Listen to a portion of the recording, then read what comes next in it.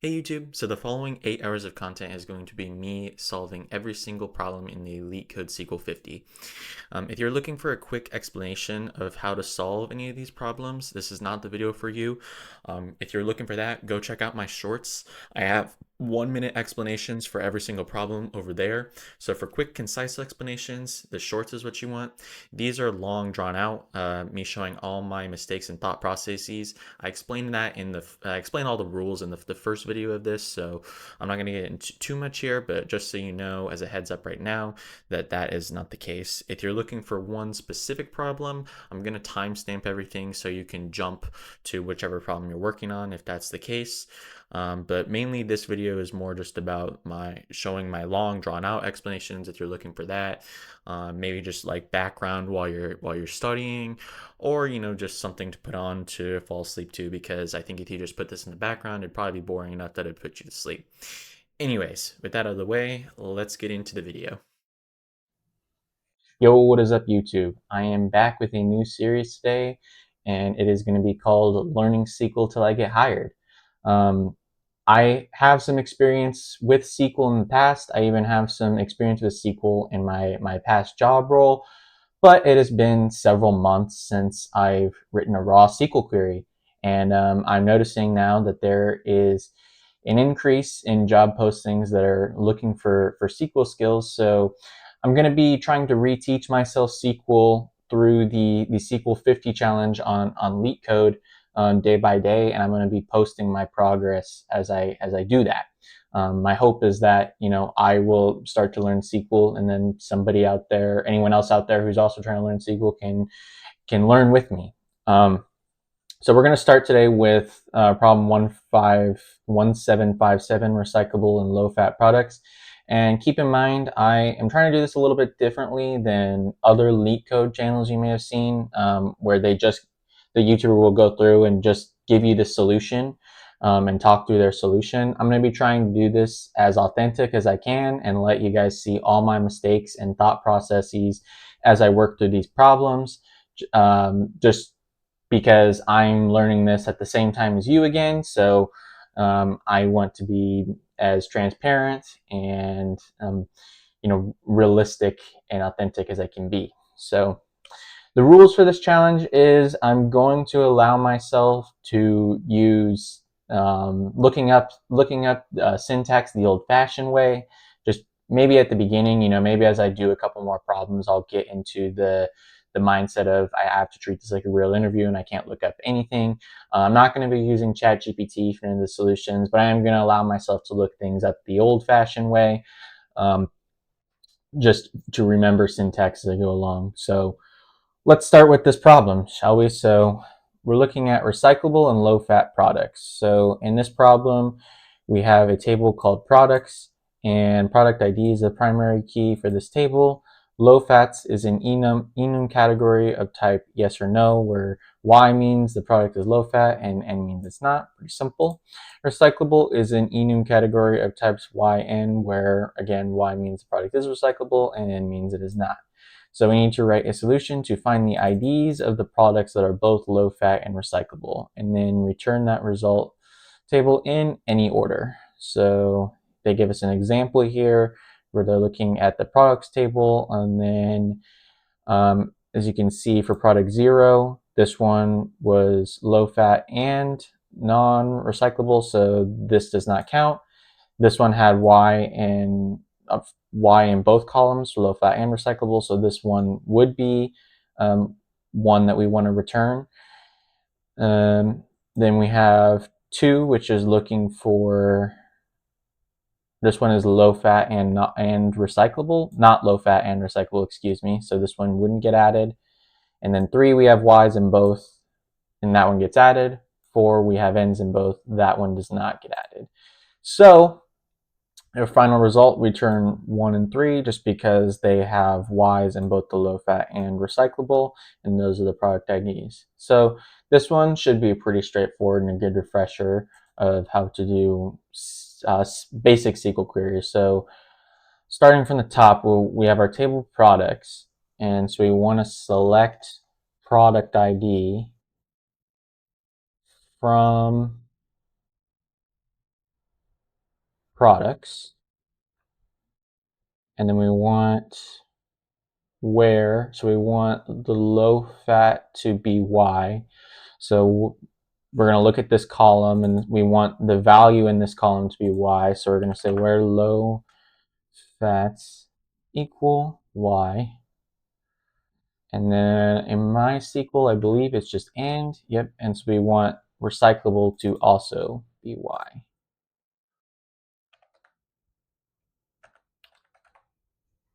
I'm going to make sure, I don't know if I spelled that correctly, so I'm going to do this.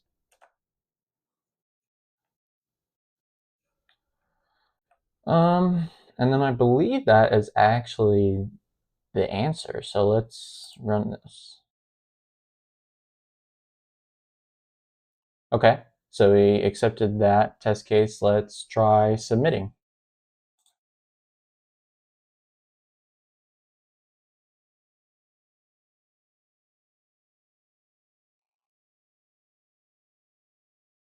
Okay, and yeah, I actually got this one on the first try, I guess. So we have find customer referee.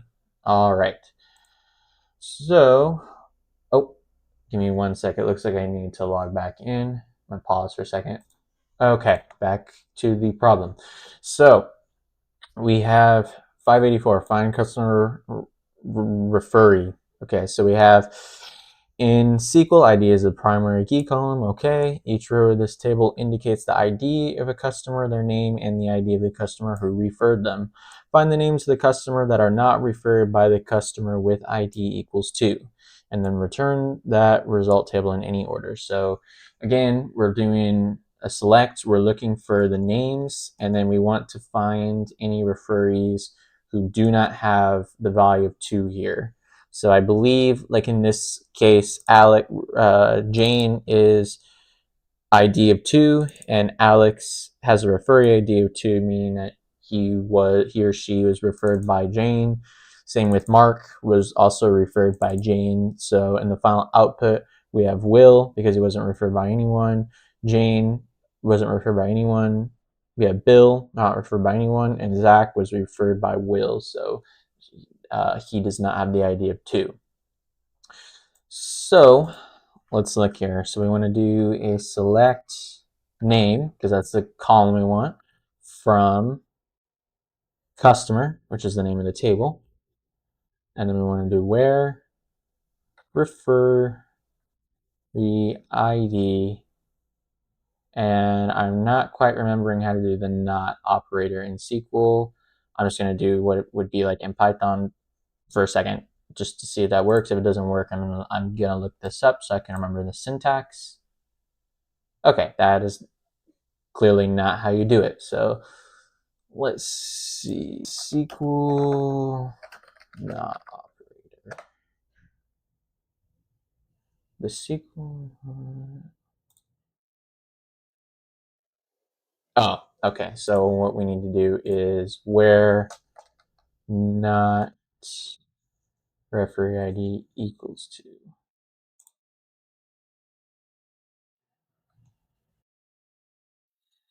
2.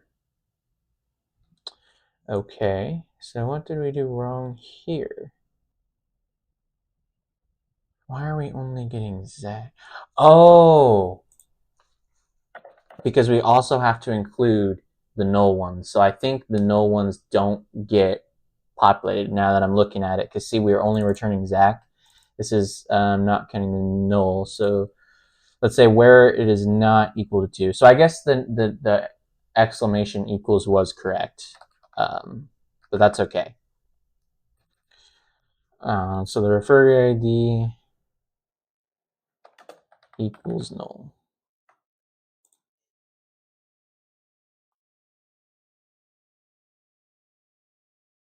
Okay, I guess you can't do equals. Is it going to be like is null?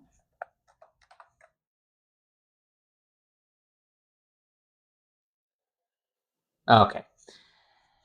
Let's go ahead and submit that.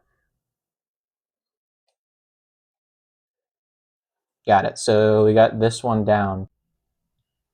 Okay. So for this one, big countries, we're looking at the world table. Name is the primary key for this table, okay? Each row of this table gives information about the name of a country, the continent to which it belongs, its area, the population, and its GDP value. A country is big if it has an area of at least 3 million people, or it has a, it has an area of 3 million people, an area of 3 million, I don't know why I just said that, 3 million kilometers. Or it has a population of at least 25 million people. So write a solution to find the name, population, and area of the big countries, and then return the result table in any order. The result format is the following example. So we're looking at the world table. We have Afghanistan, Asia. Okay, so mainly what we want to be looking at is it pretty much tells us in the problem statement what we need to write our conditional as. So we need the area to be at least this number, and then we need a population of at least 25 million, and then we're returning the name, population, and area. So again, it's the same concept as before. We're going to look for select name, and since we're doing multiple here, we need population and area from world, and then we need where the area is greater than or equal to this, and the population is greater than or equal to 25. Big number. What is that? Let's see. 1, 2, 3. 1, 2, 3. Said 25 million. Okay.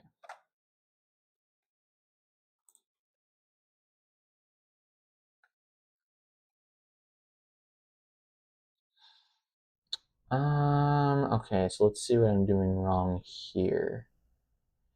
I'm not understanding why this is making it yellow. Do we need to do world dot area?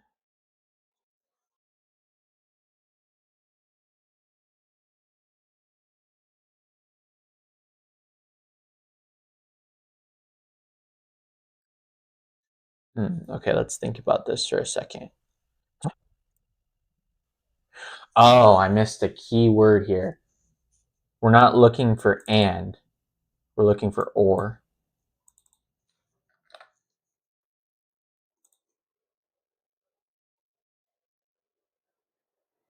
There we go.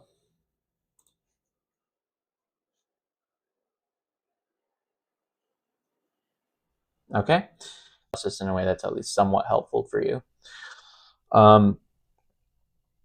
And remember, I mean, really, it's just about time. It's how much time you put into this, you'll get better the more you do it.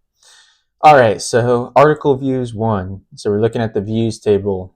There is no primary key for this one. The table may have duplicate rows. Each row of this table indicates that some viewer viewed an article on some date. And note that equal author ID and viewer ID indicate the same person. And we want to write a solution to find all the authors that viewed at least one of their own articles, and then we return the result table sorted by ID in ascending order. So the result format is in the following example. We have the views table, article ID, okay, I think I'm going to need to reread this one a little bit again to understand what they're looking for. So we're writing a solution to find all the authors that viewed at least one of their own articles. So here in this example, the output is 4 and 7. Why is it 4 and 7? So for this one, article ID is 1, author ID is 3, viewer ID is 5. Okay, so let's see. ID is article ID is 3, author is 4, and viewer is 4.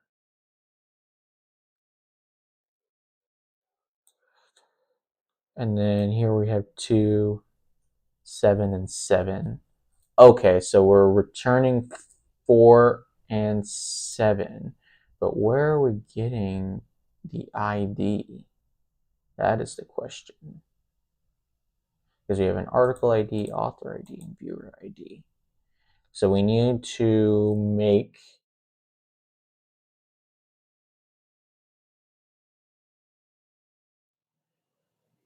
okay, so here I think we need to create a new column and we need to return where author ID and viewer ID are the same value, right? Because here we have we're not really caring about this article ID. We only care when the author and the viewer are the same.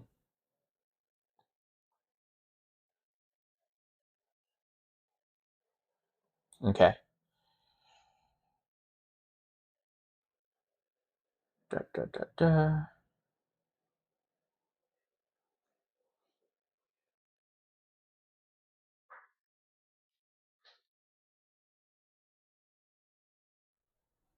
So we need to select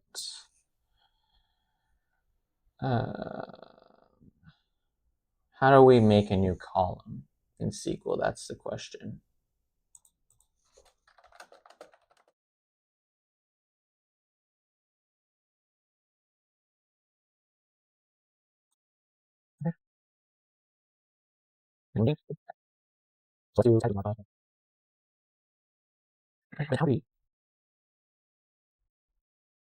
Okay, once we alter the table, so let's do alter table, use, add ID, and that's going to be an int. So then after we alter the table, how do we... Oh.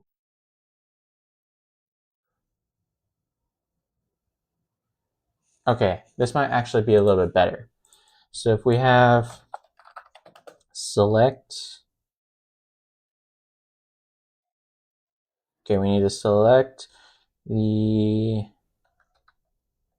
author ID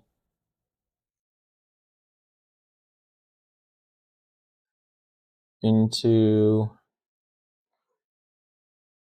let's just call it new views.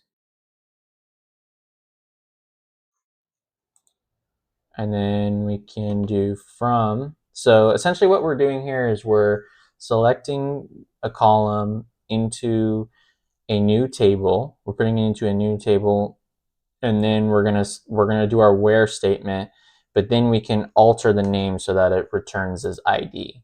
So we have select author ID into new views from views where author ID equals viewer. Well, let's just we'll do, make sure that we'll be a little bit more explicit and say that views use author ID equals views dot viewer ID, and then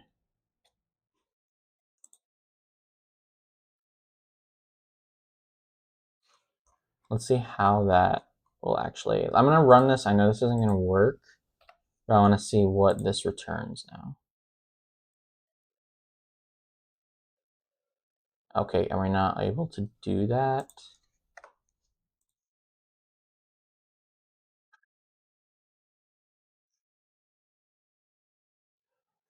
Let's just do this. Select author ID from views, and now well, let's see what this returns.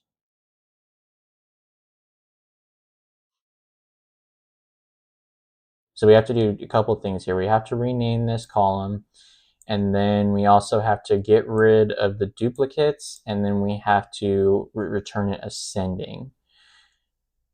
So let's do that, and then let's do alter table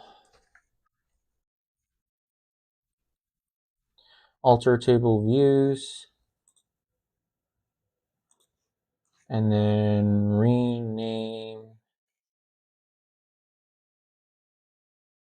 rename column author ID to ID. Now let's see what that does. I know this still isn't going to work because you have to get rid of the duplicates. In here, check the manual for the right syntax. Maybe we could do this first.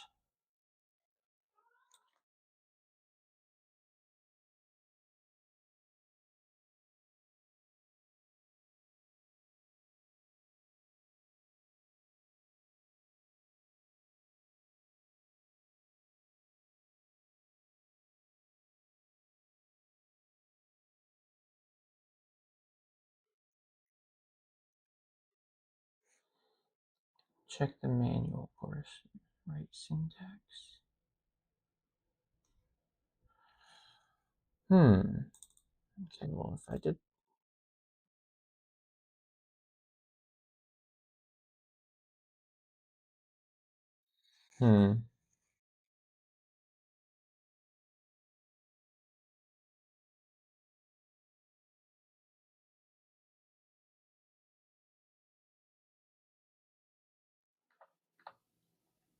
This is where we get the real and authentic part, because I'm not sure but we're gonna figure this out together. Okay, so let's see. We need the author ID from views. Okay, I'm gonna go back to what we had originally, just so that we know where we were. Let's first tackle the other problems. So we need to get rid of duplicates. So I think you can do like select unique or something like that.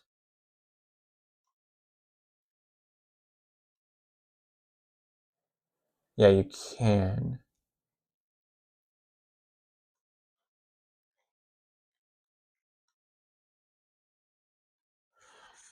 Is there select unique? Okay, that's what I'm wondering. Select distinct. Okay.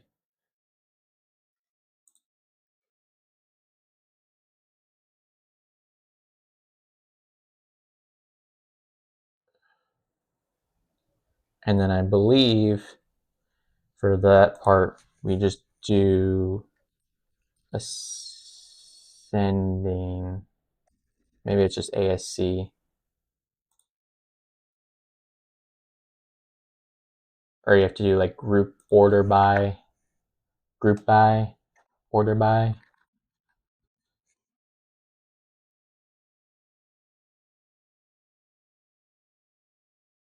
Okay, we're gonna look this part up too. Return ascending.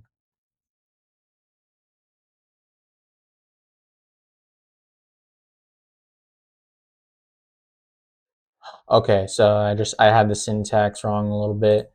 So we need to do where views equals author ID. So we have to do from views, order by, oops, order by where views equals that. And then just do ascending and see if this fixes that.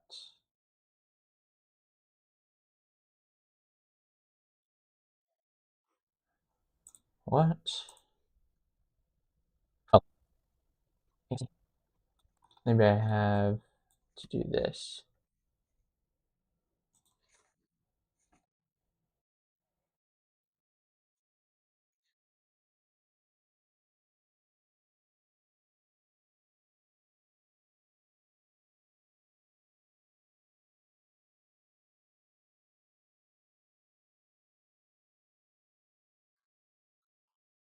Okay, now, okay, we've got this. Now we just need to figure out how to rename it. So we need to do Let's try that alter table again and see what we get. Bruh.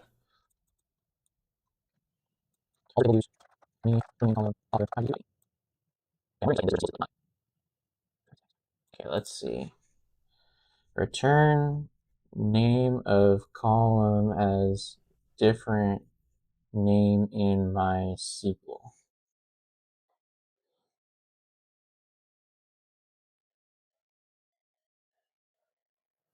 Oh, simply we could just use as. Okay.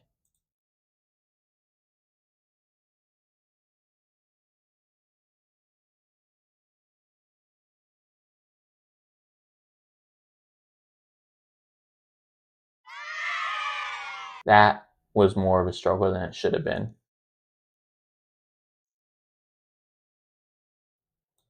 And there we go. It's going to be replace employee ID with the unique identifier. So our problem, we have our table employees. We have ID is the primary key column with unique values for this table. And then each row of this table contains the ID and the name of an employee in a company. And then we have our other table, employee uni.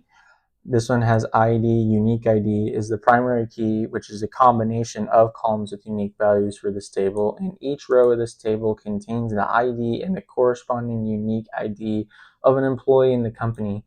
And we want to write a solution to show the unique ID of each user. If a user does not have a unique ID replaced, just show null. And we want to return that results in any order. So in our example, we have our employees table. We have ID, name. One is linked to Alice, 7 is linked to Bob, and so on. And then in our employee uni table, we have ID of 3 with the unique ID of 1, 11 with 2, and then 90 with 3.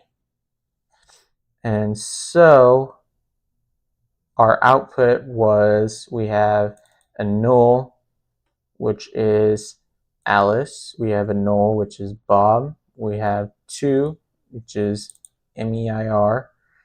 3, which is Winston. And 1, which is Jonathan. Okay. So let's try to understand the pattern that we have going on here. So we have, let's see, we need to include all of the names. So this is going to be a left join. We know that because if you look here in our output table, we have Alice, Bob, Mir, Winston, and Jonathan. We know it's going to be a left join because we see that we have 5 entries in here, and we have all 5 of these entries here, which is, this is our table, our left table, and then our unique ID, we only have 3 entries, but we retained all of the names. So for sure it's a left join. Now, how did we get these IDs paired? Well, let's see. We have 3 paired to 1, and that is Jonathan. Okay, so we're looking at the ID, we're matching it to the ID here, and then displaying the unique ID. And then here we have 11 to 2, since this is 11 here, Mir would be 2. Okay, I think I'm understanding it. So we need to select, oh, I remember what I said yesterday, all caps for the keywords.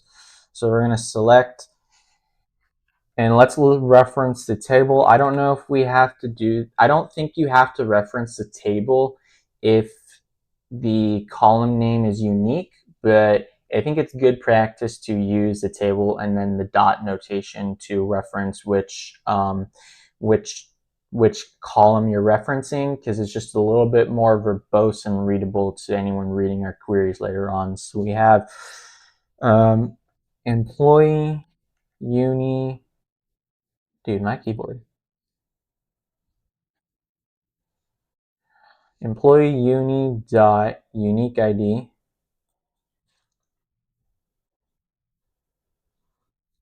and employees dot name, And I'm not remembering the syntax. So let's look up the syntax for a left join real quick.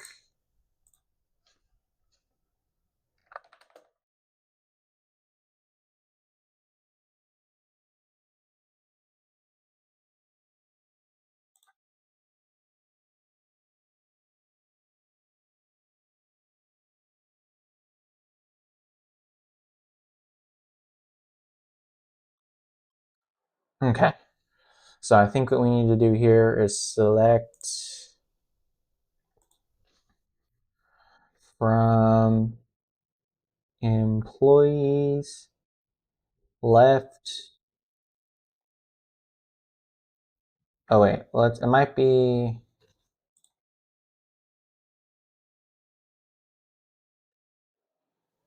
Okay, so even when we put the table that we want to left join, we put that one first, even though we're saying left join on the second table. That was the thing that was confusing me for a second. So we have employee uni.unique ID and employees.name from employees, and then we want to left join employee uni where employees.id is equal to employee uni.unique ID.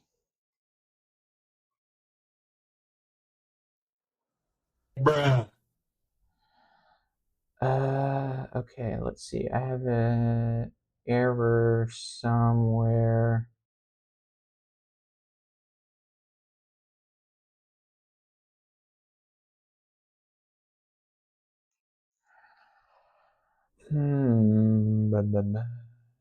Employee union. Let me just make sure I spelled everything correctly.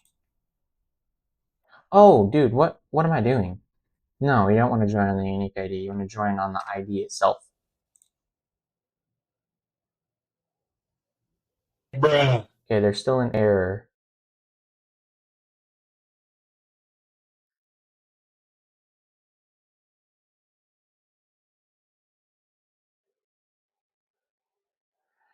Table 1 dot.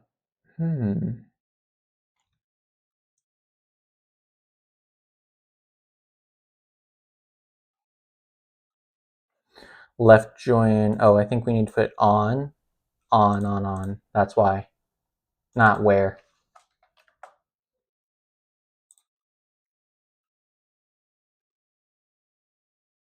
And there we go. We got it, guys.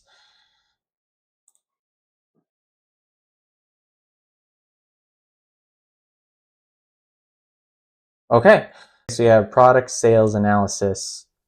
And this one is from the sales table. We have sale ID and year as the primary key, and then product ID is a foreign key to the product table. Each row of this table shows a sale on the product ID in a certain year, and note that the price is per unit. So then we have the product table.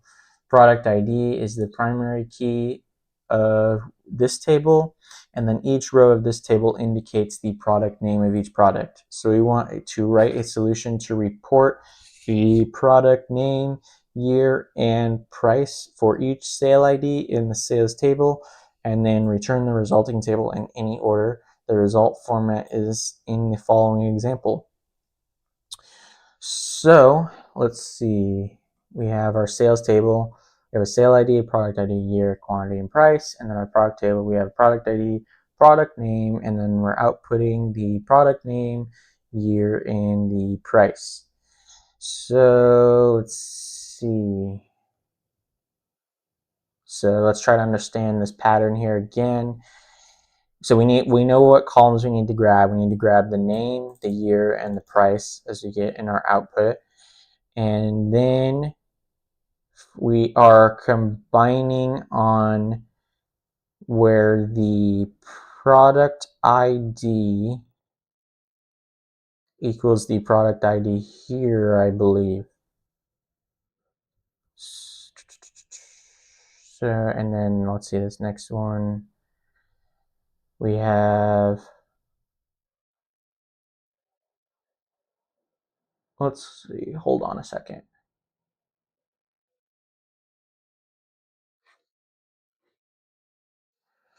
From sale ID equals 1, we can conclude that Nokia was sold for $5,000 in the year 2008.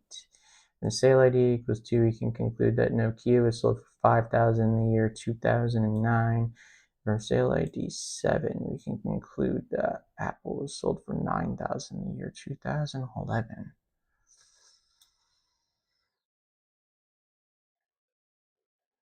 Okay, I think we're just trying to match up. The only thing I'm confused about is how we got Nokia. I'm thinking this is an inner join. Let's try this. So let's try select. We need to get the product name. So that is from our product table. So select product dot product name. And then we need the year. That's from our sales table. So we have sales dot year. And then we need the price, which is also from our sales table. So we have sales dot price from sales inner join product on, and then I think we want to do product dot product ID equals sales dot product ID.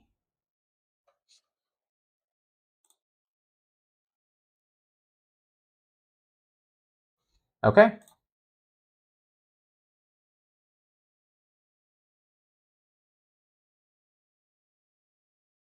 Perfect.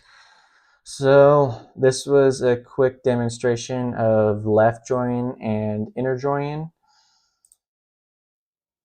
I'm probably going to pause here for today. So here's our problem statement. We have our visits table, and we have visits ID is the column with unique values for this table. And then this table contains information about the customers who visited the mall. Then we have our transactions table, and so transaction ID is the column with unique values for this table. And then this table contains information about the transactions made during the visit ID. So here we want to write a solution to find the IDs of the users who visited without making any transactions and the number of times they made these types of visits. And we're going to return the result table in any order. The result format is in the following example. So here we have our visits table with visits ID incrementing 1 through 8, and then we have a customer ID. So this is just giving us the increment ID of the visit and the ID of the customer who visited at that specific identification. And then we have our transactions. We have our transactions ID, our visit ID, and the amount. So we're looking at so here we have, like, this is the second transaction. It was on the 5th visit. They spent $310. Third transaction was on the 5th visit. They spent $300, and so on. And so based on our problem statement, we want to find the IDs of users who visited without making any transactions and the number of times they made these types of visits. So here in this table, we have customer ID 54. They have 2 counts of no transactions. Customer ID of 30 has 1, and 96 also has 1. So the explanation here is customer with ID equals 23 visited the mall and made 1 transaction during the visit with ID equals 12. Customer with ID 9 visited the mall and made 1 transaction with ID 13. So let's pause for a second and see how they're getting that. So let's see, customer with ID 9. So here we have 9. Visited the mall once and made a transaction with ID 13. So, okay, based on that, with ID 13. Oh, I see. So, how did we get this, for example?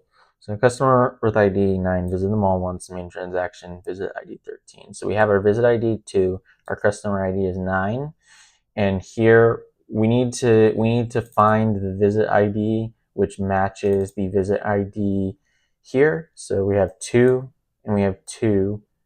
That's how they get during the visit ID 13, or during the visit with ID 13, because their transaction is 13, and then they made a transaction 970. If we look at this one, ID 23, they visited the mall once, so they were on visit ID 1 here, and they made a transaction with ID of 12, as it says here. They spent 910. And we can continue on here. So customer with ID 30, they visited the mall, but you can see we don't have any 4 populated in this section of the visit ID. Customer with ID 54 visited the mall 3 times, and then 2 of those times they didn't make any transaction, and then during 1 visit they made 3. So that's because you can see here 5 is 54. There's 5 appears here 4 times, but they also have visit ID 7 and 8, in which they did not make any transactions. So then we have customer with ID 96 also visited the mall. We can see a 6 here, and they didn't make any transactions, so that's why they appear in the final result table once. And then that's how we get a result table. We just count the number of times that the visit ID appears and in the visits table, but it doesn't appear in the transactions table. So with that, I'm thinking we want to do a left join here, and the reason why is because we have visit ID going through 1 through 8, and then here we have visit ID that are not in a particular order. But what we want to count, it looks like, is we want to count the amount of times that we see a visit ID and then have a transaction of null. So we want to find all the times where the visit ID appears here, but it doesn't appear here. And then we need to also find which customer did that and how many times it's null. So let's start writing this. So we want to select, so we want a customer ID, and then we want count number of transactions. So that's going to be a column we have to make ourselves, it looks like. So let's just start with select. Let's just start with see what it looks like when we do our left join, when we combine on visit ID, because we want to left join on visit ID. That I think we know pretty much for sure. So let's just see what the table looks like first, and we do that before we continue on. So we have, I'm just going to select the customer ID for now. So select customer ID from visits, and we want to do left join transactions on, we want to do visits dot visit ID is equal to transactions dot visit ID. And I'm going to run this just to see what our result looks like. Okay, so we knew we were going to get the wrong answer here, but let's just see our output. So we have customer ID, and then we have 23, 9, 30, 54, 54, 54, 96. Okay. So now, I think what we also want to select is the amount.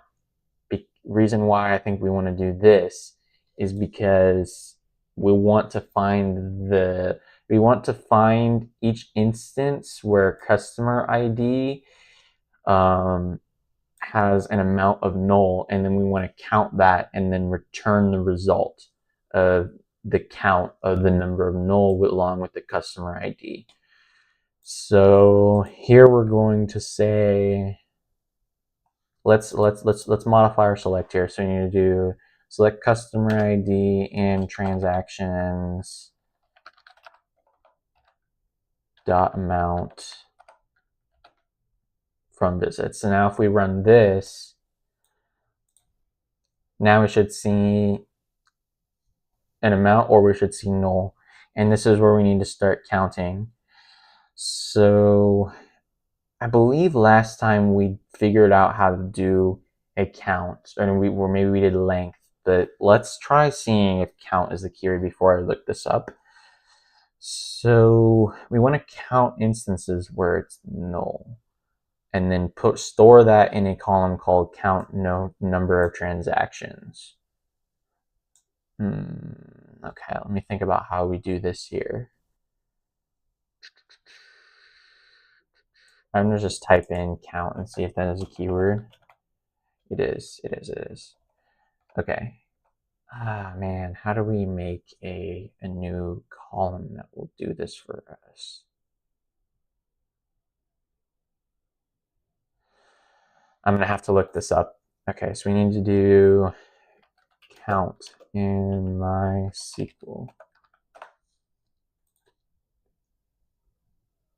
So, okay, so examples, return the number of products. Product examples like count. And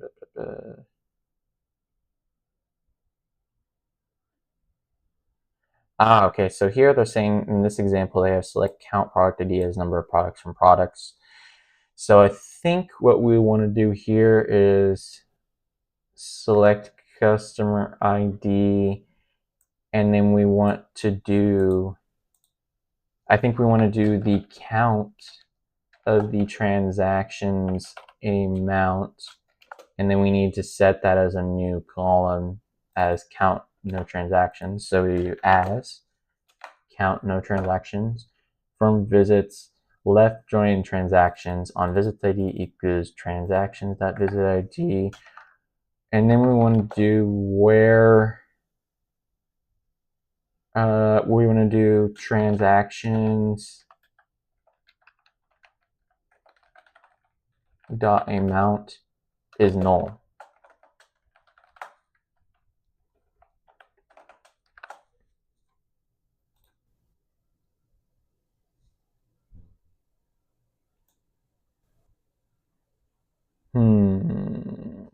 Okay, so we didn't get the right answer doing that.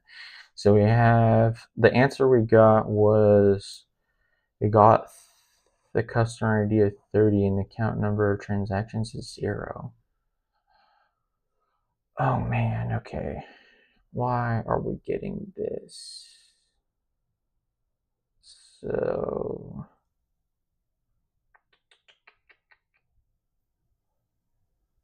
okay, we want the count number of transactions from visit left join visits on visit ID where transactions.amount is null. I'm going to go back a step and see what our table looked like before.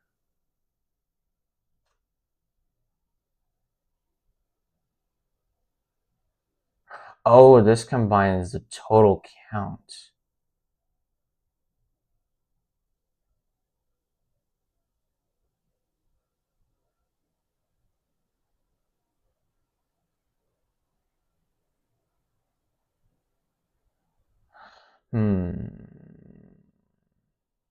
Because,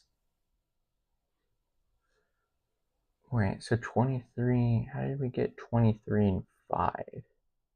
So we have our customer ID 23, visit ID 1, and then we get, and there's 5 transactions, so that's why we got 5 here. Okay. I'm going to go back even further. So we're going to just go back to where we get the amount and the as. and see what that looked like again. Okay, so you have 23 and 10, 30 null, okay, 96, 54, 54. And let's look here, let's look.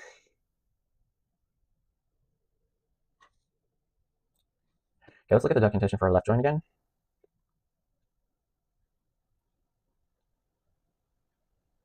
What does this case do?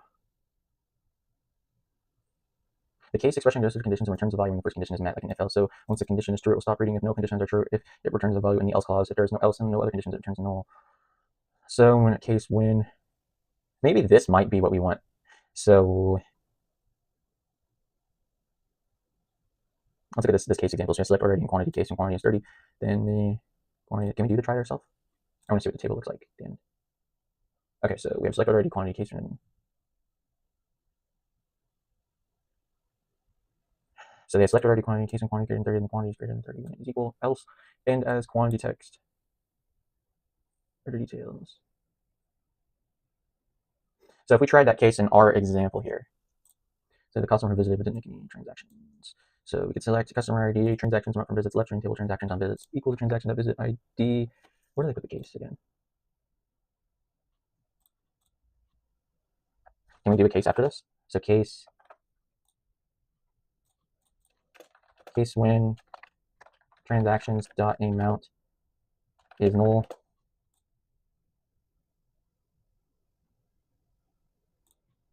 then no, this can't. I mean, this is going to be more complicated because if I did it this way, then we're going to have to go back and count the cases, and it leads us back to the same thing where we're counting the nulls. So this is not what we want. Okay, I'm sorry, I'm going down that rabbit hole. That is not what we want.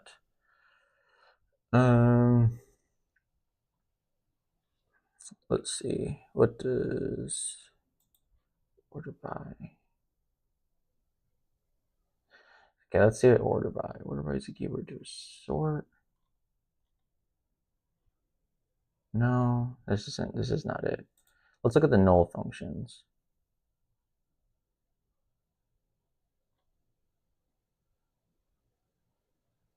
The MySQL if null function lets you return an alternative value if an expression is null. Select product name, unit price.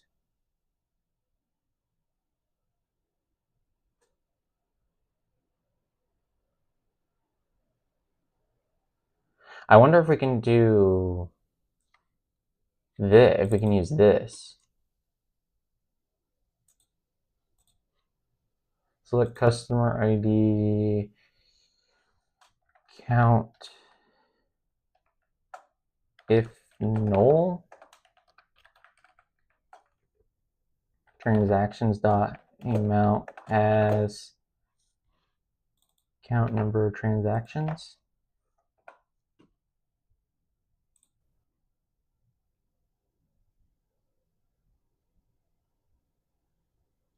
Incorrect parameter count in the call to native function if null.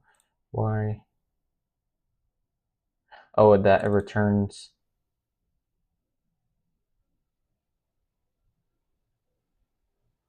What does coalesce do? Select the first non-null. No, we don't want that.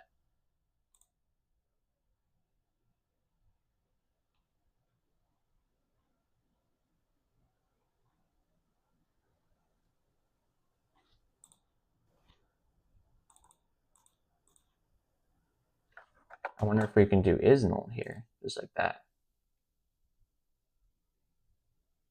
Nope, that still gives us, how did that give us 9?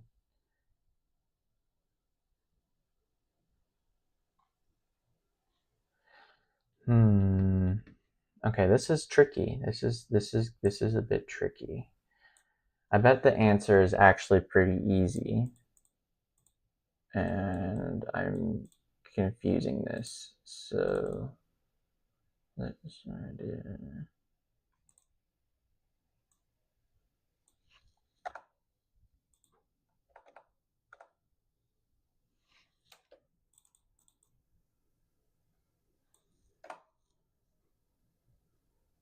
going back again, just so I can keep a record of what the table that we had is.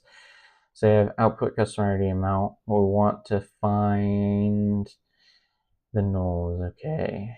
We need to make another column then, and then only return. Let's see, count. I'm gonna look up count instances of a null in MySQL.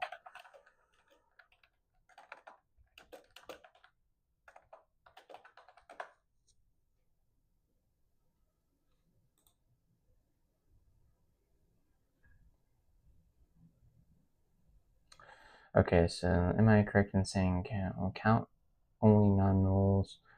Count is all row. Count expression is where the expression is non-null only. If the columns are null, which indicates this shouldn't happen. Count should undo that.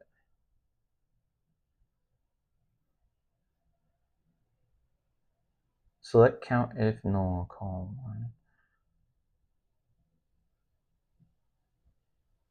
Maybe this is what we need. Select count if null, call 1. Okay. Select count if null, transactions amount 1 as this. Oops. Dang it.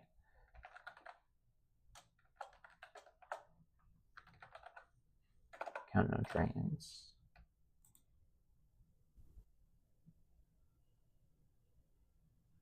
Nope, this is still giving us 9. Dude, why? Why are we not able to separate it? And how are we getting 23?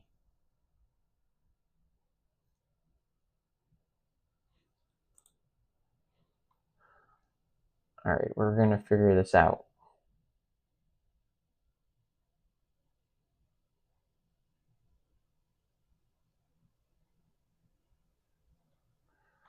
F from table where? So count if null from table where. Maybe we need to add where.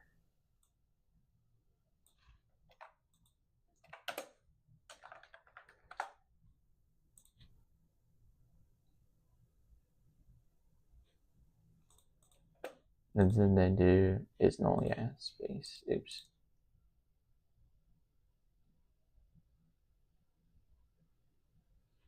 Okay, we're getting closer. So you see now we have at least the right amount. So we have 4. But now we just don't have the customer IDs the way that they are supposed to.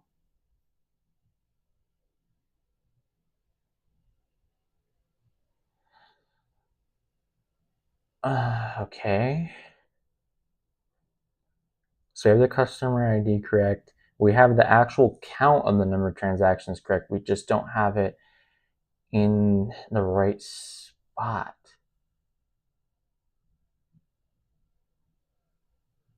So select the customer ID count if no transactions are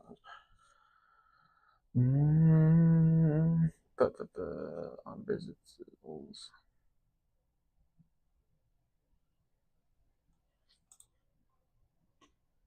I'm gonna go back and read this.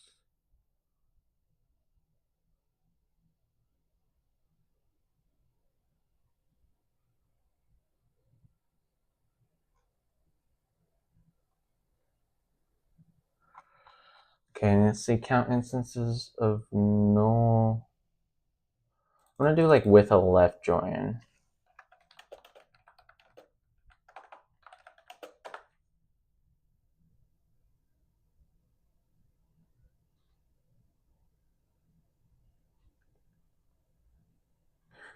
Okay, let's see, count star with left join and group by to include null. I'm trying to get the results from our table including appearance.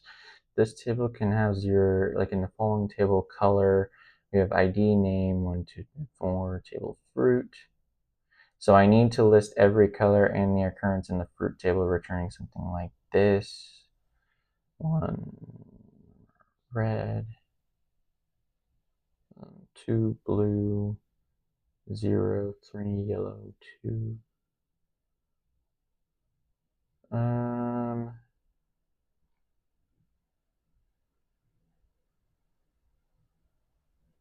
from color left to right on C. Maybe we need to do a group by.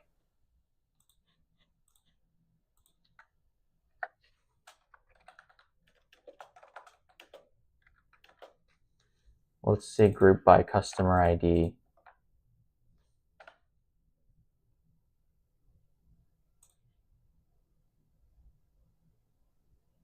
Oh, that was it. That was actually it.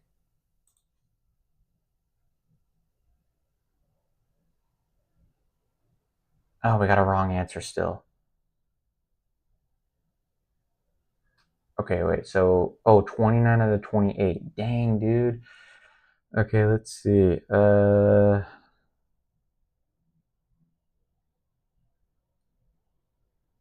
Okay, let's see.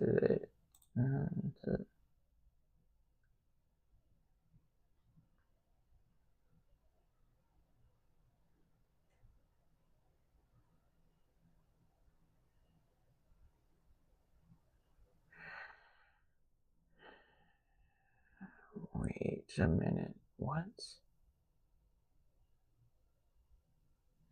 Visit ID is 1. Transaction ID, visit ID 5.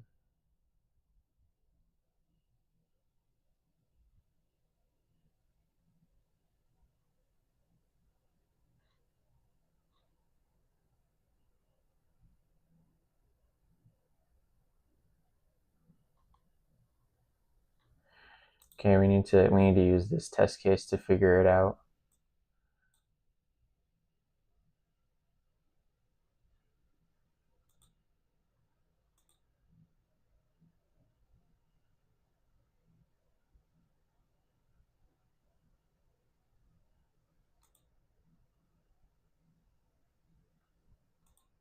Oh, the only difference here is that we have an amount of null. So when we run it, I mean, I know this is going to fail, but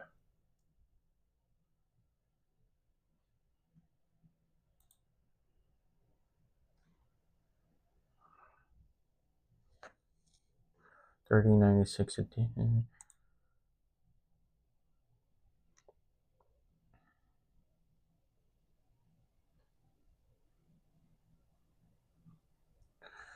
Transactions visit ID is to the visit ID is 5. Sorry, okay, that's her getting 54.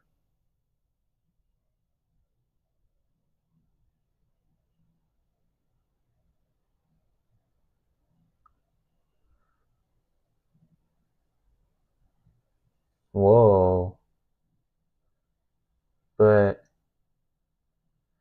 so the visit ID account no transactions has 3, but it should be 2 because visit ID.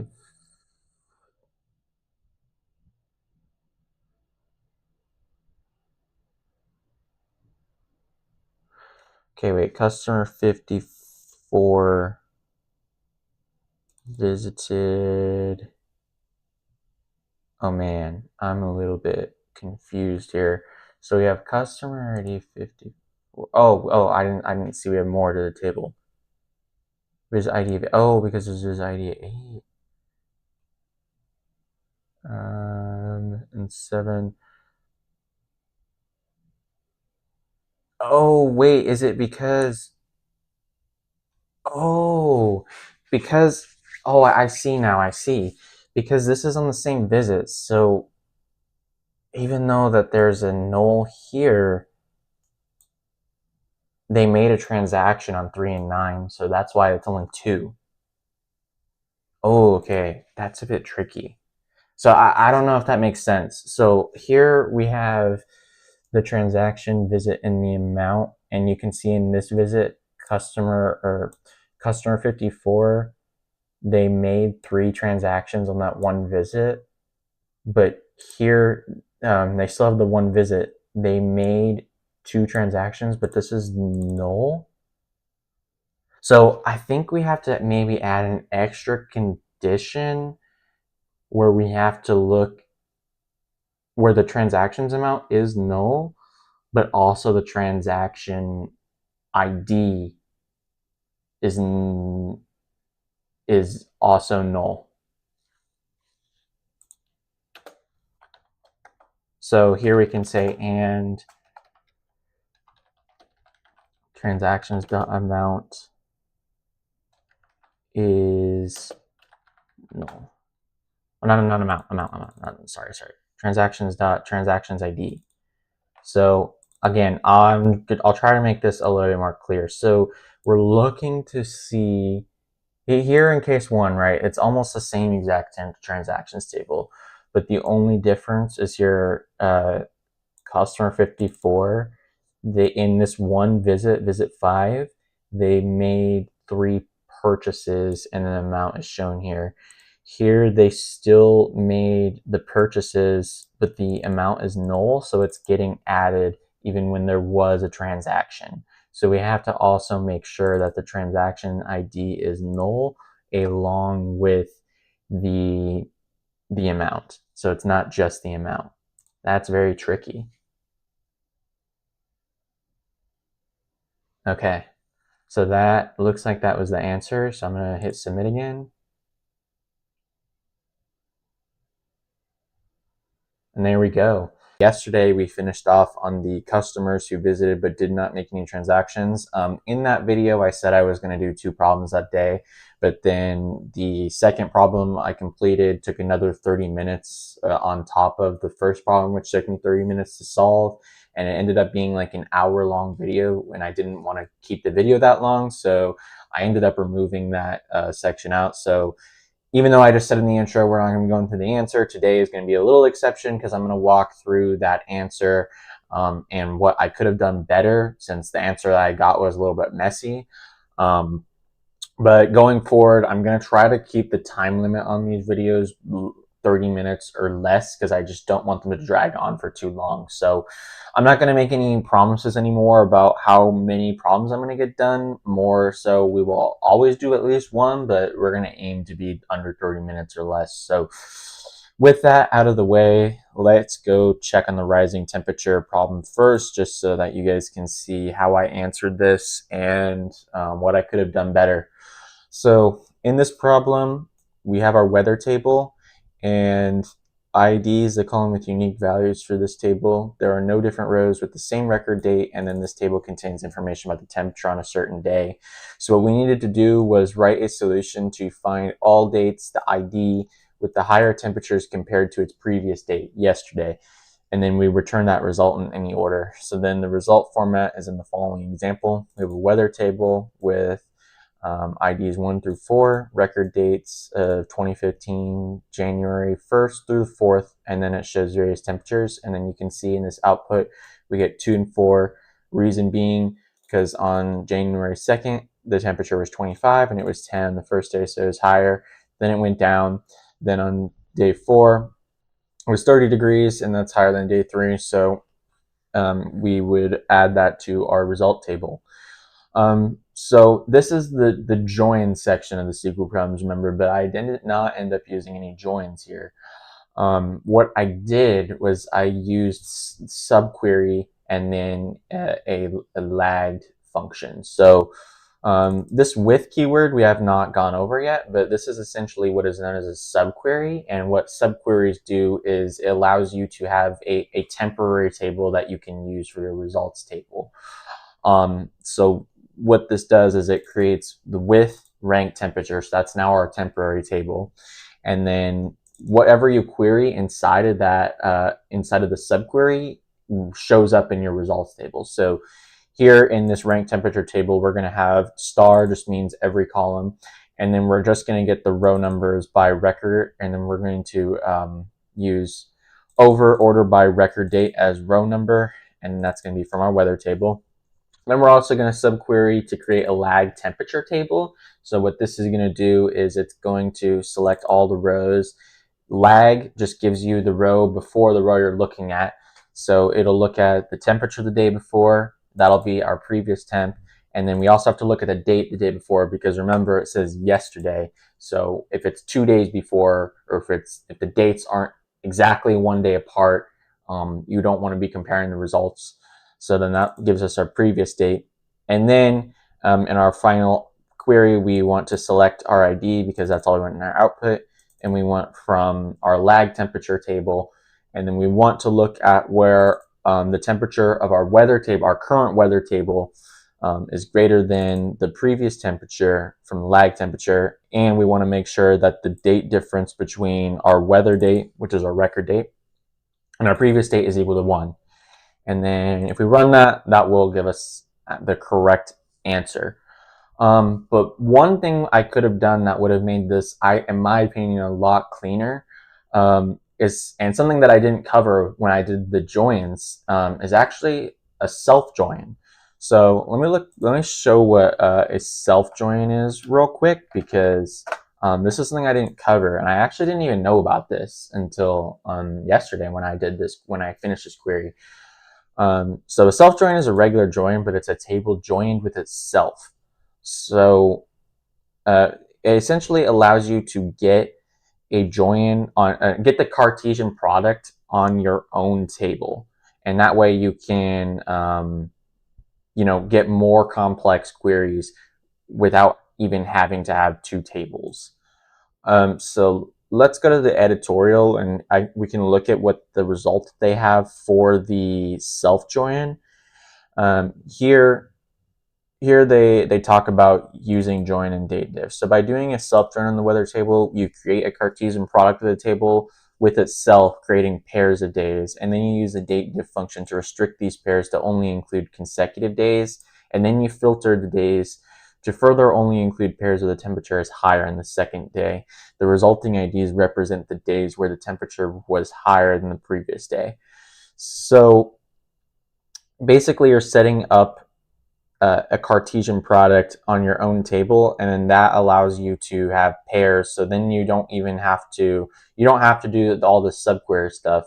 The pairs will just have, the date from the next day and the date from the previous day, and then you can just compare them directly. So see, that's what they're doing here.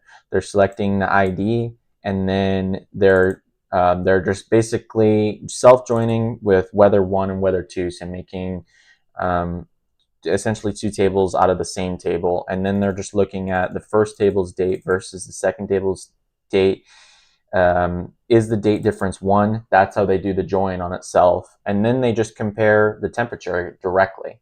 So if you run that, obviously this works since it's the solution. But I do think this is a lot more clean than what we had.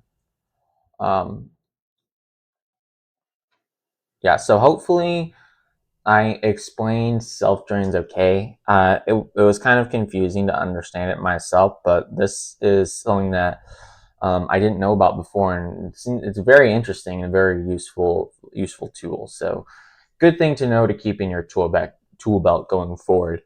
Okay, with that, let's move on to the next question for today. Okay, so what is this question? We have our activity table, and then we have our column name, type, machine ID, process ID, activity type, timestamp. This table shows the user activities for a factory website. Machine ID, process ID, and activity type is the primary key combination of columns with unique values of the table. Machine ID is the ID of a machine. Process ID is the ID of a process running on the machine with the ID machine ID. Activity type is an enum category of type start end. Timestamp is a float representing the current time in seconds. Start means the machine starts the process at the given timestamp, and end means the machine ends the process at the given timestamp. The start timestamp will always be before the end timestamp for every machine ID process ID pair. It is guaranteed that each machine ID process ID pair has a start and end timestamp. There is a factory website that has several machines, each running the same number of processes. Write a solution to find the average time each machine takes to complete a process. The time to complete a process is the end timestamp minus the start timestamp. The average time is calculated by the total time to complete every process on the machine divided by the number of process. Okay. The resulting table should have the machine ID along with the average time as processing time, which should be rounded to 3 decimal places, and then return the result in any order. So the result is in the following example. You have your activity table, and you have your machine, process, so start. So essentially this table that's a lot, but essentially what this table seems to be doing is it's just gathering which machine we're using, what process, and then it's recording the start and end times. And what this seems to want us to do is find the average across each process, or average across each machine. So here we have 0, and if you were to calculate the average, it seems like what you would need to do is get the time it took for this and the time it took for this and divide it by 2. So, yep, that seems to be what it says here. So it takes, yeah, your end time, your start time, and then adds it and then subtracts by 2. So actually looking at this, it's kind of interesting, and we just talked about self-join because that looks like what we actually have to do here. I'm not sure how we join it on itself though. That's probably the part that I'm not understanding. So I'm gonna look up self-joins again, just so you can really understand it. So a self-join is regularly joined, but data is joined to itself. Okay, so the following SQL statement matches customers that are from the same city. Select A.customer name as customer name 1, B.customer name is customer name 2, A.city from A customer city or customer. Okay. So I think what we need to do here is we need to select the ID, and the processing time is a column that we're going to be creating ourselves, but that's going to be the way that we calculate our average. So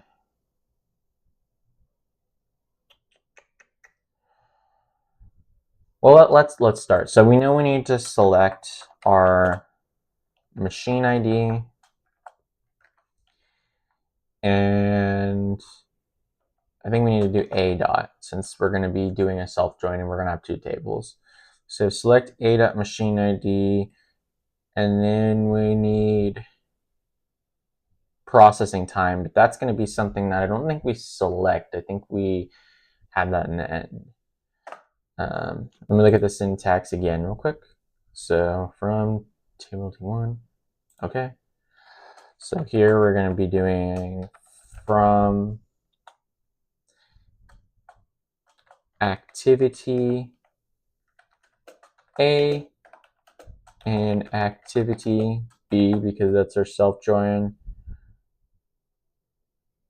And then let's just see what the self join table looks like just with this. This is obviously going to be the wrong answer, but I just want to understand what the table looks like. Okay, so this, yeah, it just creates every pair of machine ID. And that's why it's so huge.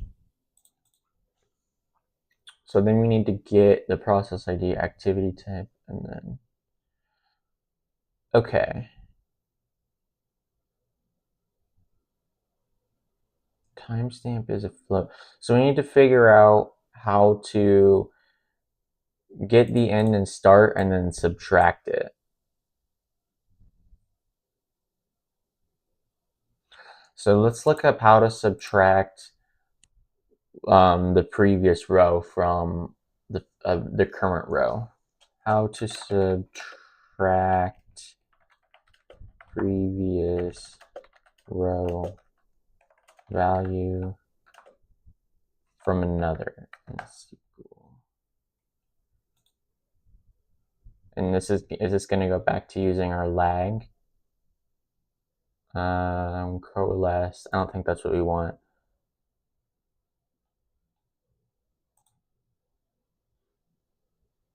Let's just read this answer. So we have select current row, previous row.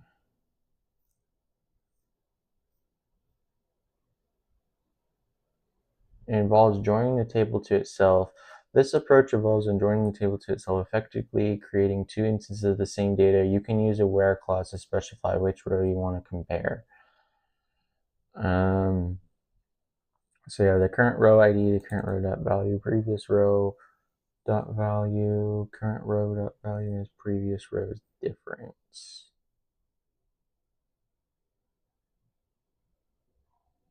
And they're actually left joining on this.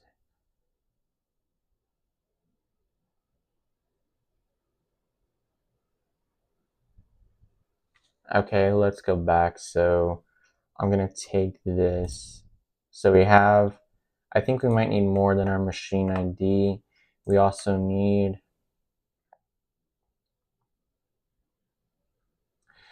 I think we need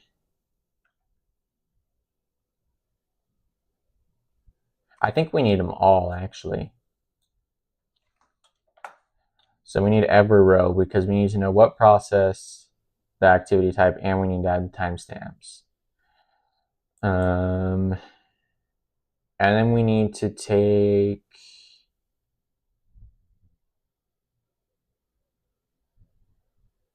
from your table as current row.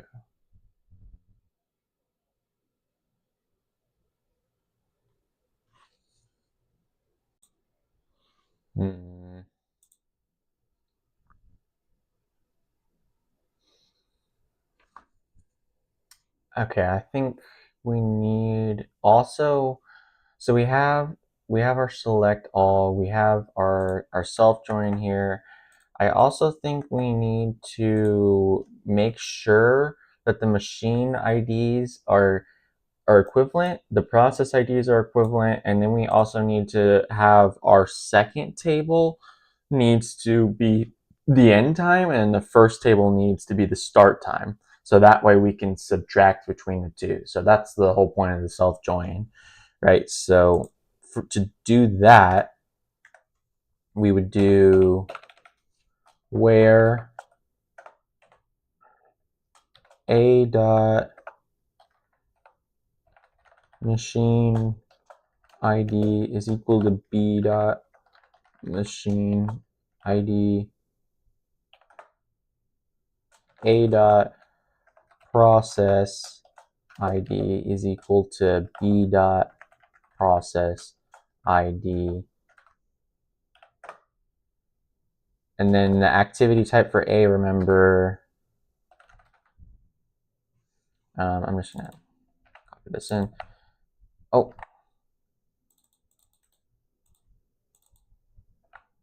that showed our result from the last query. So A dot activity type equals that, and then that's equal to B dot activity type. Oh no, we don't want these equal actually. We want A dot activity type to be equal to start, and B dot activity type is equal to end. Now let's just see what this gives us for our table.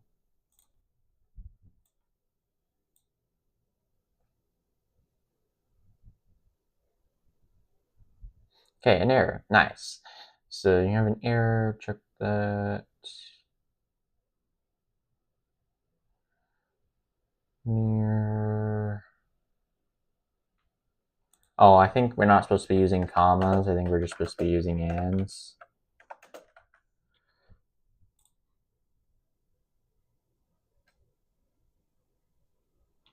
And I also forgot an equal sign.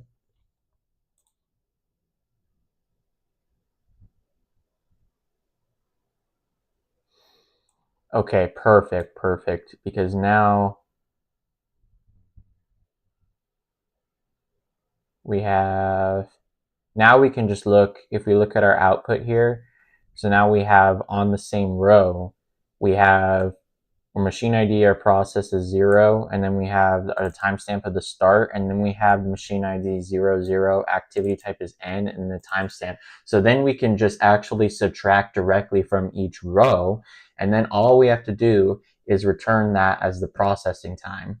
So this is actually fairly straightforward from here, because I think what we need to do now is we need to figure out how to do the subtraction of the 2 in the row, and then just return that as its own column. And then we also, if remember, we go back to our question, we have to round to 3 decimal places. So here, what we need to do is, first we need to modify our select. We need to have ID. And then now I don't really know, I'm assuming it's round in SQL, but let me just clarify that for sure. Yes, it is round. So we have our ID that we're selecting, and then we need to do round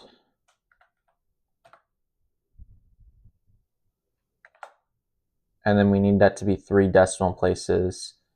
So how do we do that? Let me go back to the round documentation. So it looks like based on this documentation here, it says select round. This is saying to 2 decimal places. It looks like the second argument is our number of decimals. Yeah, and if you see the syntax here, that's also what it tells us. So here we have round. Okay, now we need to round. Is it a dot timestamp minus b dot times, or b dot timestamp minus a dot timestamp?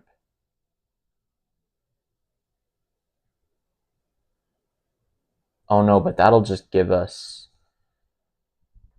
the one process. We need to be able to get the average of all of them.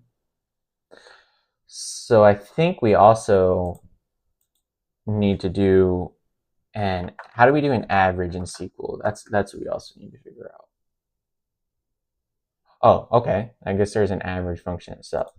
The average function is used to calculate the average of a set of numeric values. It's an aggregate function, means it operates on multiple rows. So select average column name from table condition.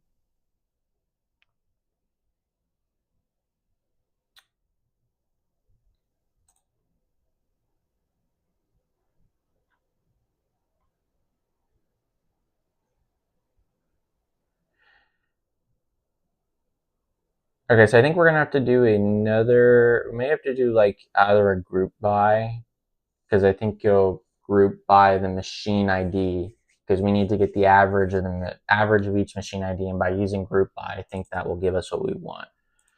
So I think we do round average of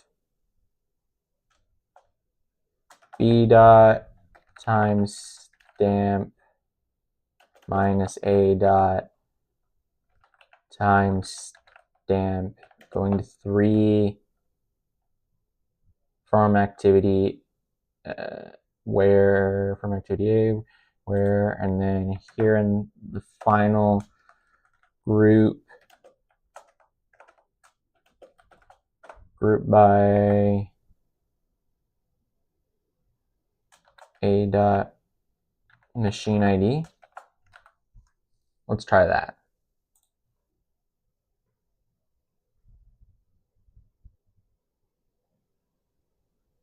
Okay, I did something wrong with the rounding. Let me go back to the round documentation. Oh, we didn't give it a name, that's why. So here we have to say this is, what do they want us to call it? Processing time.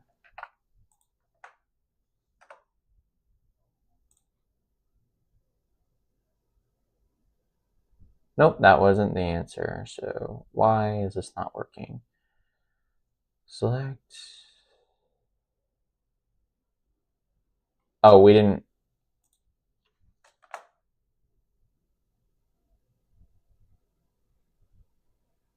Just make sure we did this correct. So this is round. Oh no, that wasn't. No. Round.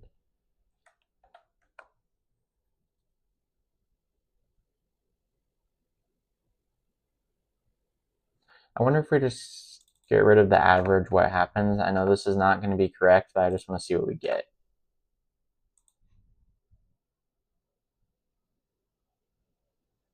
Unknown column. Oh, a.id.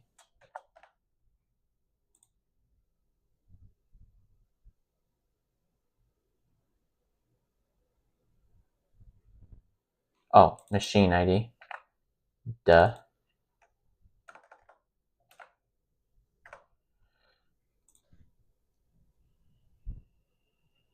Bruh. Okay. A lot of errors here, guys. I'm sorry. A.machine ID.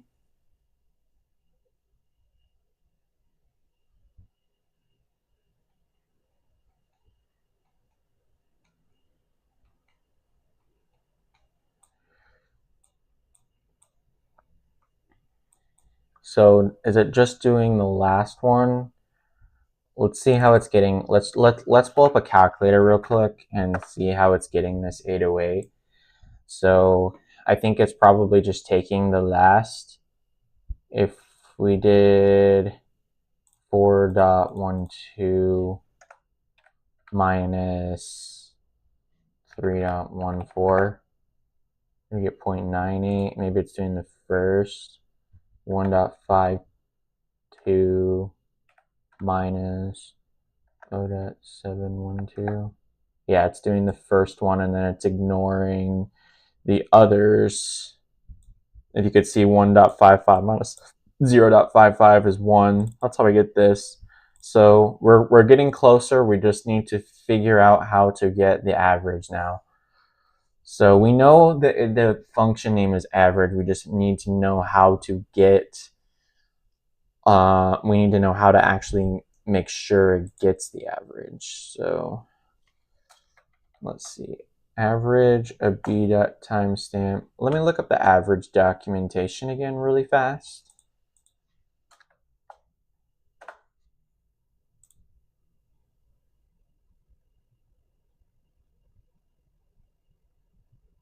So, there's an average variance.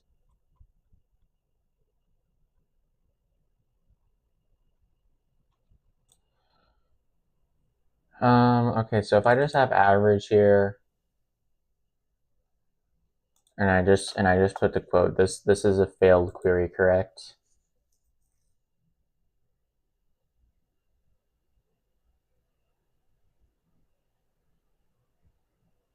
Yeah, it is.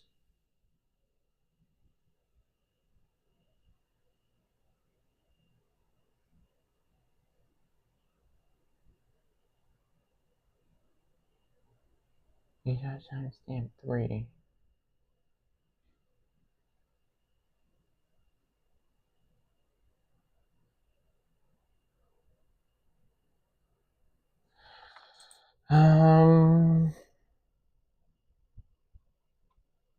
We're looking at some documentation again.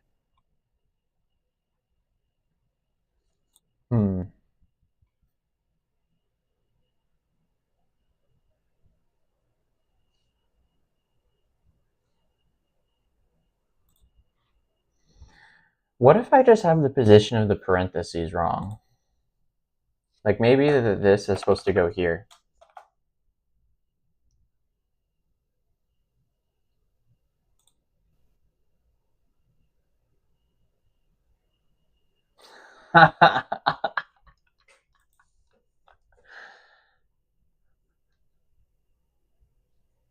Dude, you gotta be kidding me. Oh my goodness. Yesterday we finished average time of process per machine. Today we are moving to employee bonus. We are almost done with the basic join section. All right. So let's go through this problem, shall we? So problem 577, employee bonus. We have our employee table where emp ID is the column with unique values for this table. each row of this table indicates the name and ID of an employee in addition to their salary and the ID of their manager. Then we have the bonus table, and then emp ID is the column of unique values for this table. It's also a foreign key, which just means it references the emp ID from the employee table here. And then each row of this table contains the ID of an employee and the respective bonus. So we want to write a solution to report the name and bonus amount of each employee with a bonus of less than 1,000. And then you want to return that result in any order. So here is the example they give us. We have our employee table with the emp IDs going from 1 to 4, but not necessarily in order. We have their names. We have what supervisor and their salary. And then in our bonus table, we have our emp ID, our bonus, and then our output. We want to find the name of every employee and output all their names with their bonus if it's less than 1,000. So my first instinct reading this is that we're going to be doing a left join here, and the reason why I say that is because you notice that we have null values here, and we have more columns that exist in the employee table that don't exist in the bonus table, which makes me think we want to have all the names listed because we want to check every single name, and we want to then compare against to see their bonus. So we want to left join on the employee ID, and then we want to check that ID and see if the bonus is less than 1,000. And if we left join, what's going to happen is we'll get all the employee IDs listed, and then if they didn't get a bonus, it'll be null. Therefore, we want to add them to the table. So we want to left join on the employee table. So let's get started on this one. Let's do select. We need the name and we need the bonus. So we need our first table is employee dot name, and then we also need bonus dot bonus from employee, and then we're going to left join bonus on employee dot emp ID is equal to bonus dot emp ID. Now let's just run this real quick and see what the output looks like.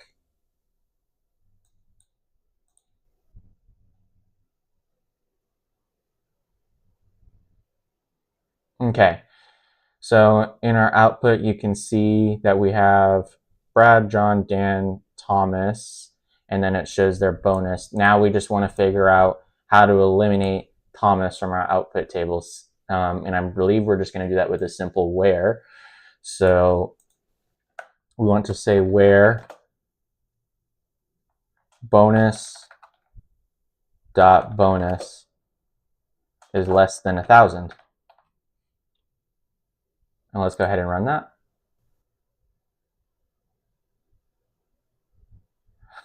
We got the wrong answer.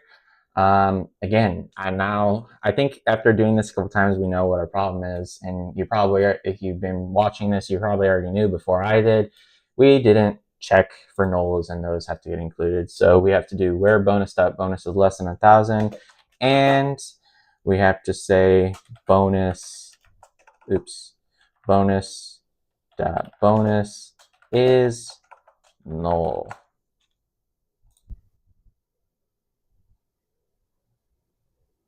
And we still got the wrong answer.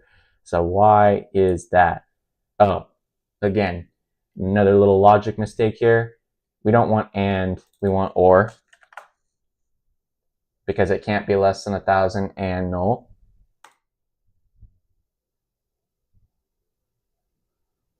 And then that was accepted. So let's go ahead and submit that.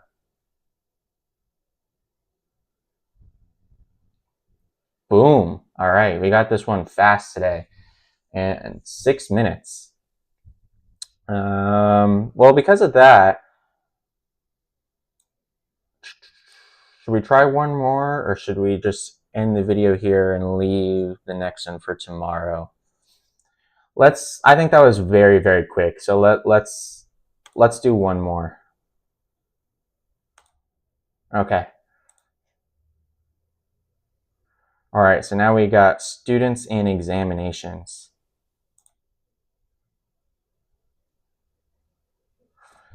Okay, so in this one, we have our students table. Student ID is the primary key for this table, and each row of this table contains the ID and the name of one student in the school. Then we have our subjects table, and then subject name is the primary key for this table, and each row of this table contains the name of one subject in the school. Then we also have an examinations table. This is the first time we've got 3 tables in one question. There is no primary key for this table. It may contain duplicates. Each student from the students table takes every course from the subjects table, and each row of this table indicates that a student with student ID attended the exam of subject name. And now we need to write a solution to find the number of times each student attended each exam, and then return the result ordered by student ID and subject name. So the result format is in the following example. We have our students table. The student ID is not in any particular order, and their name, their subjects, and the examinations. Then that takes their student ID and the subject name. And then we want to join it. So the result table should contain all students and all subjects. And then Alice attended the math exam 3 times. We know this because her ID is 1. She has subject math here, math here, math here. Bob attended the math exam 1 time. How do we know that? So let's see, Bob has student ID 2. He was here at the math exam, and then he went to the programming exam. Okay, so what it looks like we want to do is join all the tables together, and then we want to add this column attended exams, where we count the number of times that they each attended the exam. So how are we going to do this one? So it looks like we want to select all the columns, right? Because we have student ID, student name, subject name, and that is all the columns. But I don't know when we're joining if we need to still clarify the table. I think I'm going to do that just to be a bit more verbose and see what happens. So let's work through this one. So we start with select, and then we have our students table. So we need the students dot student ID. We have our subjects dot subject name. And I don't think it really matters which one you pull this one from, because we're going to join them anyways. And then we need our student name.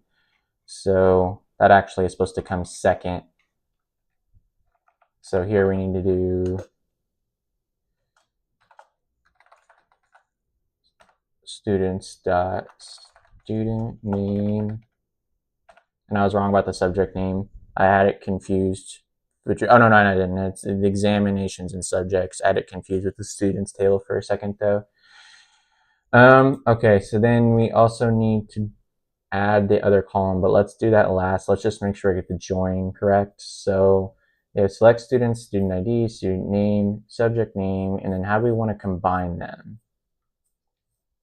So subject name is the primary key. Well, all the tables,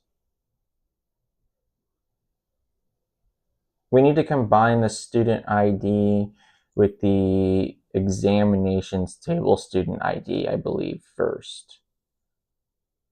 So we're going to do from students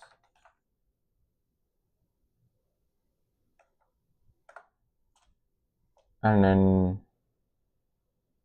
we want to actually, I think, right join this time.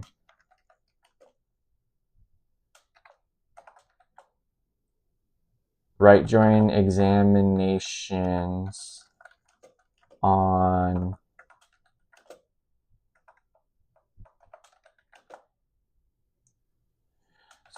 students that student ID was equal to examinations dot student ID. Let's just see what that table looks like.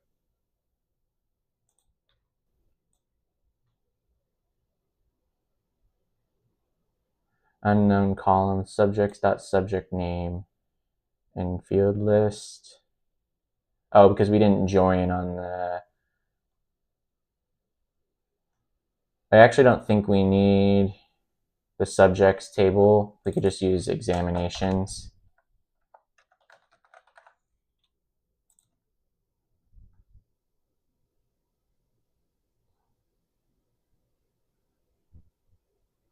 Unknown column examinations dot student ID. So what did we have?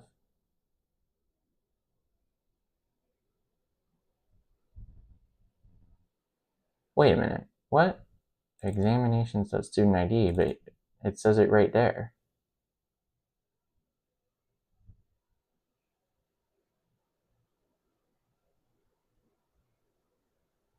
Did I misspell something? Oh, I did.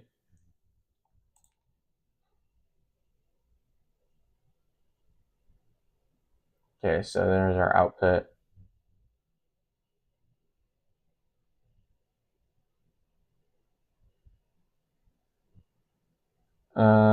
Okay, and then we also have to order, and in the thing it said we need to order by student ID.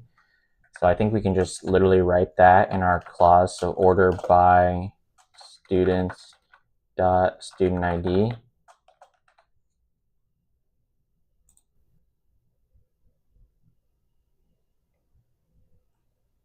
Now let's just look. Yeah, and I think in our output now we are getting it. Oh, I think so. If you look at our output and the expected, we're still missing something because we have a student ID of 6 that's not getting added. So right join probably wasn't the actual answer there. We might need to do a left join.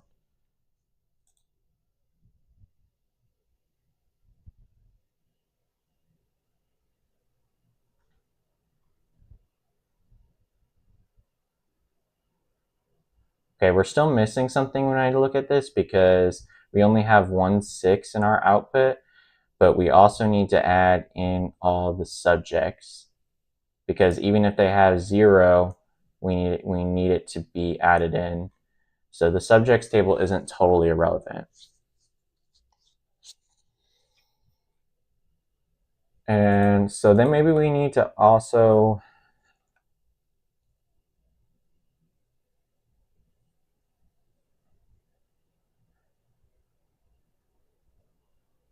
I think then we might need to right join the subjects table. So if we do right join, because then that gives us all the subjects even if it's null. So we do right join subjects on. Now we need to do examinations dot subject name is equal to subjects dot subject name.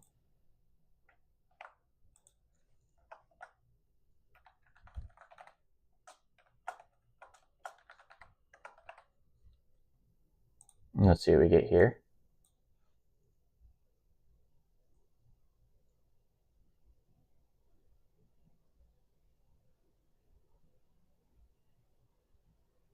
Okay, that actually took away from what we needed because now we don't have the student IDs anymore. Let's try a left join again.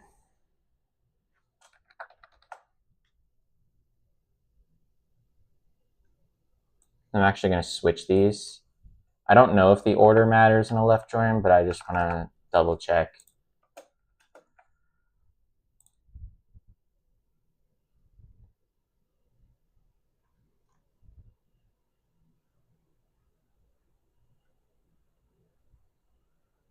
Okay, so that gave us what we had the first time.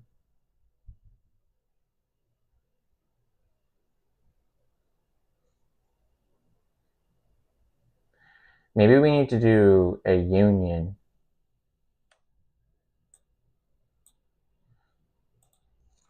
Let's look up a union in SQL. So the union operator is to use to combine the result of two or more select statements. Every select statement has the same number of columns. The column must also have similar data types. So the following SQL statement returns the cities from both customers and the suppliers.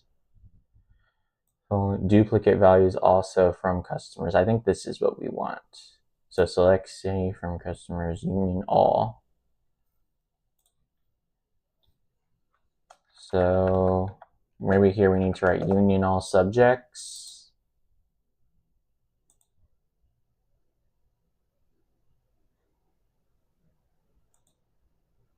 Select city from.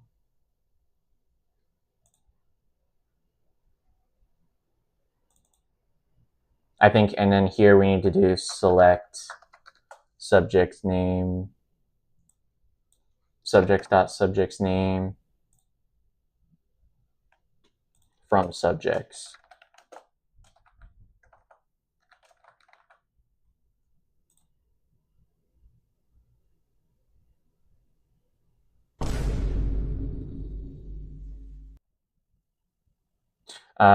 Okay, I think what I did is I put it in the wrong spot. Bruh.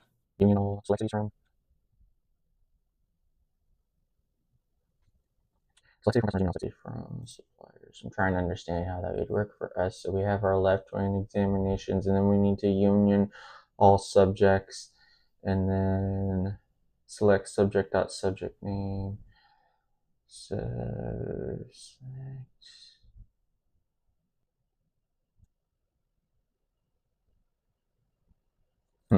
Anything else for a second? So we have this is like my understanding how to use union. We can't use this, I believe, in my SQL. Does that actually work? No, I can use water. We're gonna use I don't think that work is. I think this doesn't. That'll be what we want. Yeah, no, this is less what we want. Okay, so we have union subjects. What else do we have?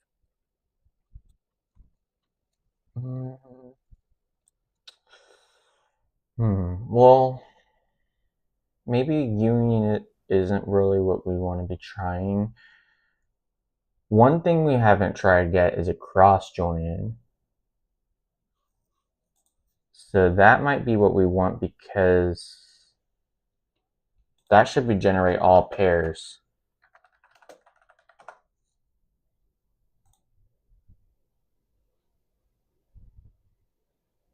The cross join.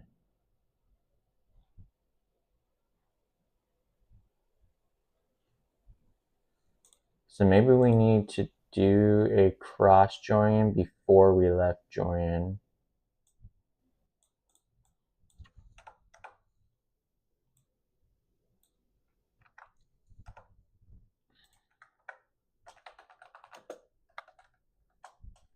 So we cross join our subjects.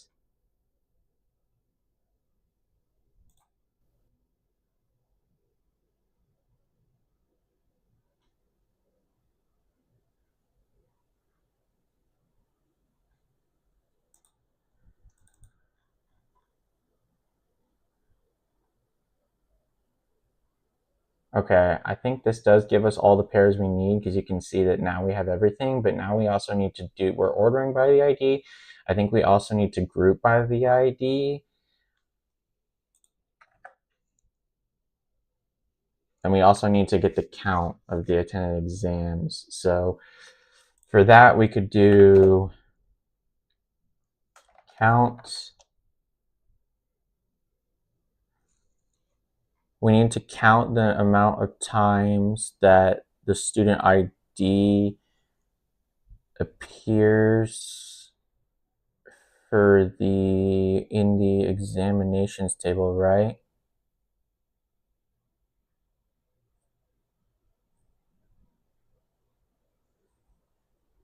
So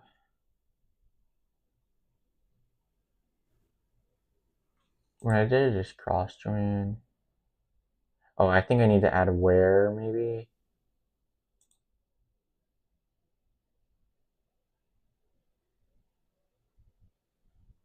Because here it's saying that the cross join you need a where.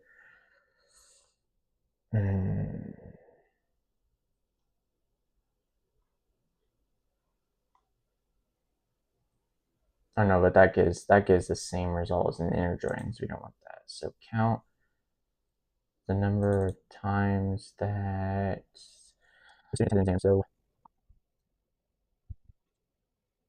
we need to count. I think we need to count the examinations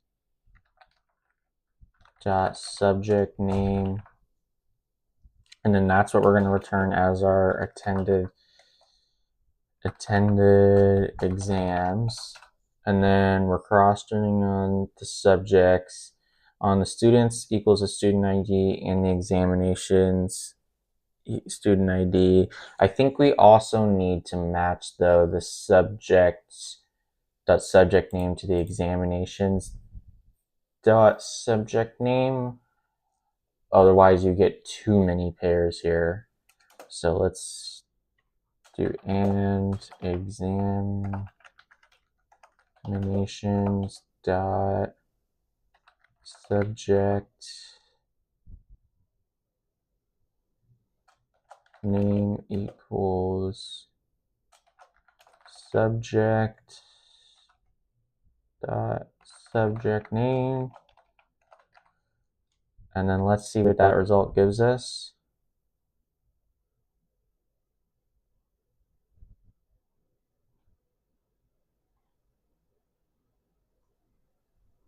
So that gives us one row, but it gives us, I think that is the total number, right? So if we add these up, 3 plus 2 is 5, 6, 7, 8, 9, 10, 11. So we're just missing a group by, because now we have to group them together by their ID. So let's do group by students.student ID.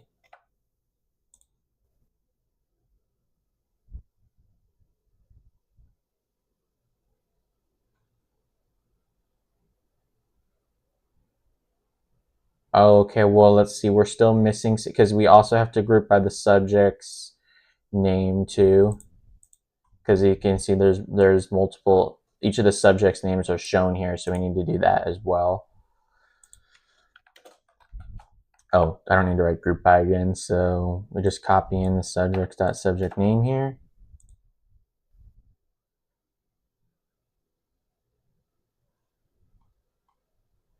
We're very close. We're very, very, very close. I also think that maybe we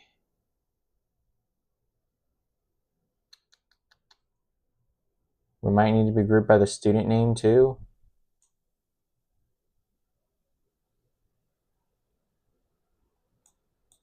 So let's add in the student's name.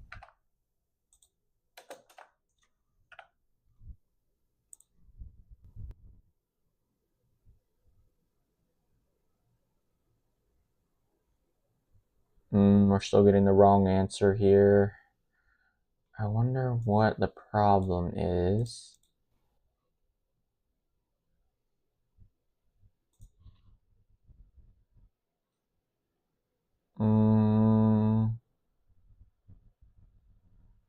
Do we need to order by the subject name as well?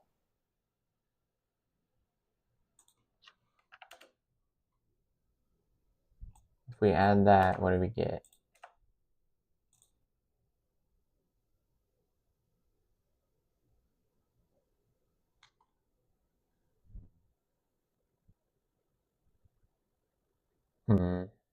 Okay, we're still missing something here because we're still getting null outputs for the subject name, but is it because of the order that we have these in? I don't think that should matter, but let's try it anyways. So subject.subject name. Oops.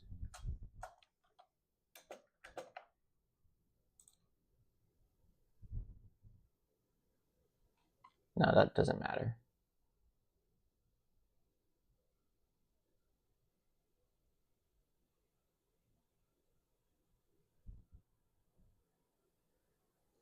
Why are we still getting a null in the subject's name? That's really the question.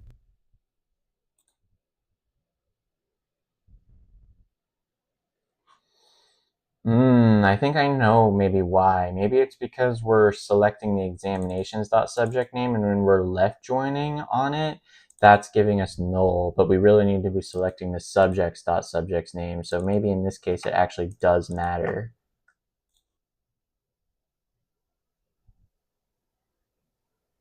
Aha, that was the answer, guys.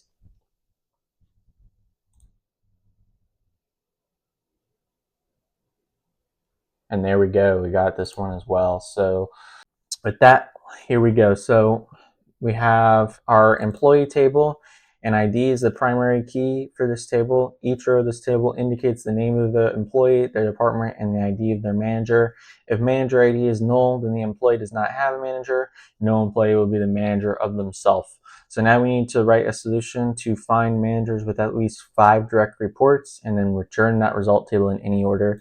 So the result format is in the following example. Here we have an employees table with IDs 101 through 106 incrementing one by one.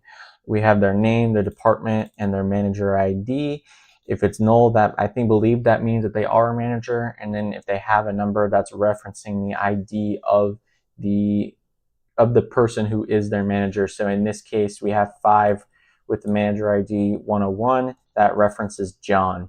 So automatically what we know just reading this question after going through a couple of these join problems the last few days is that we're going to have to do a self join here. Reason why, we only have one table, so we know that we're going to have to join on itself in order to get all the pairs that we need.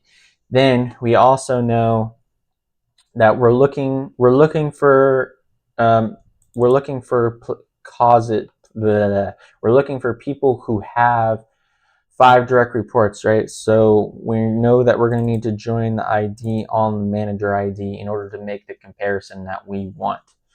So knowing that, let's get started writing it. So the first thing we're going to do is we're going to select, as always, we're going to select the name here. And since we're doing a join, we're going to have to specify which one that we're looking at, because we're going to be joining the table on itself, and therefore we're going to have to give it another name.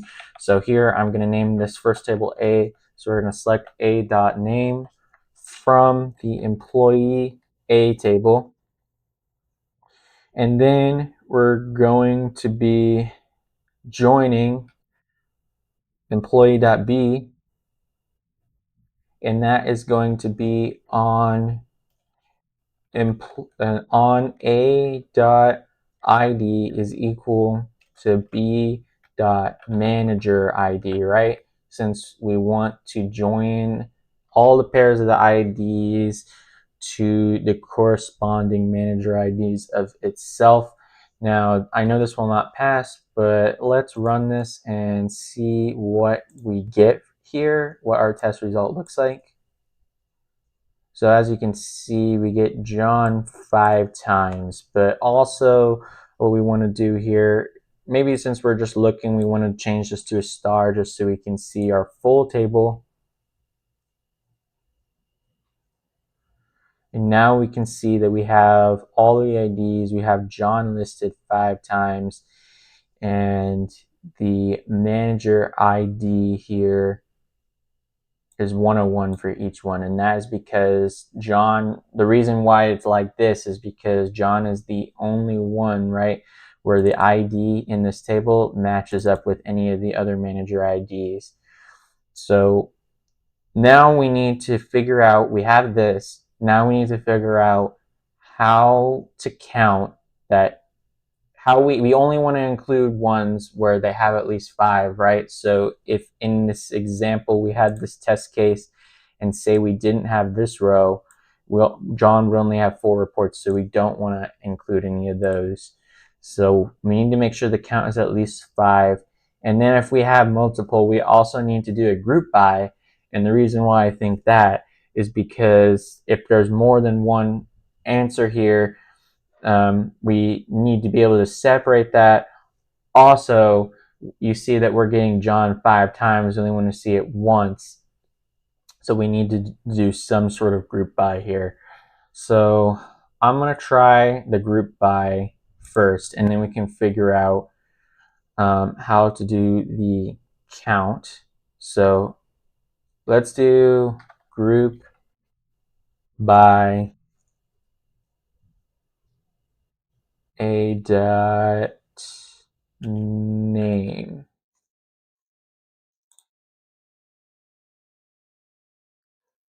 So that gives us our one row, which is what we want. And from here, we can change this back to be name because that's all we need. Now we just need to know how to select only ones that have 5 or more. So let's Google here. Select rows above a certain count in SQL.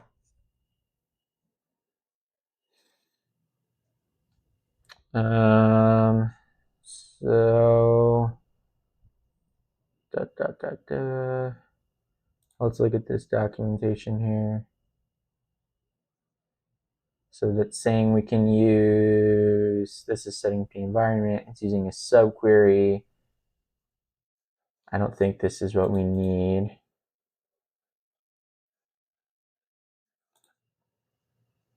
How to select row from row above. No, maybe I didn't phrase my question very well. Select rows above. I don't think, maybe rows is the wrong word to be using here. Maybe select rows. Maybe select columns with above a certain count value.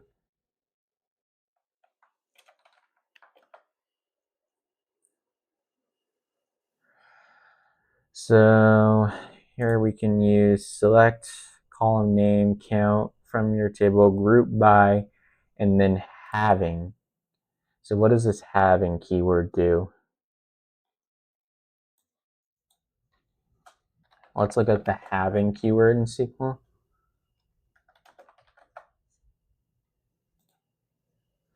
The having clause was added to SQL because the where keyword cannot be used with aggregate.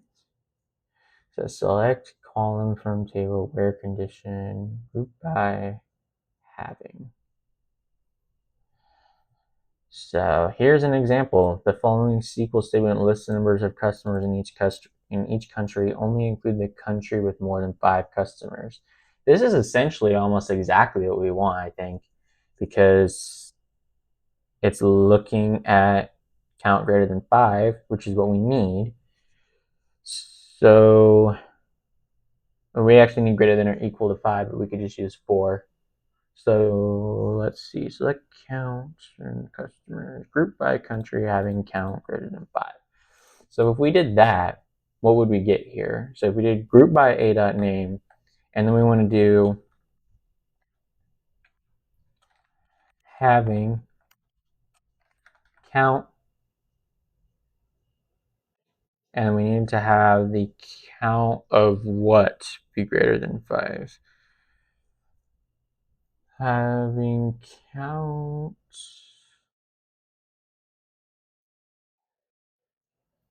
I'm going to look back at the documentation again really fast.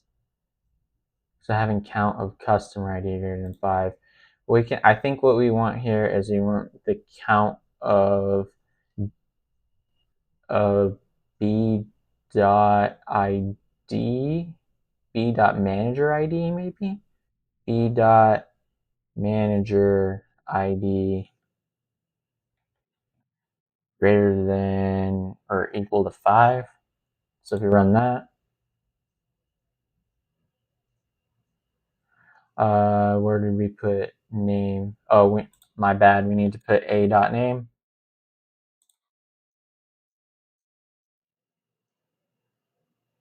And there we go. Maybe this is actually the answer. We got the wrong answer here. So what did we do here that was wrong?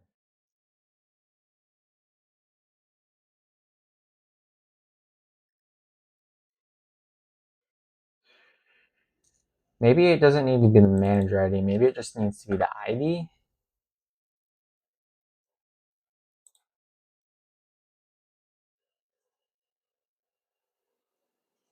Okay, let's try that. And we still have this test case failing. So let's use this test case and try to understand why we're getting 2. So I'm going to run.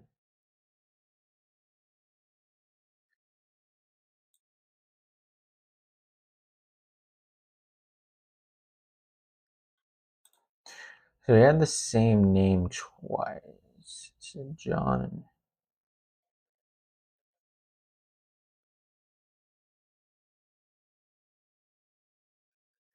Oh, is it because the name is...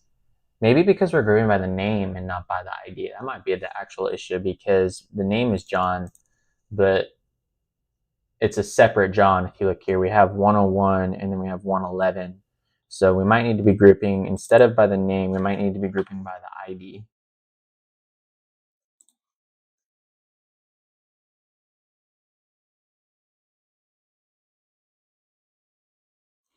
Awesome. Let's try that. Hey, and there we go. Our first medium problem done in 12 minutes. This was awesome, guys.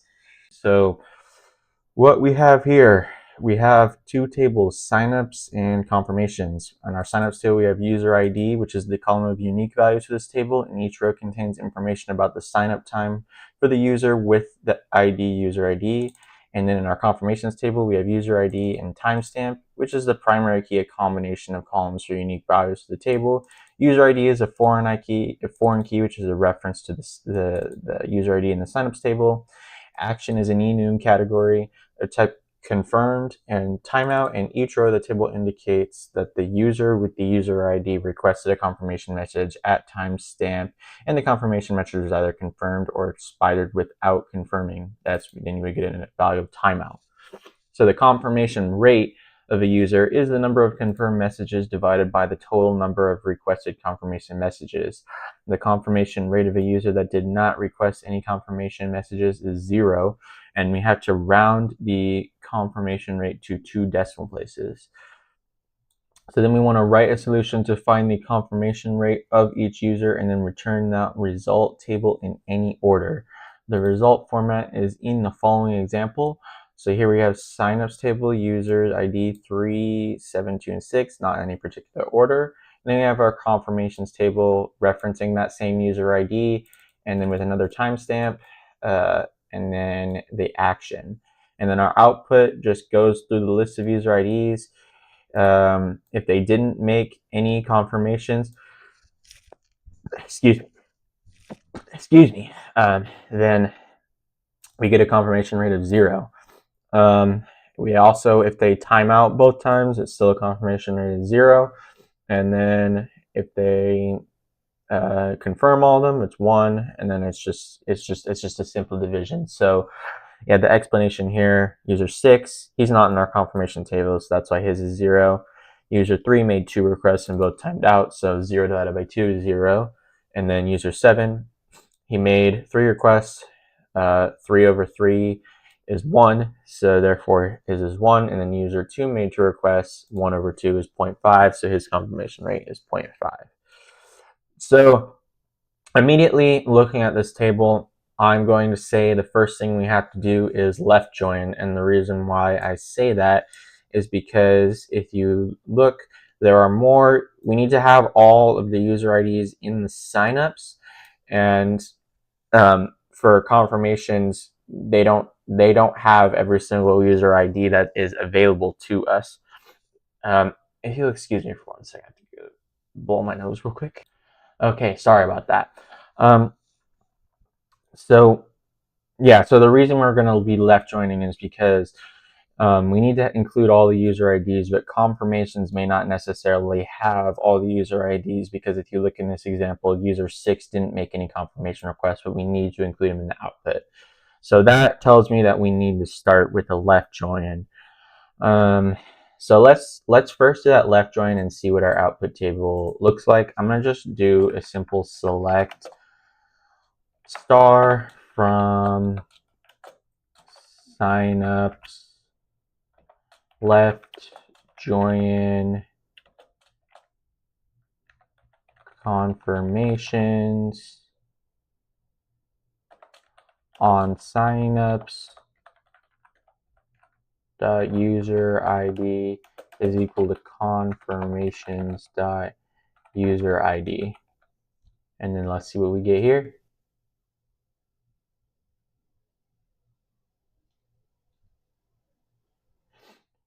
So with our output, we see that we have all of the user IDs that we need.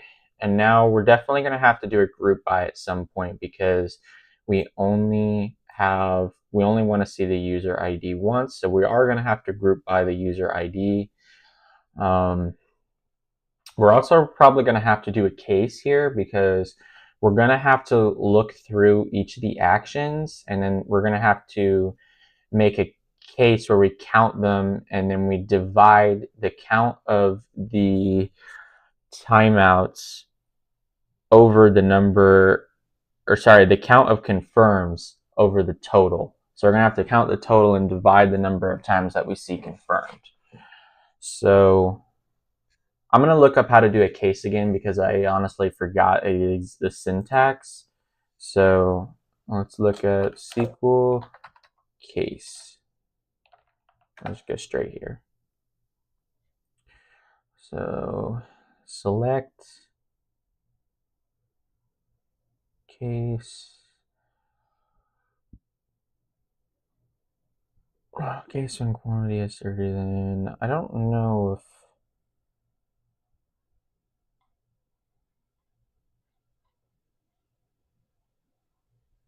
maybe this isn't exactly what we want. Well, I think it is, because we have to do a case at some point to do the conditions.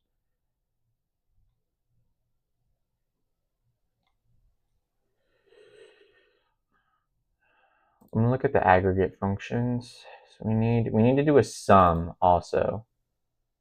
Definitely we need to do a sum. Aggregate functions are also used as a group by.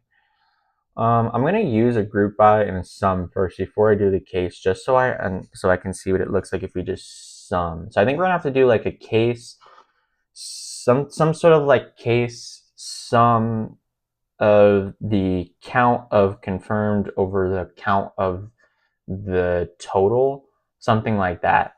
And then we're going to have to do a group by. So coming back here, I'm going to first group by user ID.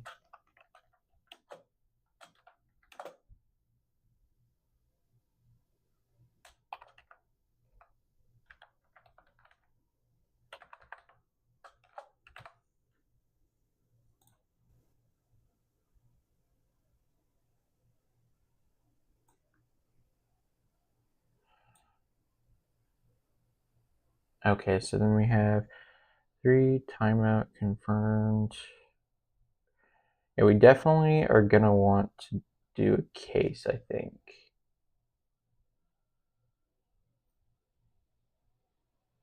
So in our select, we know we need to return the user ID, and then we need to do the confirmation rate. So here in select, we're gonna write signups.userid. I'm gonna go back to the documentation really quick to see the case. So here we have select, and then case when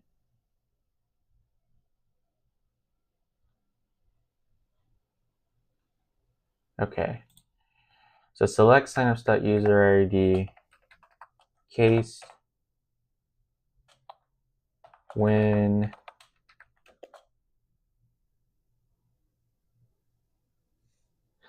And then here we're going to have to do the sum of the timeouts, or sum of the confirmed. So we'll do sum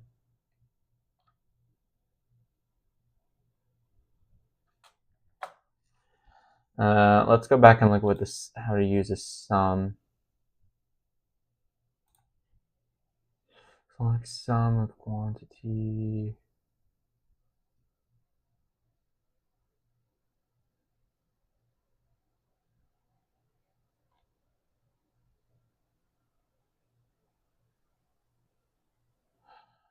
Sum of, yeah, so this will give us the total here, because sum with group by, return the quantity for each order ID. Okay, I'm gonna use this one for now as our base. So we need when the sum of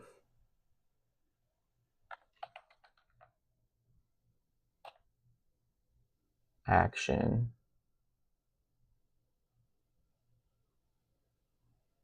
and sorry, I'm gonna go back here and look at the case again.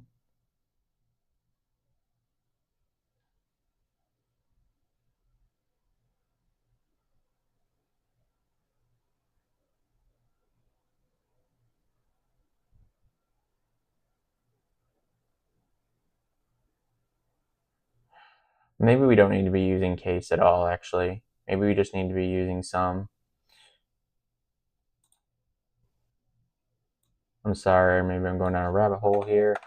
So we're just going to select and then the sum of the action. And I'm just going to, for now, I'm just going to do this as action, or sorry, as confirmation rate.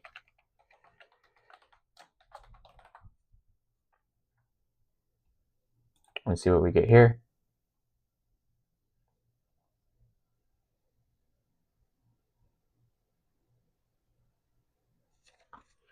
Okay, so this gives us 4 because we had 4 total with the user ID of 3.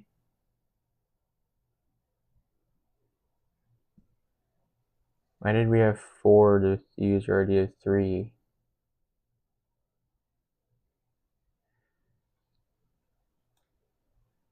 Seven to 3 here.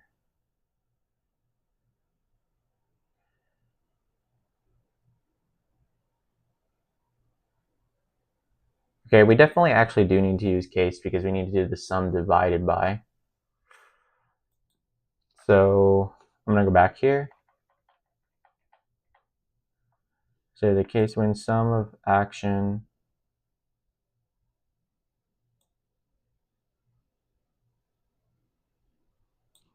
let's just do when action is equal to confirmed, then 1,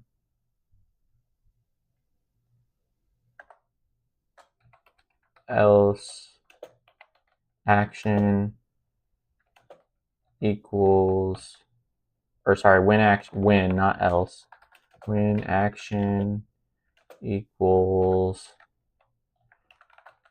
timeout, then 0. I'm going to make these caps to be consistent. When action is null, then 0, else 0, and then we're going to do that as confirmation rate. And let's see what that gives us.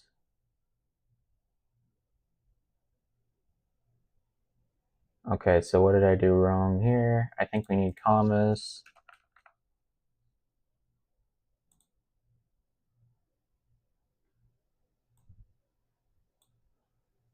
Still doing something wrong. I'm going to go back and look at case.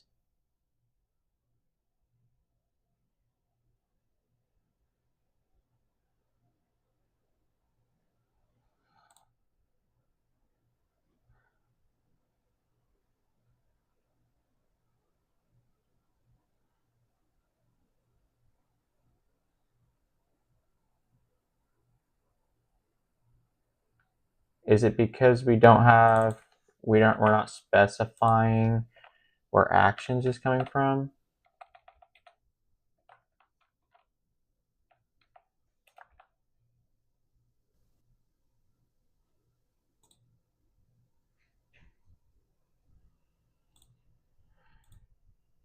And then also we need to, oh, I see what the problem is.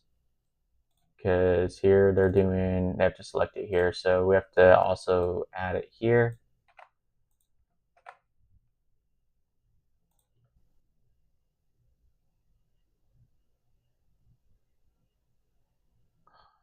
Oh, man, seriously? What did I do wrong now? Oh, I still need another comma.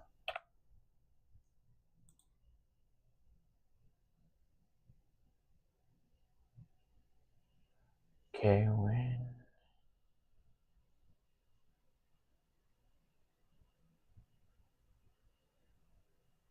you have an error to check the manual.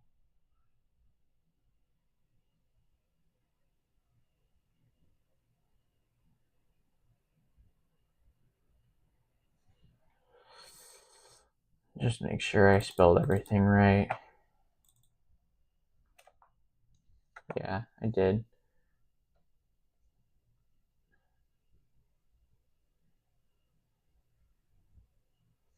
What the heck? What did I do wrong?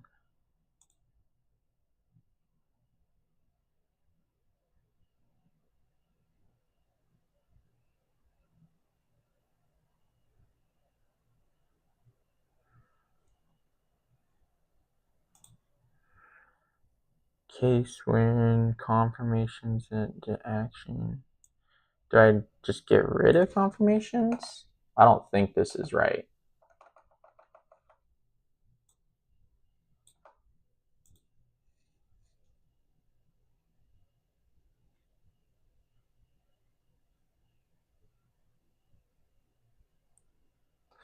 What in the heck, man?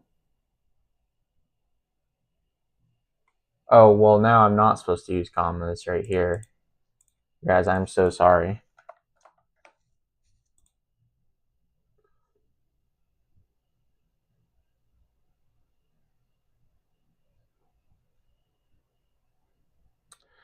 Okay, so end as.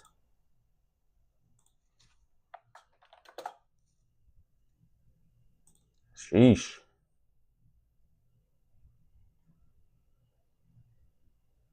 All right.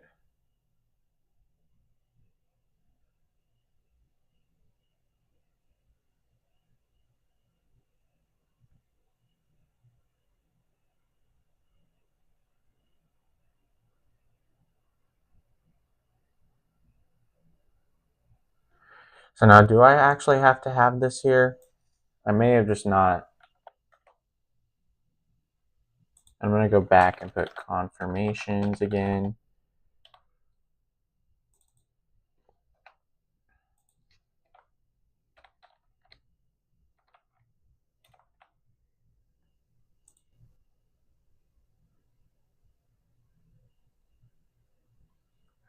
All right, we're getting closer.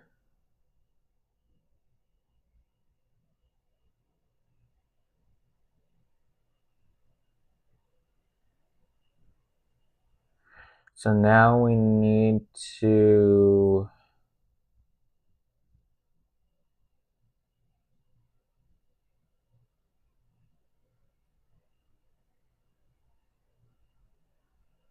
Now, how do we do the actual counting? That's the question.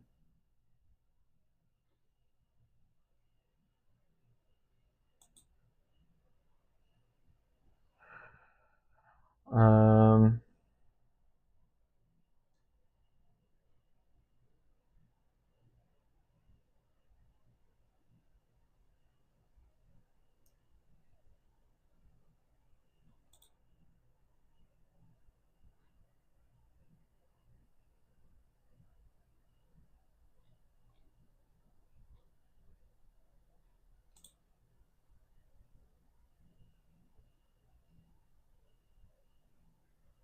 I wonder, can you use aggregate functions here in the end as? Like, could we do the sum over the count of confirmation rate? So the sum of confirmation rate divided by the count.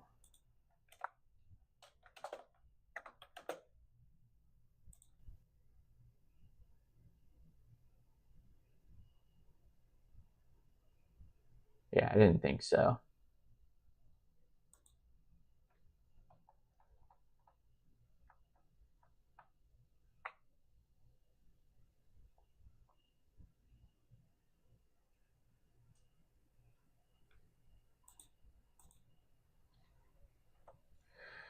So here we're joining.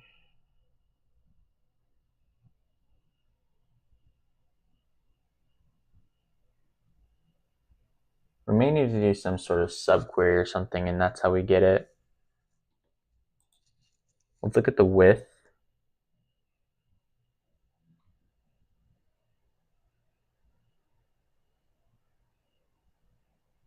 Is there a width?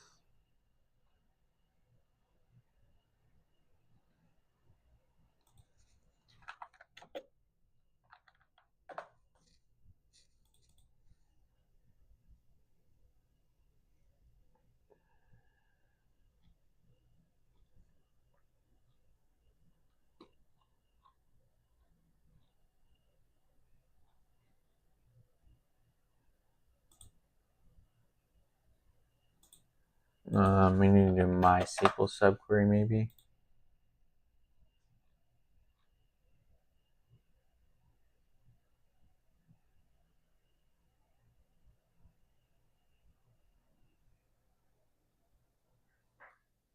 Okay, maybe we can use this where.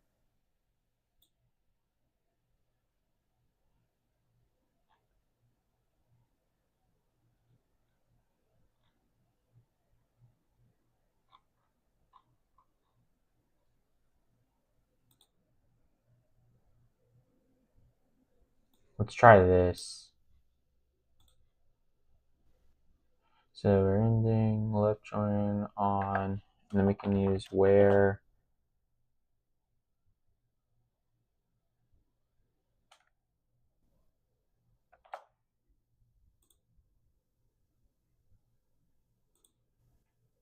Confirmation rate equals select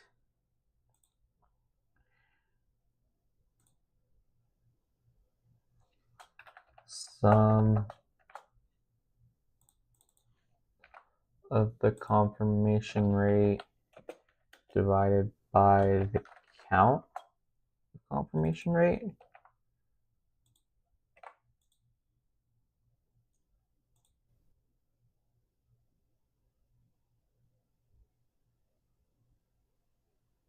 I guess you can't do that.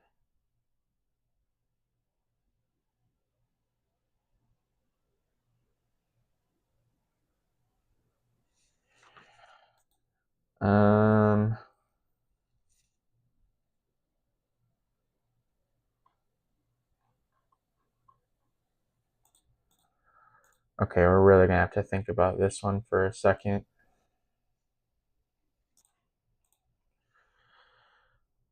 I did remember from yesterday, I don't believe we can be using aggregate functions inside a where clause. So I'm gonna get rid of this.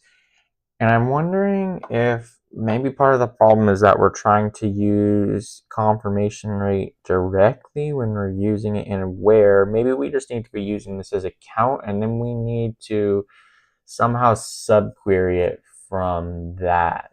So from here, let's just call this like not not necessarily the rate, but we could just call it like the count, maybe, or a flag. We'll call it confirmation count because that's actually what it's doing. And then we need to select from the we need to do an aggregate function on this case. So here we need to be doing, I believe the sum of this case over the count, right? So we need to do the sum of the confirmation count divided by the count of the not the actual confirmation count. We just need to be doing the count of the actions. So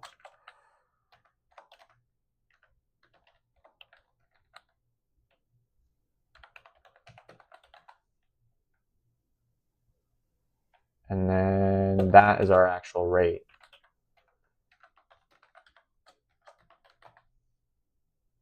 So what do we get when we do that?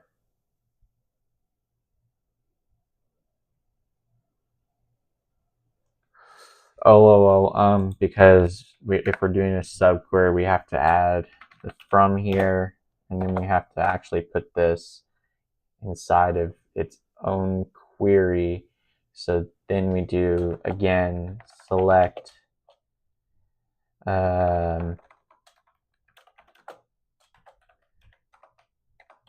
signups dot user ID.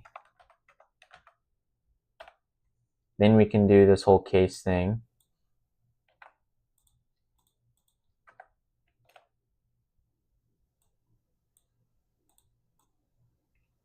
Can we tab all these? And then we got to do another join inside of here, I believe. And actually we have to move all the joining and everything inside of that. Side of our subquery here.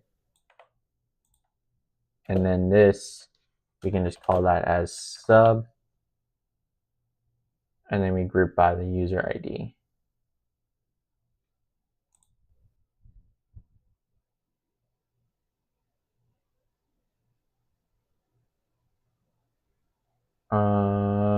Unknown. Oh, maybe because we're not actually joining anymore.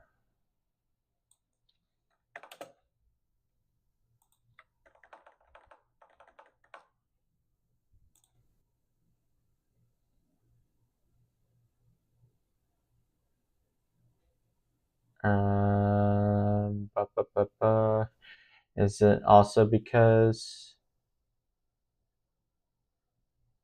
unknown?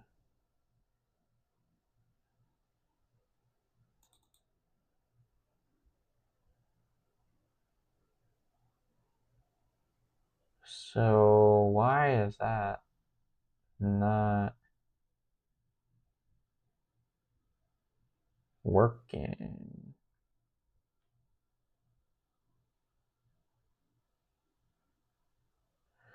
Unknown column confirmations dot action. Oh, right here. I think this maybe just actually has to be a star.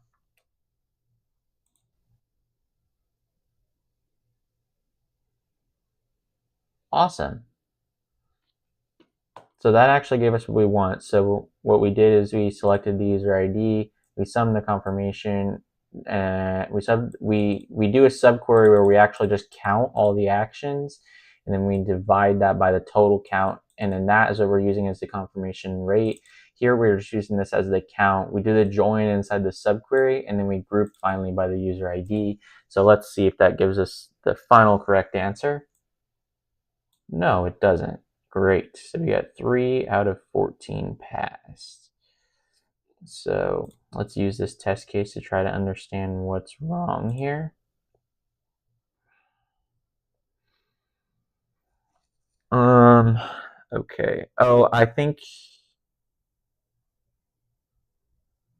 Oh, no, I can already tell just by looking at it. So if you look at this, you see there's only 2 decimal places. We're going beyond that. We need to do a round. So we need to go up here, we need to do round. We need to round all of this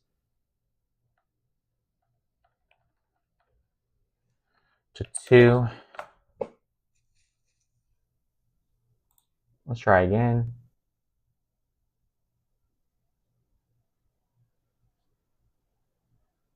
Now we passed that test case, so then let's resubmit.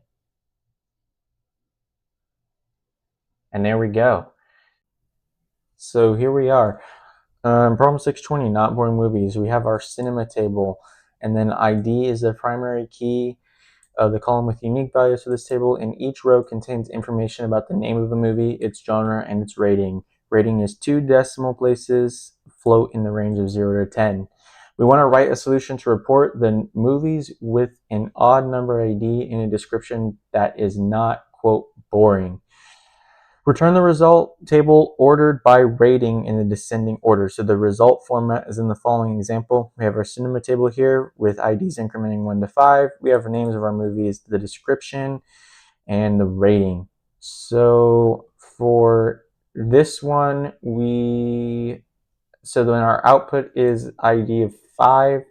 It has the description of interesting, and then a rating of 9.1, and then a movie bore with the description great 3D and a rating 8.9. We have 3 movies with odd numbers IDs, 1, 3, and 5. The movie with ID is boring, so we don't include it in the answer.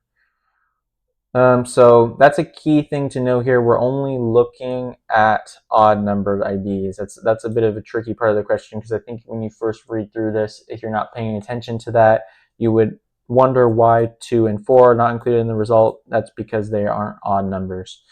So with that, let's start writing our answer, shall we? So we want to select all the columns, right? Because if you look at the result table, it has ID, movie description, and rating, which is all the columns that we have in our table. So it's going to be select star from cinema, because that's our only table we have. And then we are going to be looking at where the description is not boring, correct? And the ID cannot be even. So I don't know if we can use modulus in SQL. That's something we're gonna have to look at, because the easiest way to get even is to just use modulus, and then if you do use modulus divided by the modulus of 2, and then if the answer is not 0, then you know it's even. But I don't know if we can do that. So first let's do select star from cinema, and then let's get the description piece. So you have to do where not description equals boring. And we also need to make sure now that the ID is not odd, or not odd. So let's see. I'm going to look up and see if we can use modulus real quick. Can you use modulus?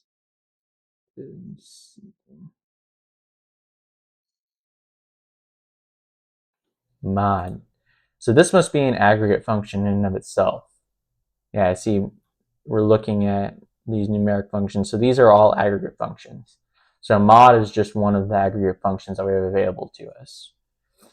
So return the remainder of 18 by 4. In this instance, 4 is the remainder that they're using. We want to be using 2. So select.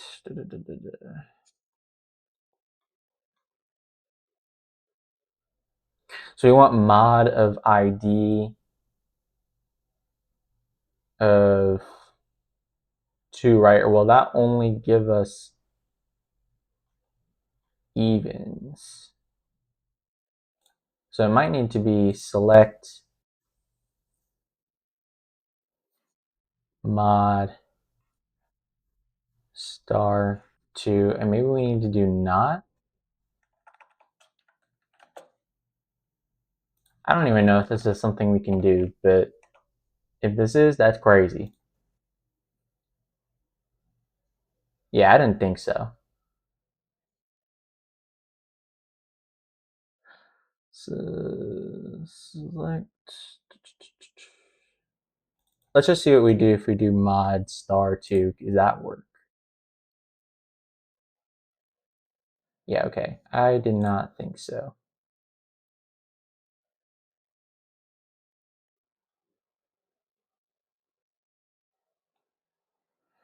Might need to actually specify that the ID. So if we come back here, we specify ID. This isn't going to be the correct answer because we're going to be missing the rest of our columns.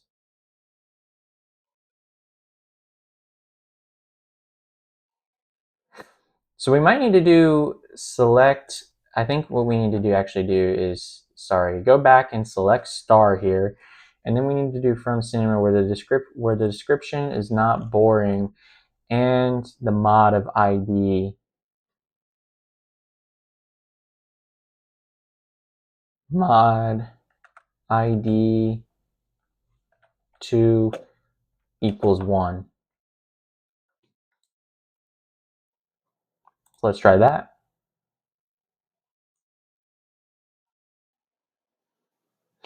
So we're very close here. What we're missing is we have to order by the rating in descending order. So coming back to our problem here, we need to do order by ID, and it has to be DESC for descending.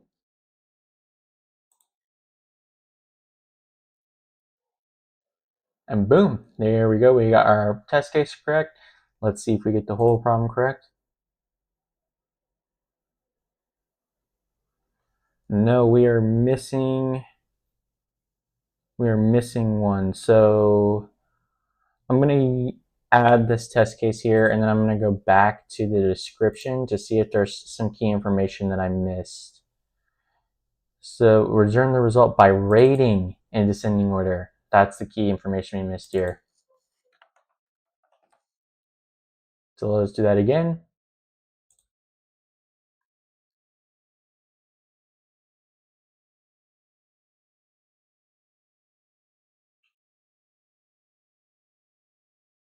Okay, we passed both the test cases. Now let's see if our final answer is correct. And there we go. We completed the first aggregate function problem. So good job, guys. We are making really good progress here on our SQL journey. So for the average selling price, we have our table prices, which has our product ID, start date, and end date as the primary key for this table. And then each row of this table indicates the price of the product ID, and the period from the start date to the end date. For each product ID, there will be no two overlapping periods. That means there will be no two intersecting periods for the same product ID. Then we have our unit sold table, which may contain duplicate rows. Each row of this table indicates the dates, unit, and product ID of each product sold. And then we need to write a solution to find the average selling price for each product. Average price should be rounded to 2 decimal places. If a product does not have any sold units, its average selling price is assumed to be 0.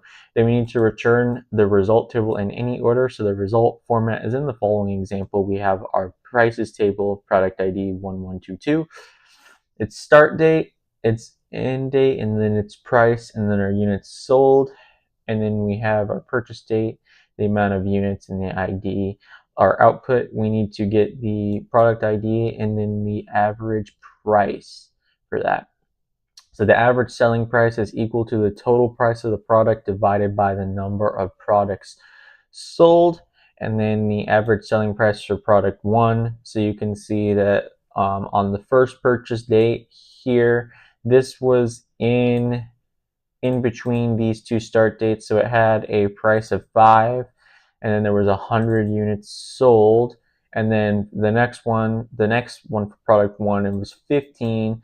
There were 20 the price was 20, and then you have 100 plus 115, and then, or sorry, 100 plus 15 gives you 115, so that gives you an average of 6.96, and then you just do the same logic and apply it to product ID too.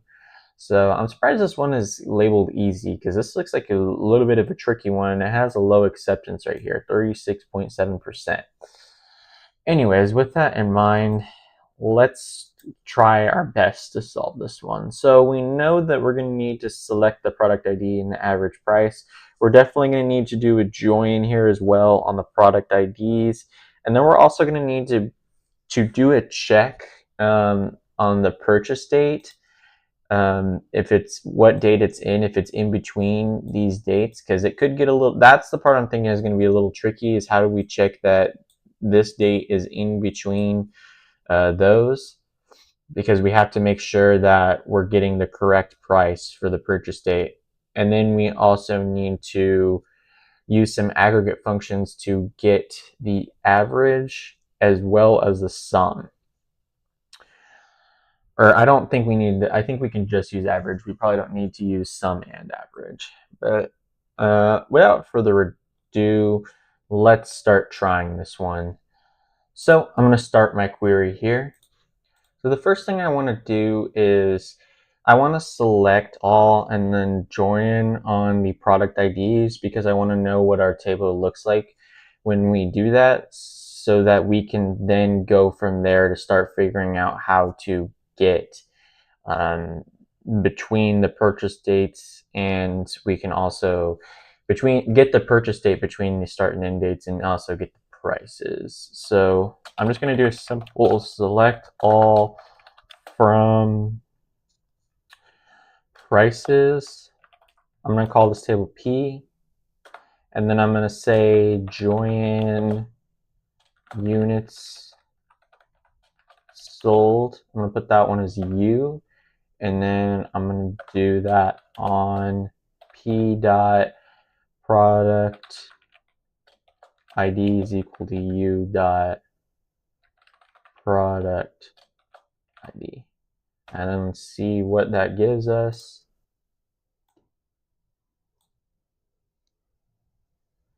Okay, so our output table is going to give us product ID, start date, end date, price, another product ID, the purchase date, in the units.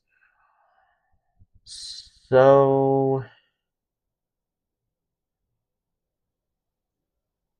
we can compare, if there's like a way to compare that the purchase date, I don't know if we need to do a date diff, or if we can just say that it's directly, like, if there's like some sort of like between, where we can, some sort of between function where it can compare that if this date is literally in between this date and this date, or if we have to do like a date diff, and then it has to be, the date has to be greater than the purchase date has to be greater than 1 but less than the end date, something like that.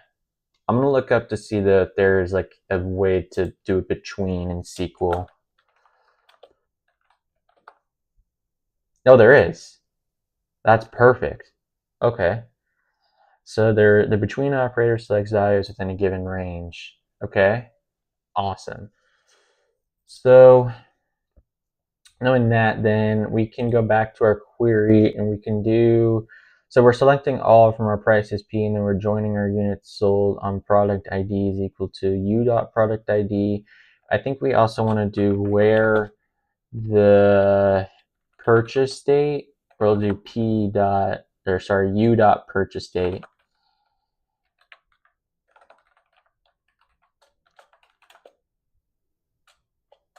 Between let me make sure that I'm doing that correctly. So U dot purchase date between, yeah.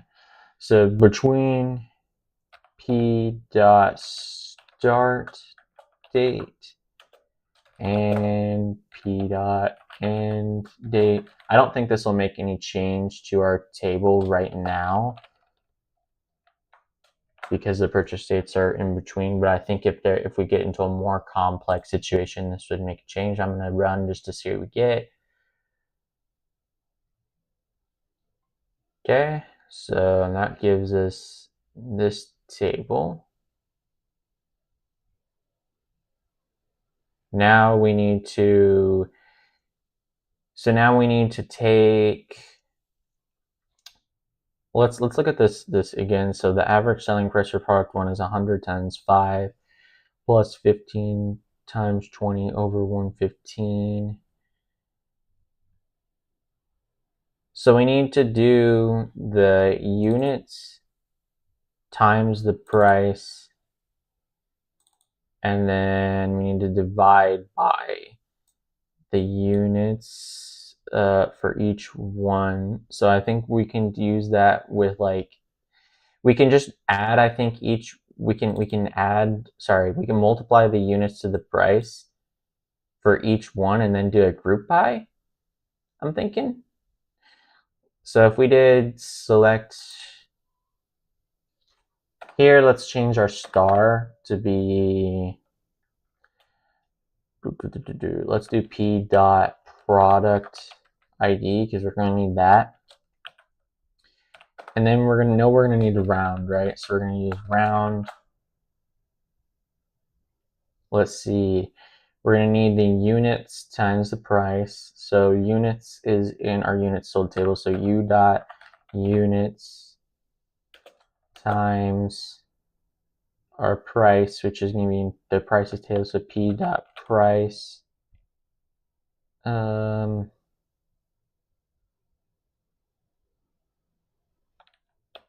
we're also going to need to wrap this in an average. So we're going to need to do ABG, average of the units times the price rounded to 2.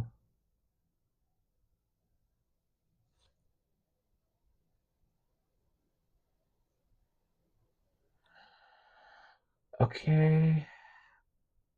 And then I think after our where, we need to do a group by. So let's do group by product ID. So p dot product ID. I don't think this is going to work, but I'm going to give this one a go.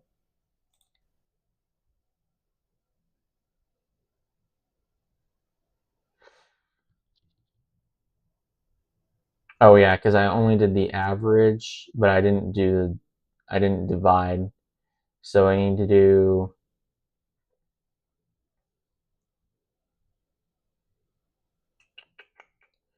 so the average of the U times unit times the P price. So that gives us 400. If we did, I'm going to pull up a calculator real quick to make sure that we're getting at least the first part correct. So if we did, wait, 1 gives us 400. Oh yeah, because it would be 500 plus 15 times 20 is what?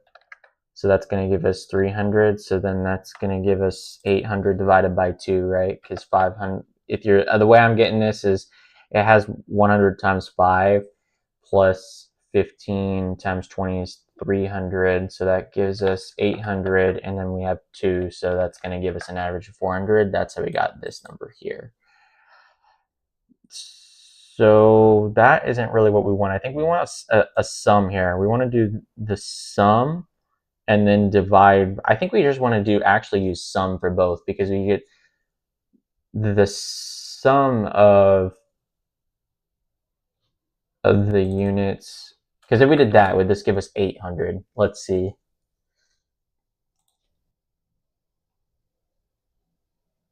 Yes, it does. So then we need to do the sum of the units times p dot price, and that's going to be 2. But then we need to divide by the sum of,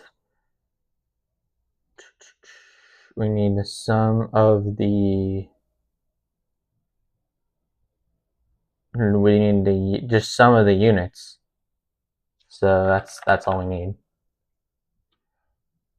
I think.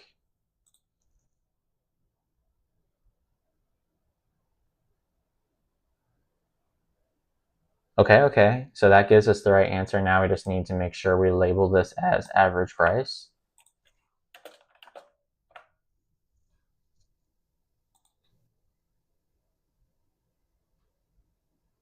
Okay, that gave us the accepted test case. Let's see if this works for all. We get the wrong answer for one.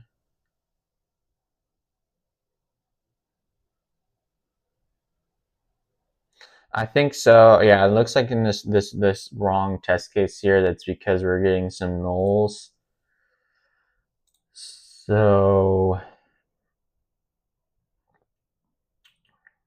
what do we do if we're getting nulls?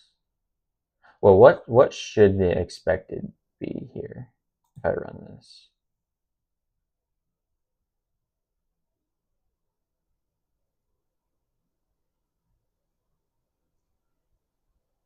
So you might need to do like an if null,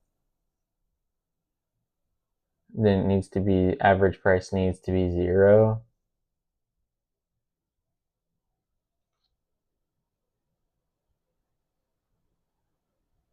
I'm gonna look up the if null operator in SQL.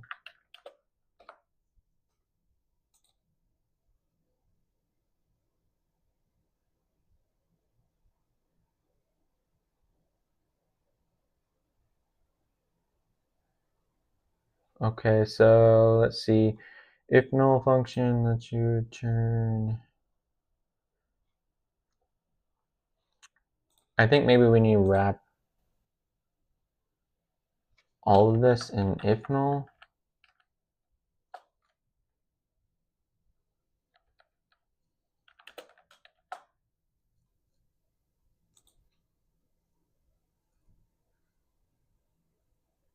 No.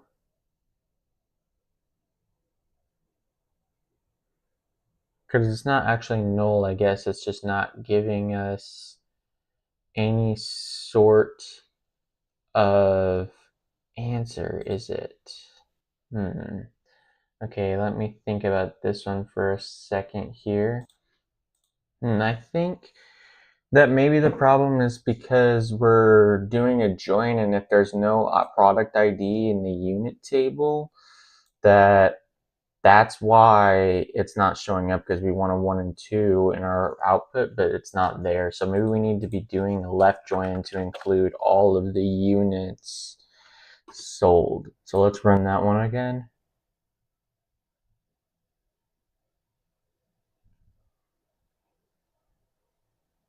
And then, okay, maybe also what we need to be doing is, instead of using a where here, this needs to be part of the joining condition, because this might be filtering out rows which we actually need. So if I just add that as an and, let's try again.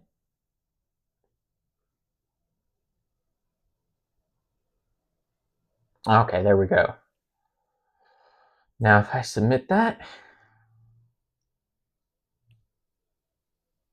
and there we go, we got our answer for today. Perfect. So for this question, we have our project table. We have project ID and employee ID are the primary keys to the table.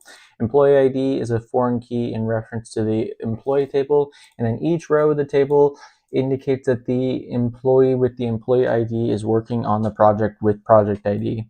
Then we have our employee table, where our employee ID is the primary key of the table. It's guaranteed that the experience years is not null, and then each row of this table contains information about one employee. So what we want to do is write a query that reports the average experience years of all the employees for each project rounded to 2 digits, and we want to return that result in any order. So the query result format is in the following example. Our project ID 11122, so this isn't necessarily incrementing, but our employee ID is 12314, so this is just referencing here to our employee table, which does increment. We have their name and their experience in years, and then we want to find for the project what is the average years. So for project 1, here we have an employee ID of 1 with Khalid has 3 years, and then we have employee 2. So we come over here. Allie has 2 years. And then we have employee 3, which is 1. So we have 6 total years of experience divided by 3 gives us an average of 2, which if you look here, the average experience for the first project is 3 plus 2 plus 1 divided by 3 equals 2. And for the second project, we basically repeat the same logic. We get 3 plus 2 gives us 2.5 years. So I think that is a good description. Seems very similar to the problem we did yesterday. Let's go ahead and get started. So we know that we're going to have to join the employee we're going to have to join the tables on the employee ID since that is the foreign key. So we're going to start by doing select, and we're going to need the project ID and average years, but I'm going to do star for now so we get a sense of what our table looks like. We're going to get select star from project P, and then we are going to be joining, let's see, we want to do a left join on the employee ID, I believe, because we need to have all of them. So we're going to do a left join. Actually, I think this is an inner join because we need to match them up exactly. So we're going to do join employee E on P dot employee ID is equal to E dot employee ID, and see what we get.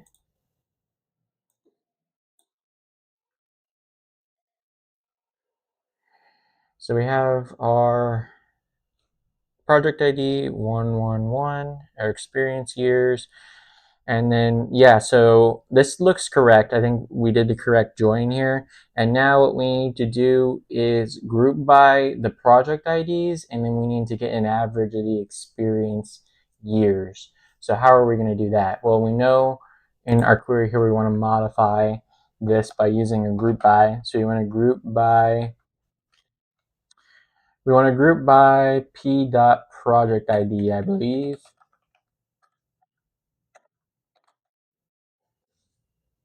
And then now what we need to do in our select, we need to modify here, and we need in our expected output table, we need the P dot project ID, of course. And then for our average years, what we can do is, I believe, just do average of experience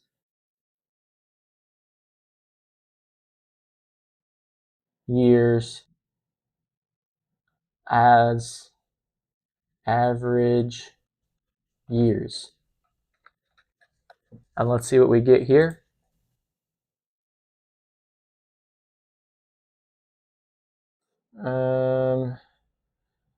Well, okay, let's see. I think I misspelled that, so I'm gonna also have to give it an E. So we're gonna do E dot experience years. Bruh. Okay, let's see. What am I doing wrong here? You have an error. Check that experience years.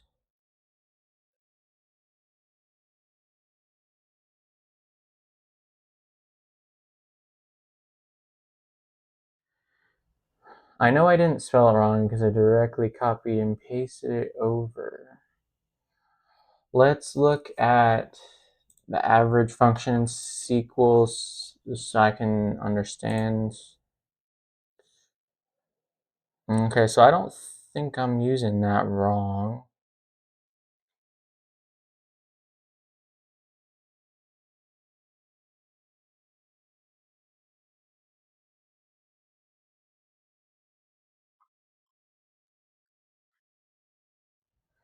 Do I need to put this in just because the documentation kind of showed that? No, I didn't think so.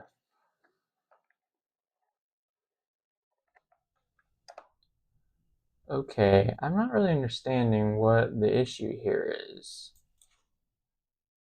Oh, guys, I'm stupid. There's a comma right here, that's why.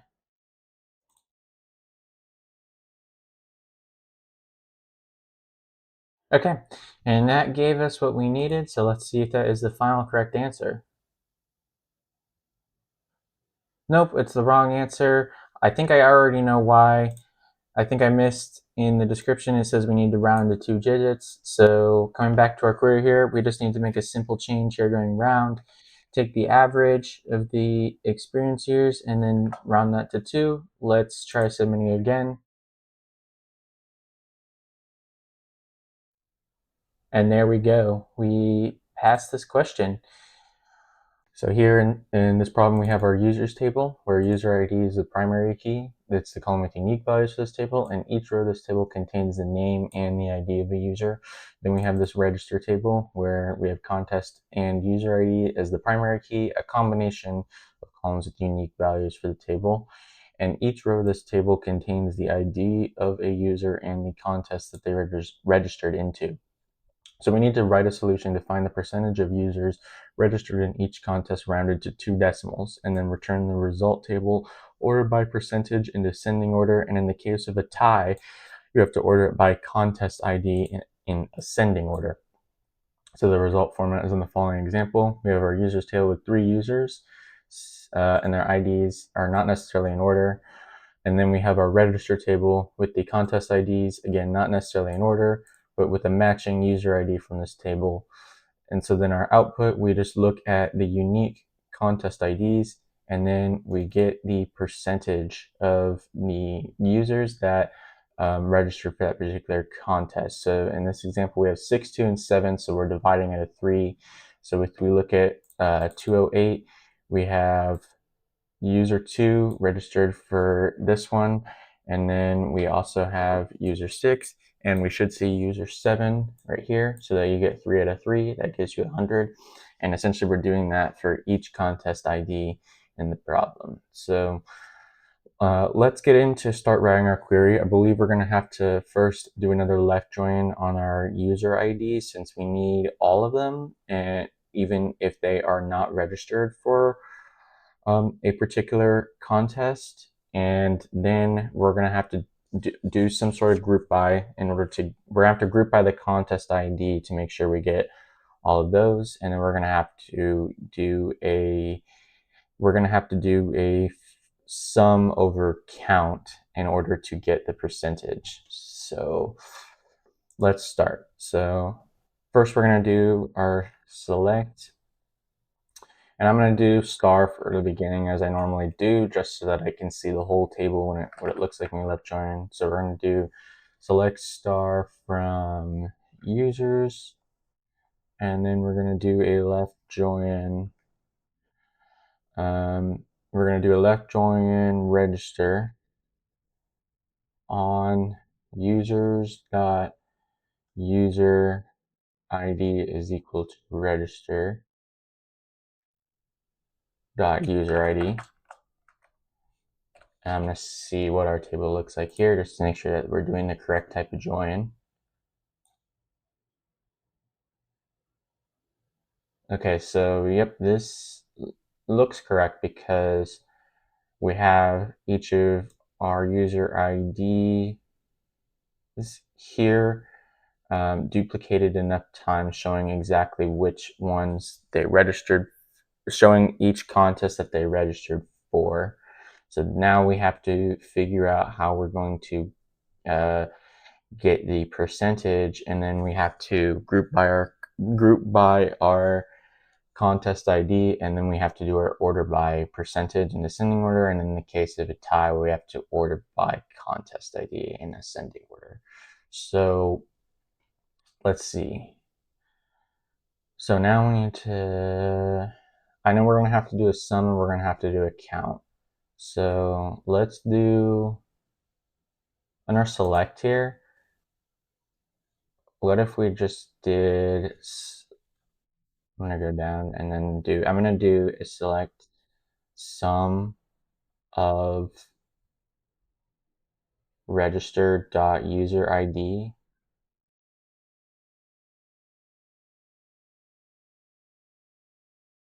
divided by the count. So count of user dot user ID, and I'm going to do this as percentage. And then what we're going to do is underneath our on, we're going to do our group by contest ID.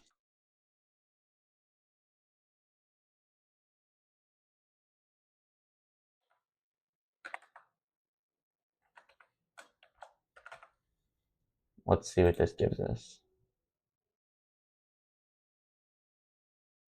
Unknown column user.user ID. Oops, my bad. I need to make this users in capital.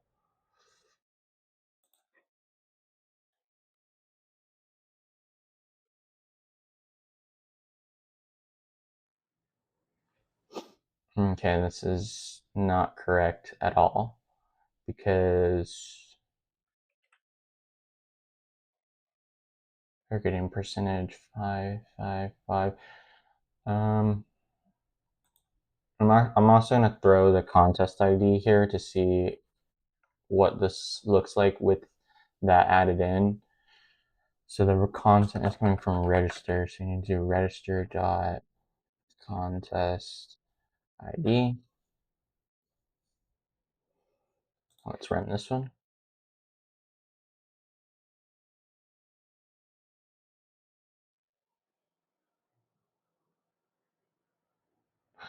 Okay, so we have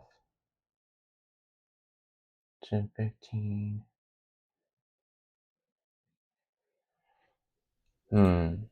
So what do we need to do in order to, maybe we must be doing, I must be doing the aggregates wrong there. It can't be the sum over the count. So what should I be doing here? Let me think for a second. Okay, I think that doing this is probably the issue right here, is doing the sum of the registered user ID, because that's probably the thing that makes no sense, because we're actually summing up the values. And like, in other words, here we would be, for 209, we would be doing 2 plus 7, right? And that would be 9 divided by the count, which is not what we want to be doing. We need to be getting the count of the distinct user IDs and then dividing that by the count of the total user IDs, so not the sum. So here, instead of doing sum register.user ID, we need to be doing count,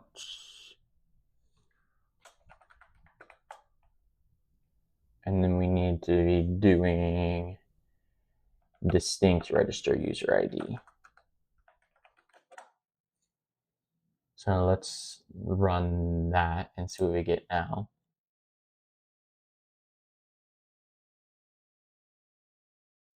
This gives us a percentage of 1 for everything.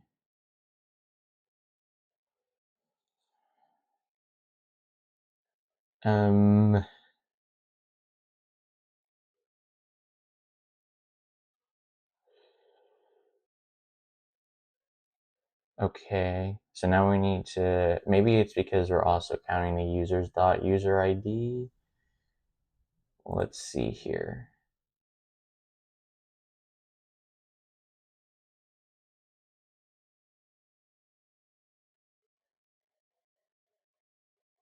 So I think instead of dividing by the count of user ID, we have to divide by the count, where we select the count of everything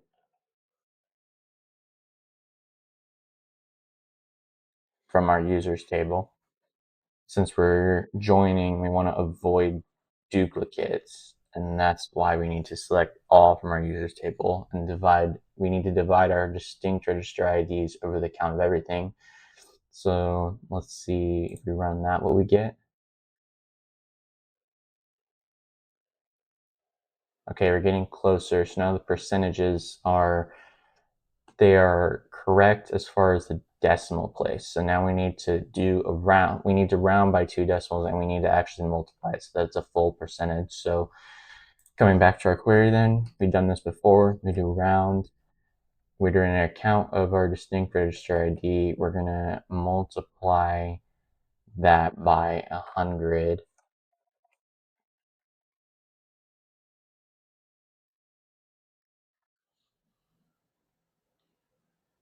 And then with another parentheses here. Then we have to divide by select from all. And then here in our round, we want this to be to 2 decimal places. So let's see if I syntactically did that correct.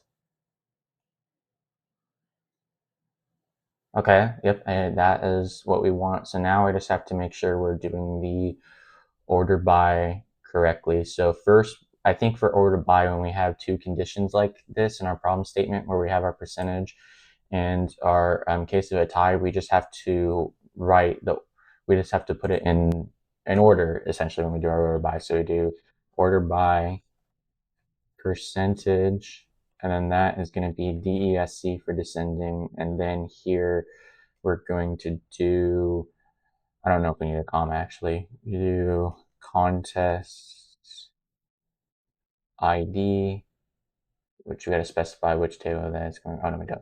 Contest ID, and this can be ascending. And let's see what we get here.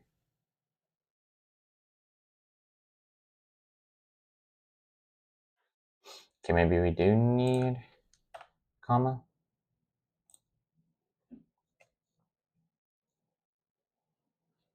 Okay, that gave us the correct result. So let's submit and see what we get here.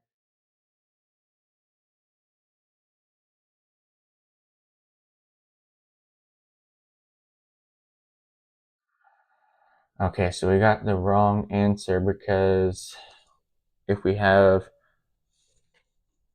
to make sure, oh, okay, so we don't want any nulls, it looks like, in our output. So if we join, so for this one, let's see, how did we end up getting a null? I'm going to rerun just to see.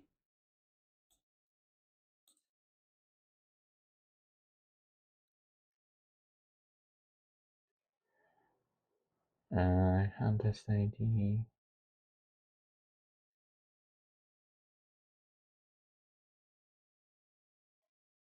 Oh, I think we got a null here because there are some users that didn't register for any contest, and therefore it gives us it includes the nulls in our output.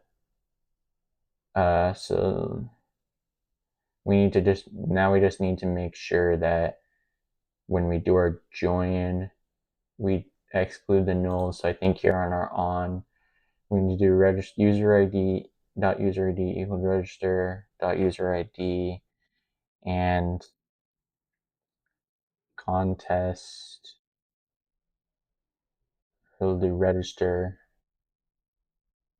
dot contest ID is not.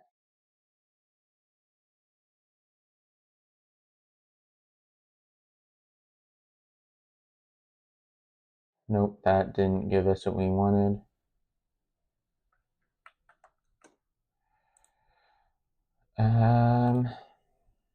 It must be something syntactically that I'm doing wrong here.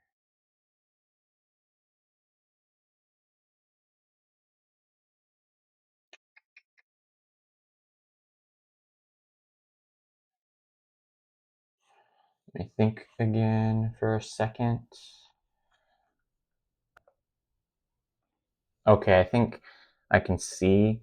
The problem is that I'm trying to do a join on where it's not null, and what I actually want to be doing is filtering those out. So we need to do where after the we need to do a where after the join, but before the group by. Otherwise, we'd have to use having, since having works with aggregate and where does not, as we remember from earlier in this series. And there, that should give us our answer, and then we submit.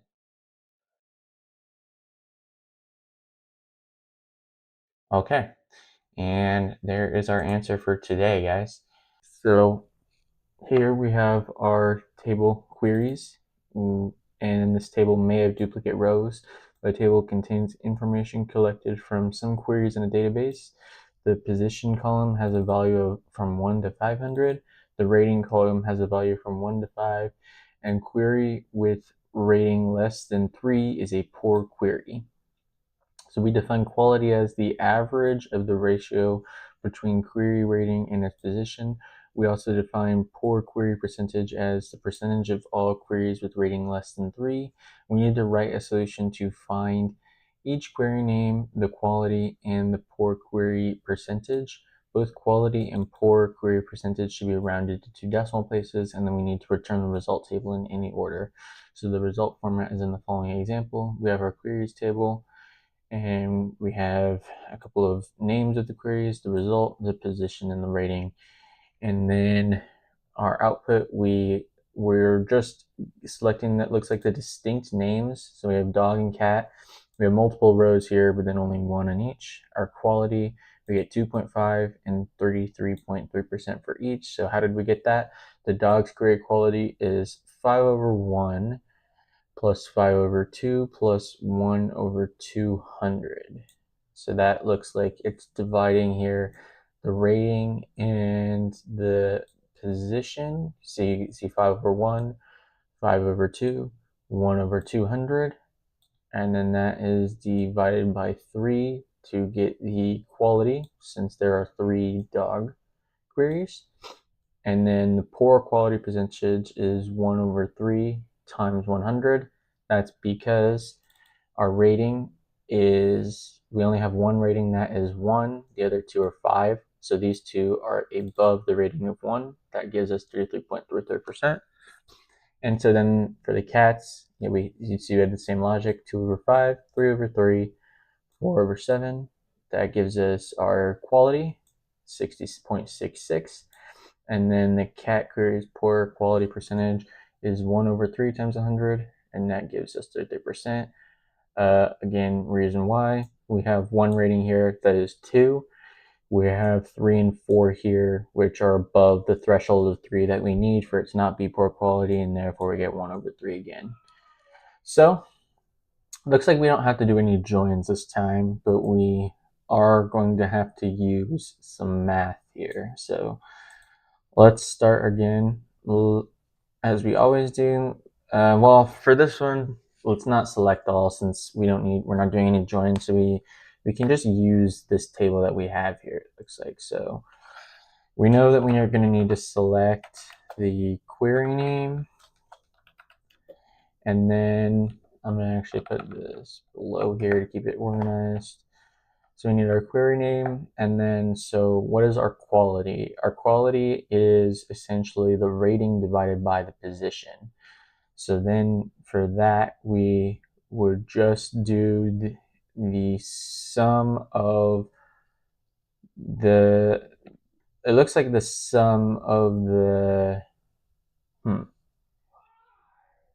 sum of rating divided by position. So I wonder if we could do it this way. So rating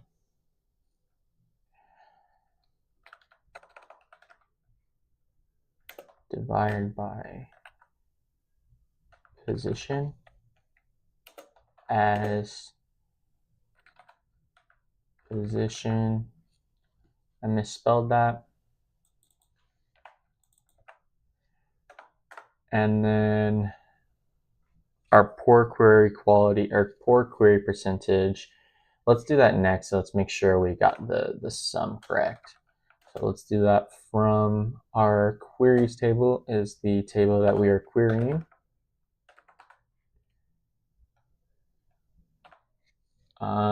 Let's just see what we get here.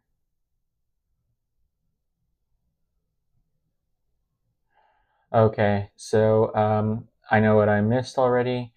We need to do a group by. That's why our position is so high here. Also, I don't need to be naming this position. This needs to be named quality. My bad on that.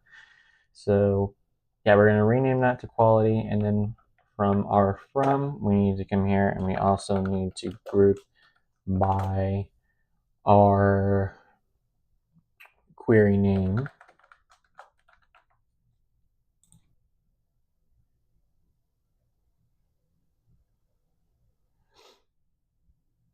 Okay, so that didn't give us the answer that we wanted. So we're doing something wrong with our sums here. So let me try to understand. We need to do the sum of each rating over.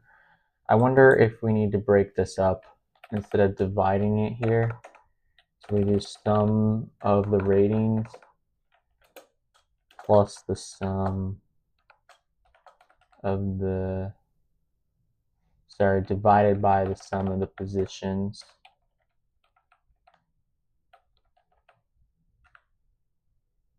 Position. And it's also the average ratio, so we need to maybe wrap this in an average.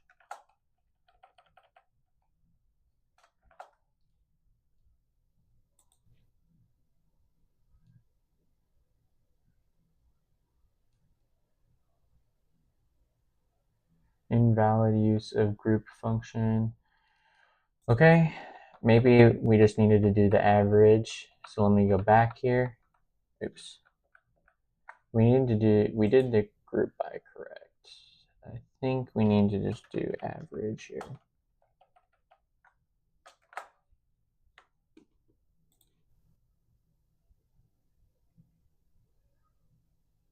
Nope, I wonder if invalid use of group function, I don't know if that can't be our group by, right? Because if I ran that again just with this, it still it works.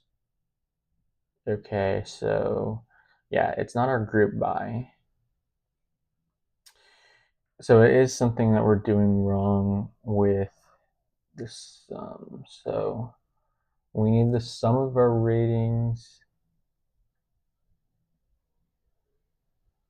Let's see, so 5 over 1 plus 5 over 2 plus 1 over 200. How will we write that in our query? So the sum, because if we,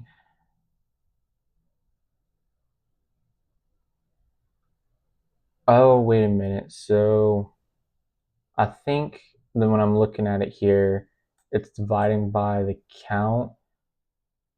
Maybe we just need the sum of rating over position divided by the count.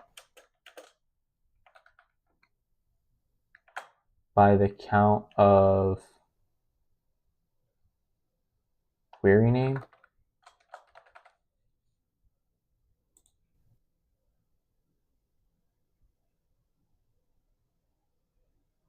Okay, that looks like that was actually what we needed to do, but then now we also need to round that. So here we just wrap this in round. And then this is going to go to 2 places.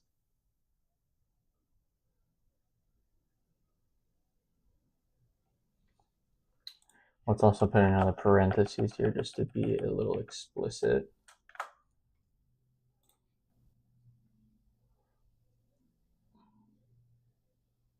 Okay, so that got our quality correct.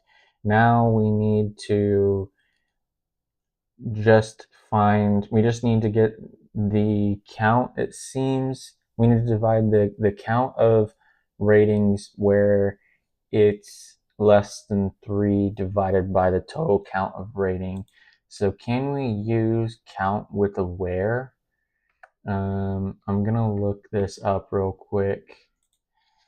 Can you use where inside a count function in SQL? Yes, you can use where with your count function to SQL rows that are already counted. So let's see, select count from, this is just showing it where at the end, but let's see if we can do that. So select query name round. We need the count of rating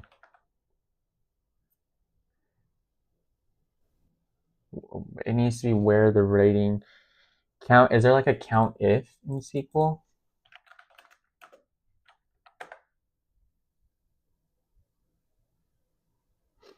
You can achieve the functionality of a count if by using count function in conjunction with a case.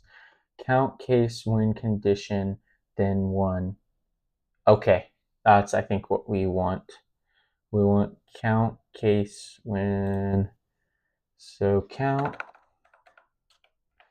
case when rating is less than 3, then 1, and then divide that by the count of rating, and then all that needs to be multiplied by 100, and then that is going to be our poor query percentage. Okay, so let's give this one a go.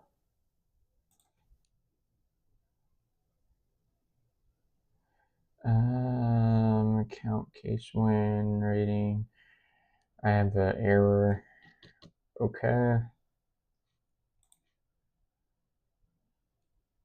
When condition.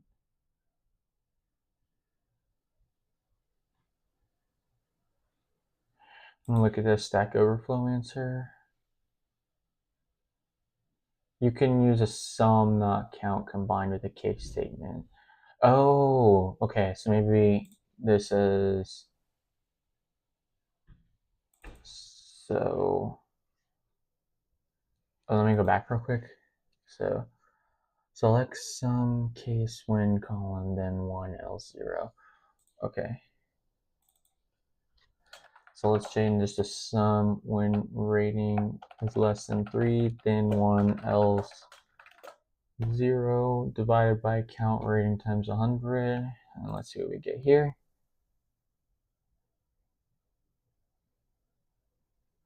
Still having an error. Oh, we're missing a comma.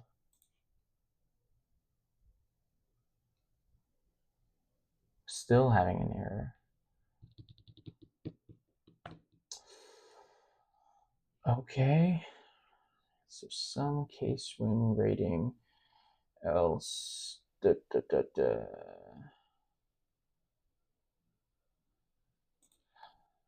I'm struggling to understand what the issue is. Maybe the thing that we looked at on Stack Overflow is not it's not MySQL, it's a different language. Let me think for a second. Do I just have the position of the parentheses wrong? I wonder if also we need to be doing the count with star like we were doing in the past, because that seems to work a little bit better in MySQL.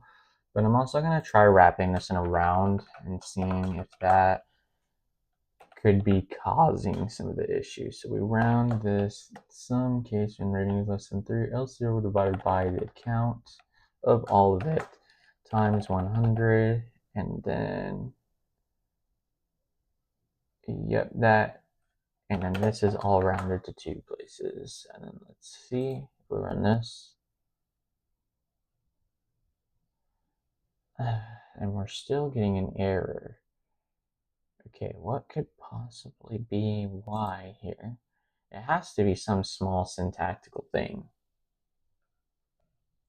Okay, I'm just going to very carefully count my parentheses here to make sure that I have everything where it should be.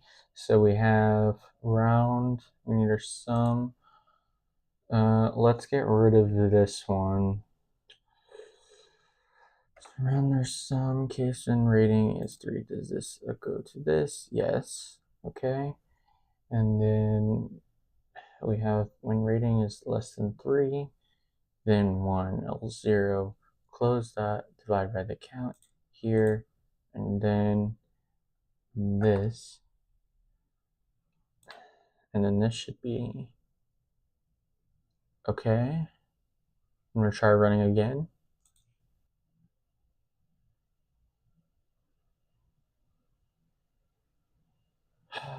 man, why is there still an error with the lines?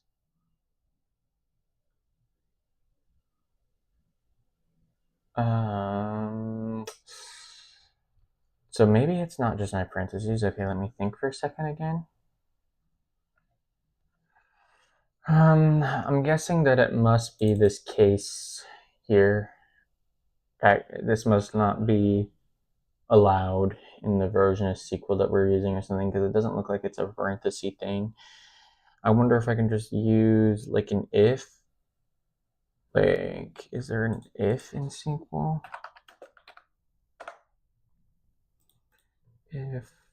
If this, then yep. Okay, let's try doing that. So we have our sum. Instead of doing case, we do if rating less than 3. Then let's just get rid of this. Do 1, 0, and then group that as the poor quality percentage. Now let's try again. Oh man, are you joking? Oh, I might need another parentheses in here.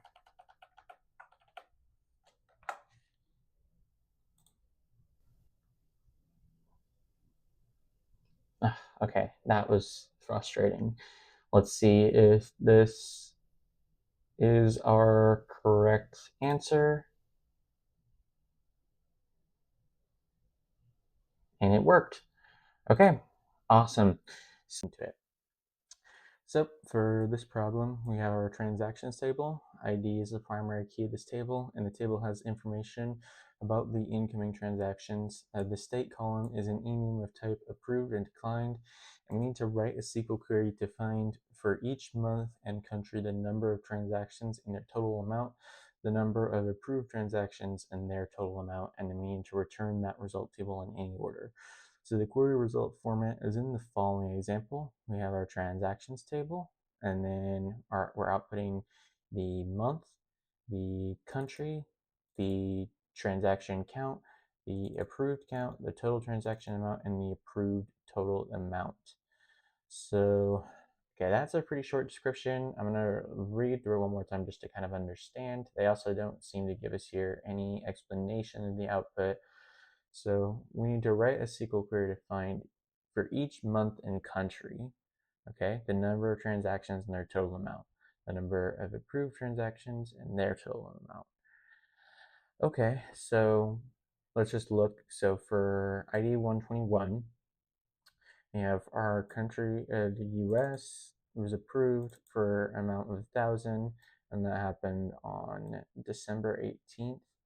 Okay, and then we had another one for the US. That one got declined. The amount was 2,000, and that was December 19th. So looking at that, we have our month here of 2018, December. We have two transactions. We had one approved and one declined. We had one approved, and the total amount was 3,000 because we had two transactions for 1,000, 2,000, totaling 3,000, and we had an approved total amount of 1,000 since this one was approved for 1,000, but this 2,000 one was declined. Okay, I think I'm starting to understand the gist of it. So that's essentially we're going to be following that kind of logic for the first for every single month. So first we need to figure out how to group by months, I want to say. Then we need to figure out how to count the number of transactions for each month. Then we need to get the approved transactions in each month, and then we'll calculate the total amount. So that's kind of going to be a rough pattern I'm going to try to follow going through this. So let's start. It doesn't look like we need to do any joining today since we're only have one table. I don't know if we need to do a self join for this. It doesn't look like it to me right now though. So let's first just figure out if we can group by months and see if we can output that. So let's start with select. Well, let's do. Let's just do. Okay, let me think. Let's just start by doing the month. I'm going to actually look at if there is a way to parse the date. So I'm going to say get month from date and oh, there's literally a built-in month function. I don't know if this is a MySQL. This works in SQL Server. Let's see, MySQL. Oh, they have one for MySQL as well. Okay, so looking at that, so we can come back to our statement here. We can do select month of trans date as month. We'll do that from our transactions. And then let's group by month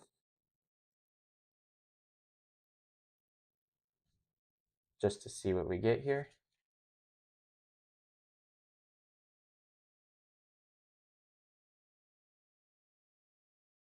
Oh, so we need the year and the month. Okay. So we need year and month. Okay, so I'm gonna come back here, get year and month.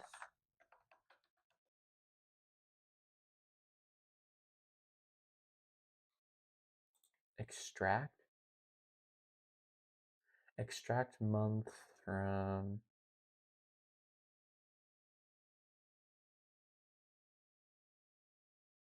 oh, here we go. Select extract year month from this. So we're gonna do select, we're gonna come up here, we're gonna change this to be extract year underscore month trans date as month from transactions, and then let's group by that.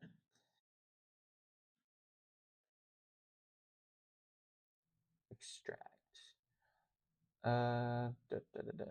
Does this work in MySQL?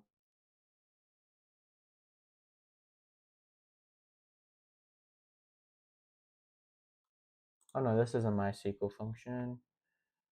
Extract year month.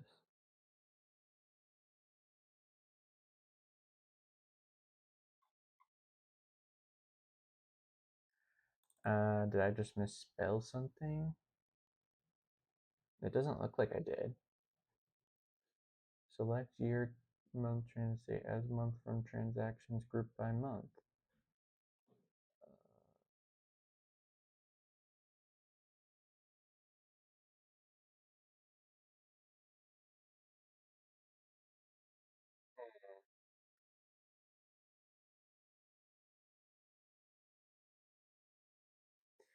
If I just did year, would that work?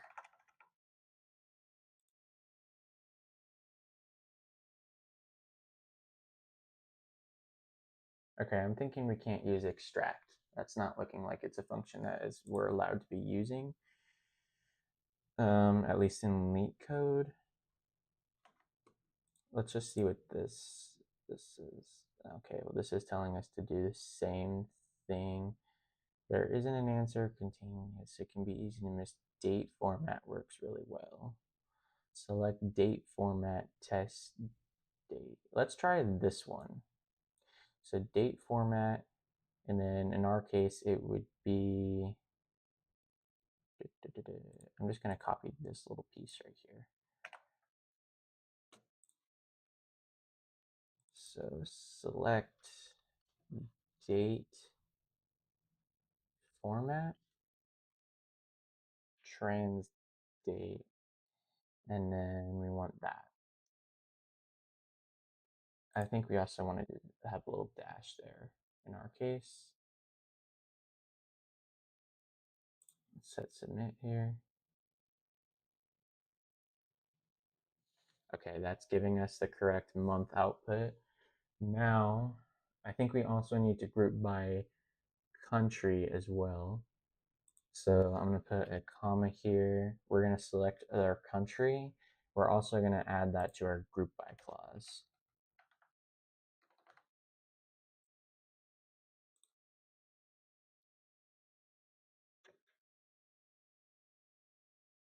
Okay, that's giving us the first two rows correctly.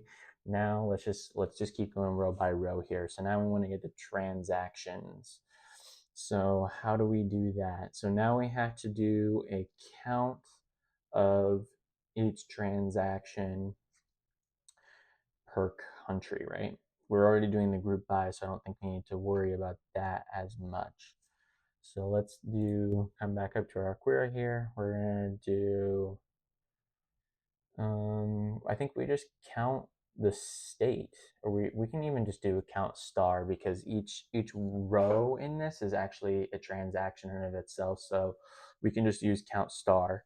So for this one, we just do count star, and then we do that as the trans count. Let's go ahead and try that one.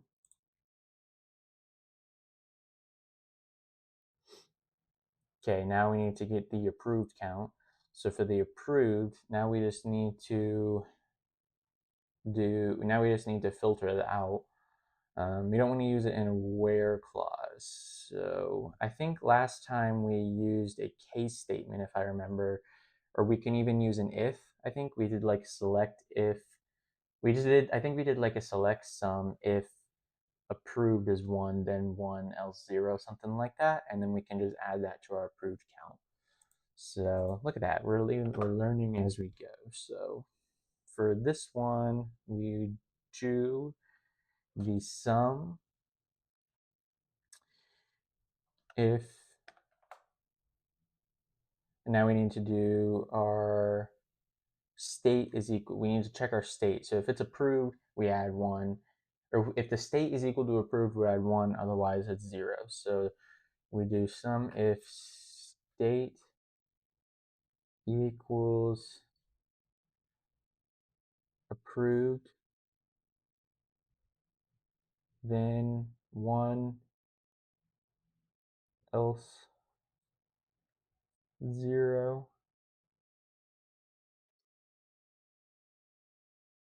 And then that's going to be the approved count.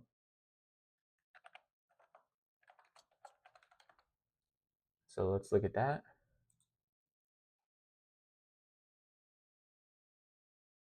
Okay, now we've got that correct.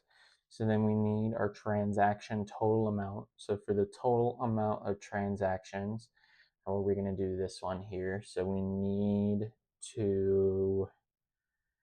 need to just add a sum if the transaction total amount. We need to add the sum to this column if it's approved. So I think we just can use basically the same logic we use for our approved count, but then just iterate on that. So we go from, let's do sum if, so let's do, the sum if the amount, can we like use multiple in our, yeah, we can use an and. So you can do like, if the state is, oh, no, this is just a total amount. So for this one, it's just sum of, we don't need to do any if here actually, just the sum of the amount. And then this can be the transaction total amount. Alrighty, so let's see if we get that one right. Okay, and then lastly, we just need our approved total amount. So this is where we're getting into the whole if thing. So then we're just going to do sum of the amount, or no, sorry, sum if amount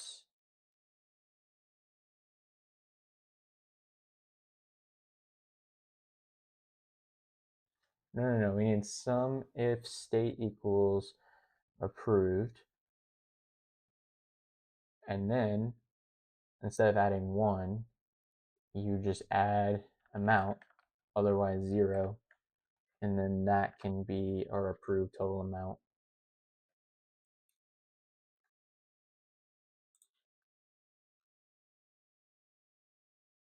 Okay, so that gave us an accepted case. Now let's see if there's any edge cases we missed. Otherwise, I think we might be done here.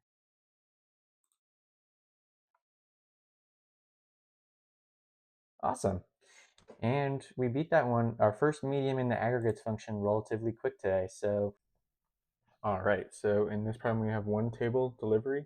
Delivery ID is the column of unique values of this table. The table holds information about food delivery to customers that make orders at some date and then specify a preferred delivery date on the same order date or after it.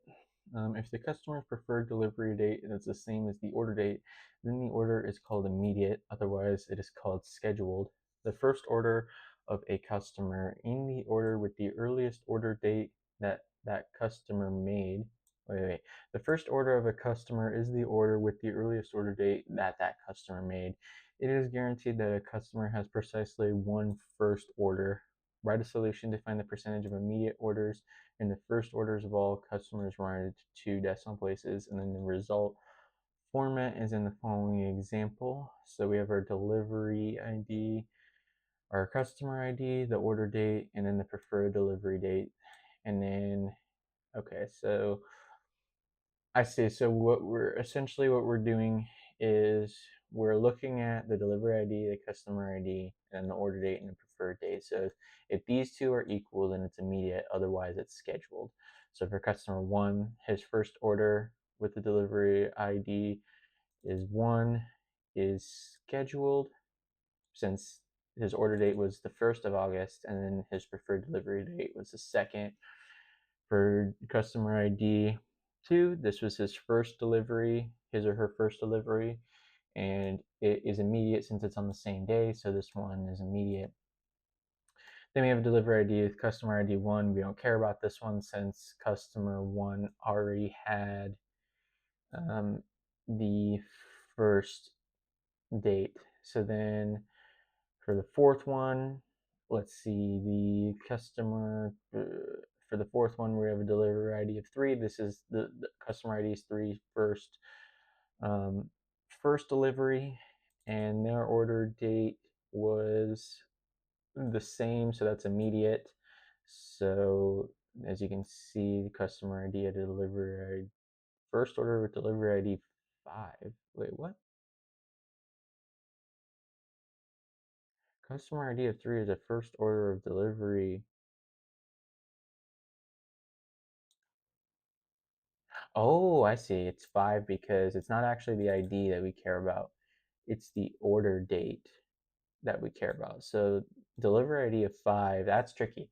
So delivery ID of 5 and the order date was August 21st, even though this one is delivery ID of 4. So then this one is scheduled since it's the day after. Then for delivery ID of 6, this customer 2, so we don't care about this one. And then 4, this is the first customer ID is for first 1, and it is the, yeah, okay, so this is, let's see, immediate. So then basically we have 2 immediates and 2 scheduled, so then we have an immediate percentage of 50. Okay, so I think the first thing that we're going to want to do is figure out how to organize this by the order date. Like we want to query this in, we want to make it in order of the order date first as we iterate through, and then we want to exclude, we only want to select the first instance of each customer ID. So how do we like order the dates? And that's gonna be hard to look up because we can't just do an like, it's probably gonna, if I look it up, what it's gonna say is to look at order by, and that's not, I don't want it to output in the order dates. I want to like iterate through it in the order dates. So how do we do that? Okay, let's see how to let's see how to organize. Let's see, or how do I phrase this? How to select the date? How to put the dates in order? This I'm trying to think of how I would even phrase this question because I don't want it to just say order by when I search it. How to select the first instance of a date in SQL? No.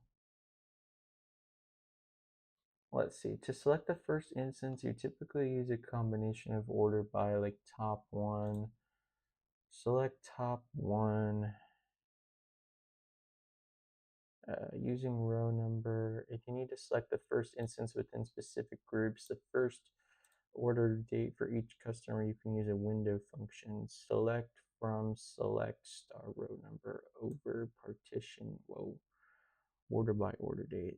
This query assigns a rank to each order for each customer based on the order date. Then it filters rows by the link, effectively selecting the first order for each customer. Okay, I think this is probably what we want. Maybe we'll try.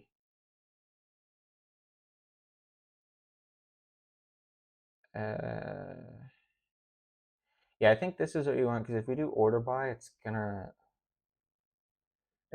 output.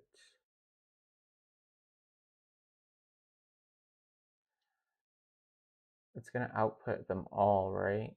Or not them all, but it's gonna it's still gonna compute it as we go through and do the computations. We only want to do computations on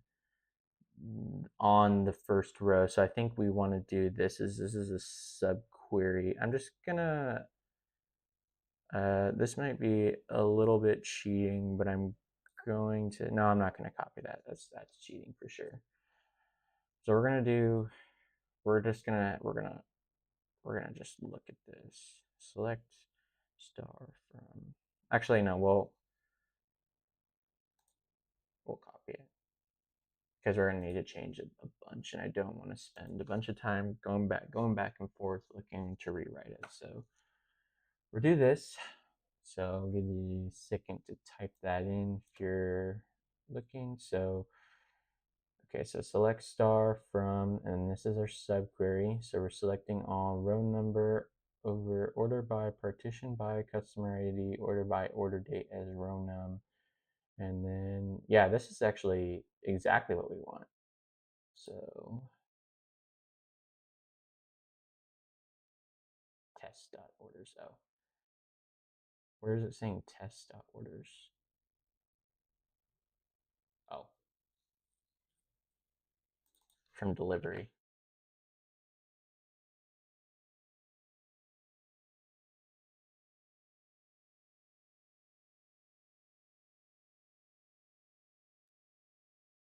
Okay, so let's just make sure this gave us the correct one. So this gives us delivery ID of 1. Yes. Delivery customer ID 2. Yep. Customer ID of 3. Yep. Or customer ID of 3 and gives us 5. Yes. And then 7 4. Yes. So this is how we wanted to get this. So okay. Now we need to, instead of selecting all, now we just need to calculate the immediate percentage. So coming back up here, now we need to, basically, we need to iterate over the dates, do a date diff, compare if the order date and the customer preferred delivery date is the same, and then we need to sum that up and divide that over the count of the total rows to get the percentage. So I hope that makes sense. Essentially, what we're doing is we're iterating through these rows. We're doing a date diff.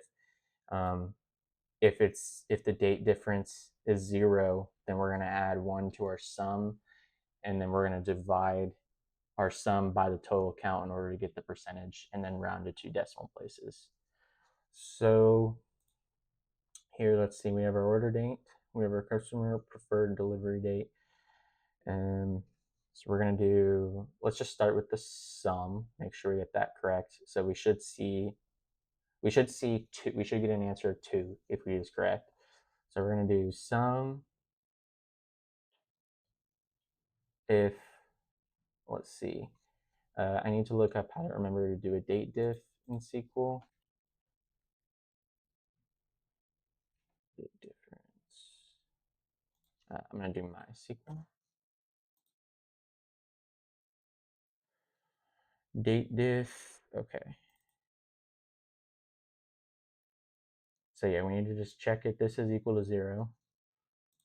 So sum if date diff of order date and customer pref delivery date equals 0, then that's 1 else 0, and then let's just label this as immediate percentage for now. Percentage. So we should get, remember, we should get 2 if we did this correct. Okay, so we got 2. So now we just need to divide by the total count. So now we need to do sum and round to 2. So we need to do sum of this, and we need to do divide by count of star, and then we need to wrap all of this in a round. So we do round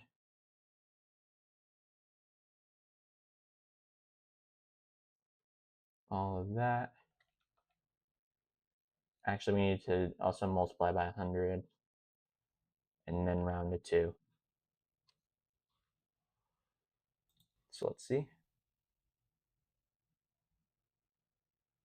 Okay. That looks like we have the correct answer here. I don't know if it made us check for nulls, so I'm going to go ahead and submit and see if there's any edge cases we missed. Okay, and we got the answer right here too. Table, you have player ID, device ID, event date, and games played. Player ID and event date is the primary key, a combination of the column with unique values of this table, and this table shows the activity of players of some games. Each row is a record of a player who logged in and played a number of games, possibly 0, before logging out on someday using some device. Write a solution to report the fraction of players that logged in again on the day after the day they first logged in, rounded to decimal places. In other words, you need to determine the number of players who logged in on the day immediately following their initial login and divide it by the total number of players. So the result format is in the following example. So we have player ID of 1, device ID of 2. He logged in on March 3rd, played 5 games, and then he logged back in on the same device the next day, so that would be counted. Let's see, player number 2, he logged in on device 3 on June 25th, and then he didn't log back in again, it looks like, because that's the only player ID we have. So then player, for him at least, him or her, then player ID 3 logged in on device ID 1 on March 2nd, didn't play, and then didn't log back again until he was on a different device, and that was not the day after. So only the player with ID 1 logged back in after the first day he had logged in. So the answer is 1/3 since there's 3 players. So let's see, do we care about what device they're using? Based on this description, I don't think we care if they logged in on the same device or not. So I don't know if we care about device ID at all.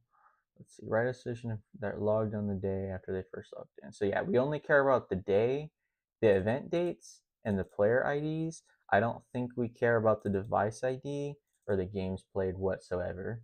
So okay, let's start here. So first we need to select all the player. We need to select the distinct player IDs, and no, not the distinct. We need to select the event dates, and then we need to check and see if the event date of the next time that player logged in is 1 day ahead of the previous event date. So how do we have to do a self join here to do this, to get to make sure that these are on the same row? Let's see. I'm gonna look up how to compare one row from how to compare a value from the following row to the previous row in SQL. Compare following row value to previous row value. Not interested. Okay, I think we used this before. Select the lag.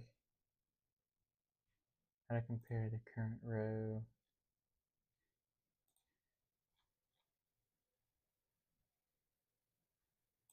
The question is,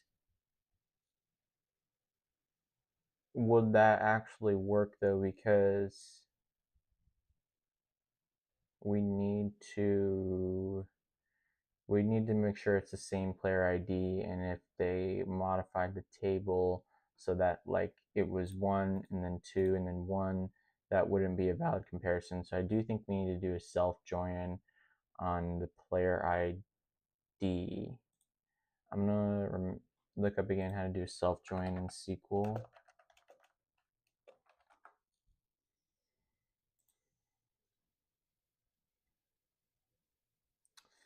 Select A from customers A, B, or A.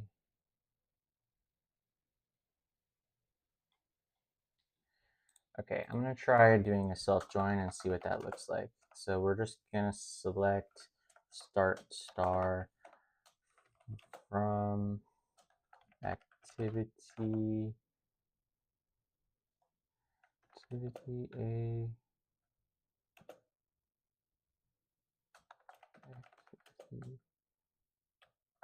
B, where A dot player ID equals B dot player ID. I'm gonna run that real quick.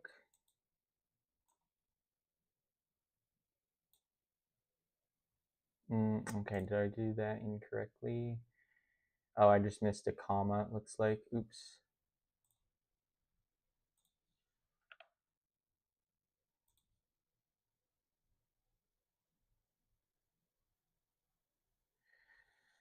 Okay, so then we have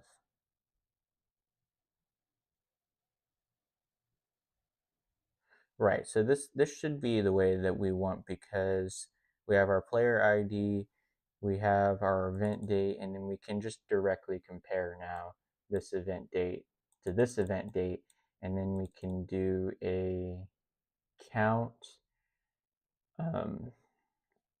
We can do a count of the total to make sure that we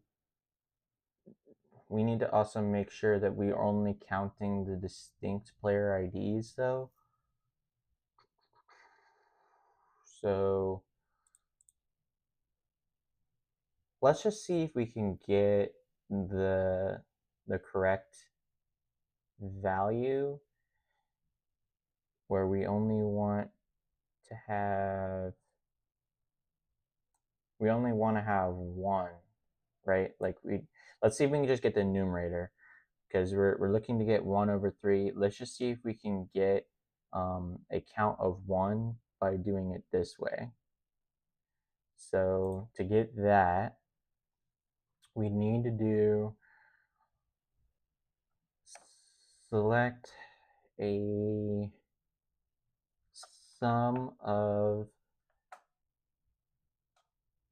so it'll be sum if a dot event date, oh wait, we need to do a date diff, date diff a dot event date minus b dot event date equals 1,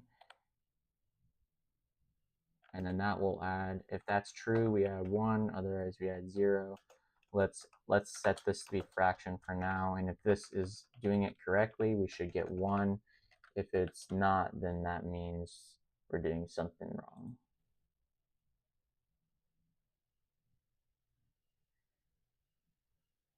Invalid parameter date, invalid parameter count. Oh, wait, date diff. My bad. This actually needs to go outside of this.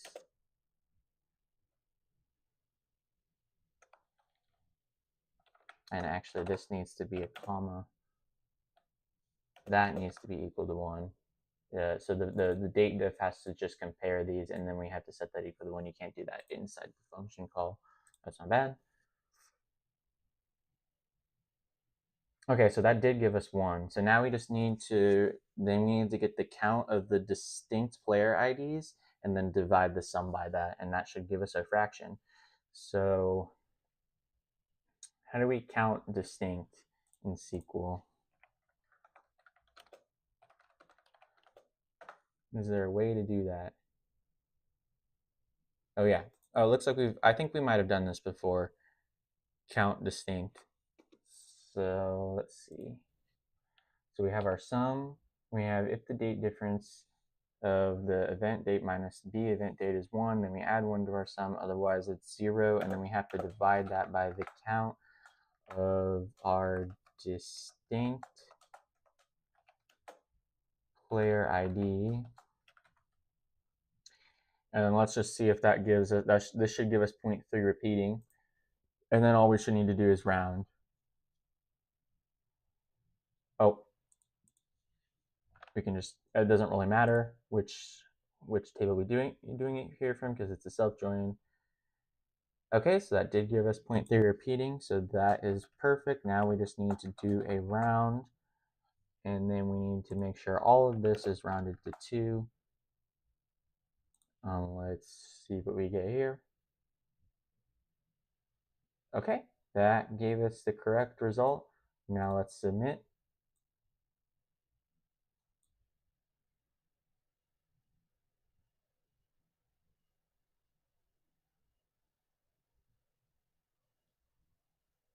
Okay, we got the wrong, so this way I'm doing it worked for this test case, but it did not work for all of them. So I'm going to use this test case here to try and understand what is going wrong.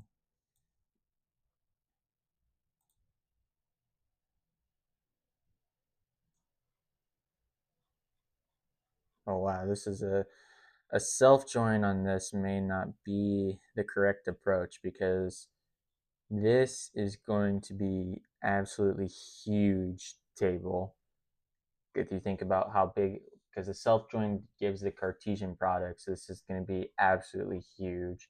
So maybe we need to be doing a different approach than the way that I'm doing it. Okay, I'm going to come back up here. Give me a second to think about this.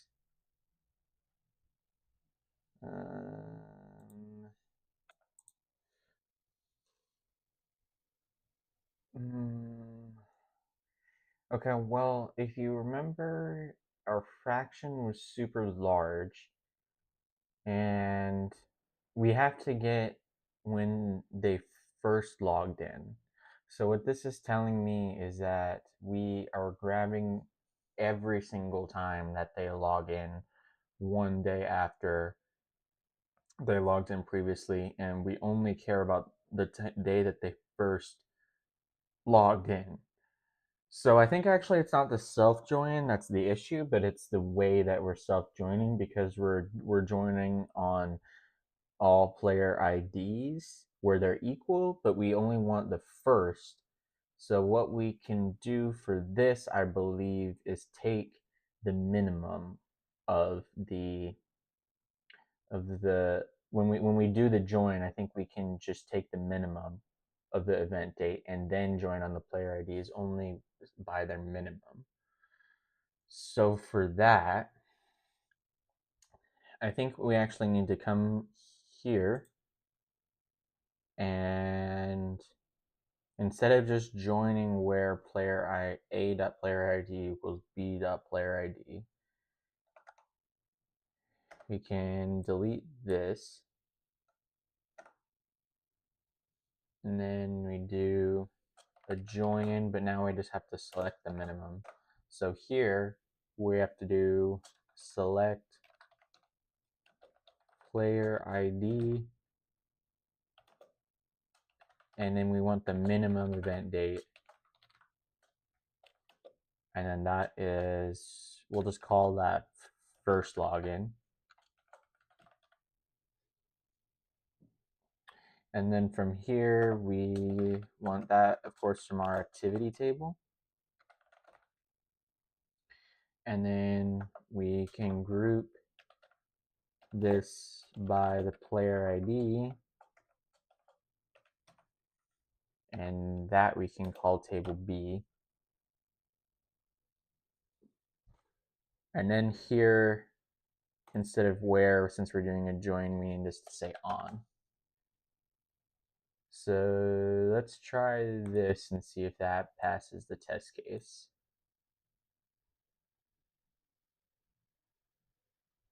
Unknown column B dot event date.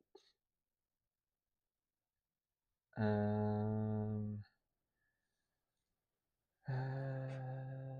dot event date.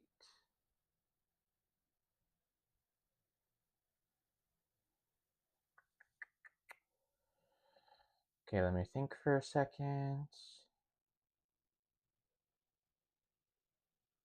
Oh, because this is still comparing them all. We need the first login. Let's try that again. Okay, that gave us the right answer. And then we submit. And there we go for today. So we've got the number of unique subjects taught by each teacher. So we have our subject ID, our department ID, as our primary key, which is a combination of columns, the unique columns of this table. Each row in this table indicates that the teacher with teacher ID teaches the subject ID in the department ID. So we want to write a solution to calculate the number of unique subjects each teacher teaches in the university, and then return that result table in any order. So the result format is shown in the following example. We have teacher ID, we have our subject ID and department ID. So teacher ID of 1, teaching subject ID of 2 in the department 3. Teacher ID of 1, teaching subject ID of 2 in the department ID of 4. And so if here we have a count for 1 with a count of 2, they teach subject 2 in departments 3 and 4. And then for teacher ID of 2, they teach subjects 1, 2, 3, 4, all in department 1. So their count is 4 because they taught subject 1, 2, 3, and 4 all in department 1. So essentially what we want to be doing here is just counting the for each distinct teacher ID, if they teach a subject in for how many different subjects they teach in each department. So let's get started on that. So we can do select, and then from here we need to count the distinct teacher IDs but we need to have a sum of, let's see, you need to have a sum of the distinct subject IDs in each department. I think that is what we want. So I think we don't even really need to be worrying about we don't even need to be worrying about the department ID at all. I think we just count for each teacher ID, we need to count the distinct subject IDs that they teach and then group by teacher ID. So let's see. We need to have count distinct subject ID as CNT, and then we also need to select our teacher ID, and that is going to be from our teacher table, and then we just group by teacher ID. Let's see what we get here. Okay, that gave us the correct answer.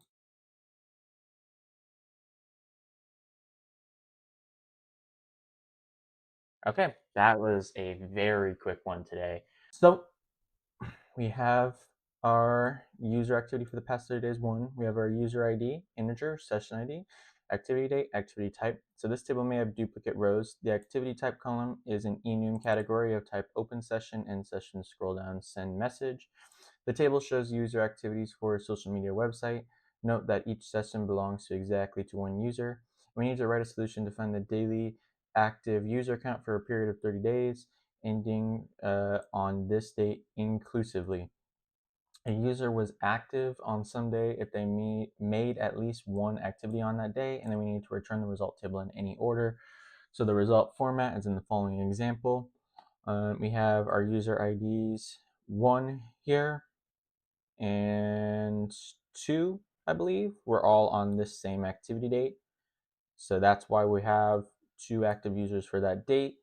If you can see, we don't actually care about the type of activity they were doing. So user 1 made multiple activities. User 2 only made one activity, but we're only counting 2 because we just care if they were active on the day. We don't care what they did.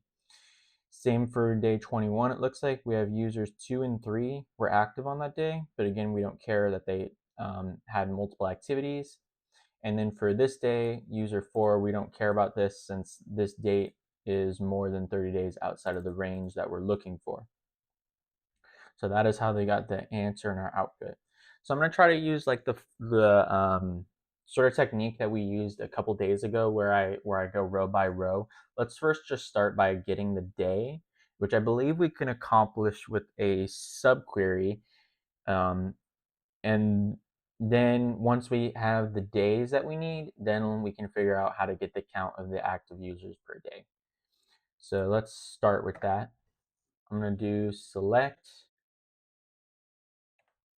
and then let's see. Let's do our subquery first. So actually, I'm going to come back here. We're going to do from. And remember, we did this for our subquery. So then we do, in our subquery, we do another select.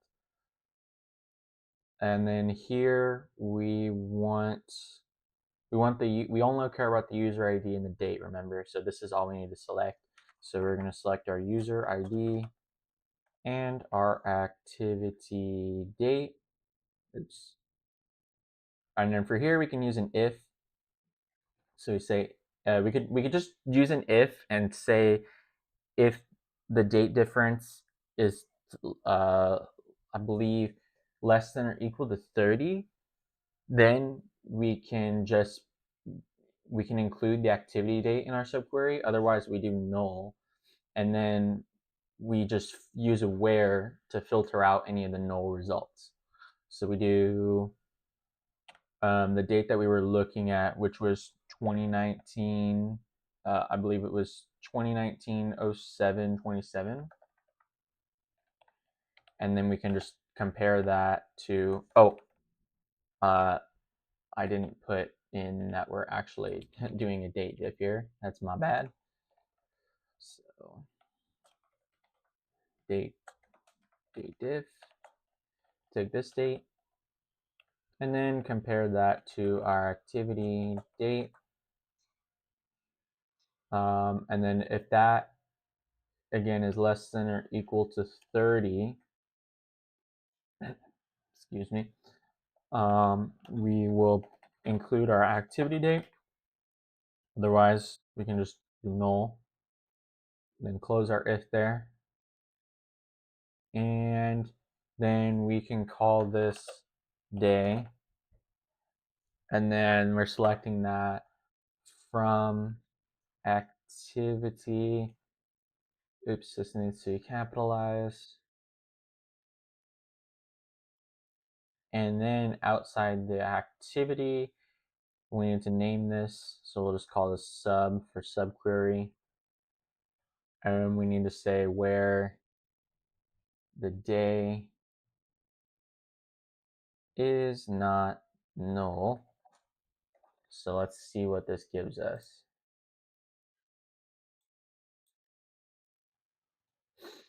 Okay, let's see, what did I do wrong here? I think you just can't do like a select like that. We're just gonna do star for now.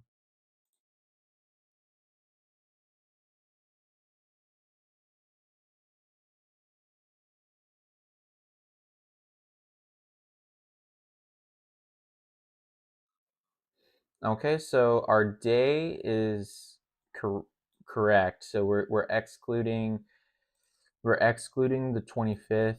Now we need to do a group by, I believe, and that's why we're seeing the days pop up multiple times. So here we do group by, would it be our activity date or our day? I think it's by our day. Oops.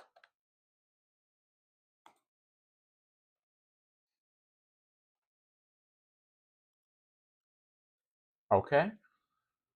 So that is perfect. Now we just need to figure out how do we only get, if we come back here, can we only select the day? Let's try that. Okay. Now we have our day working, so let's try to get our active users. I believe this is going to be another instance where we use count distinct. So I think we're going to do something like count distinct user IDs, and then we can call that our active users because that's what they want us to name the column. So let's try that. And there we go. So that gave us the correct result. Let's submit and see if we pass all the test cases. Okay, we got one of them very wrong.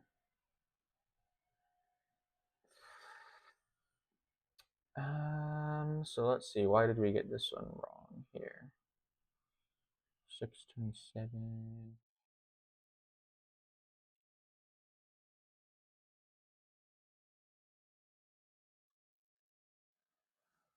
I wonder if we're just like adding an extra day.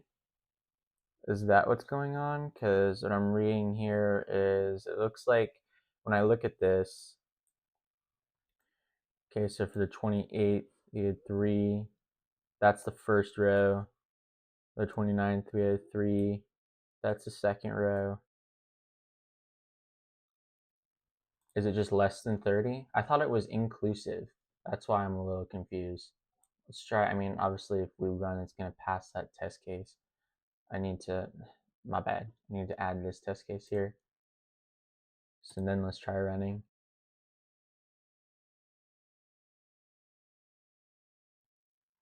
Okay. Let's try submitting.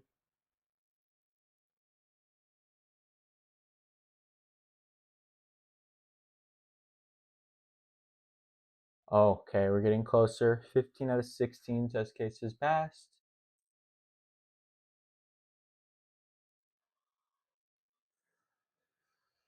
So for this one, it also has to be,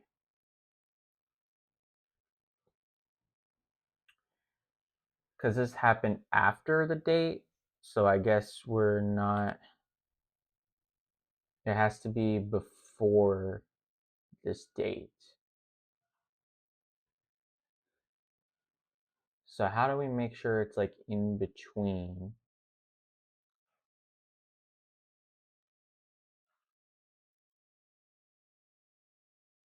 So if the date diff, I'm a little bit confused why if it's less than 30, how is it still pulling days that are after?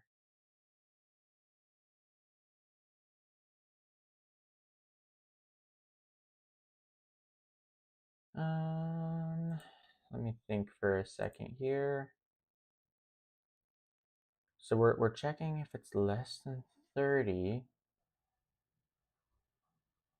So we know that the date diff has to be less than 30. But maybe instead of using date diff, we can just choose. We know the earliest date based on this test case, right, is the 28th of June. So we can choose. We can just say if the date is between the 28th of June and um, the 27th of July, then add it. So instead of using date diff, let's just get rid of this and just say if the activity date is between, that's going to be 2019-06-28, I believe. If it's between that and then the date that we're looking at, which was the 27th of July, so that'd be 2019-07-29, then add the activity date. Otherwise, it's null. So then we don't get dates that are in the future, because that's what our problem was there. And then that actually gives us the wrong date. But wait, how in the world? How in the world are we getting the dates outside that range? So the day has to not be null. But wait a second. We're getting dates that are outside of the between range that we selected. That's what I'm a bit confused about. How is that possible?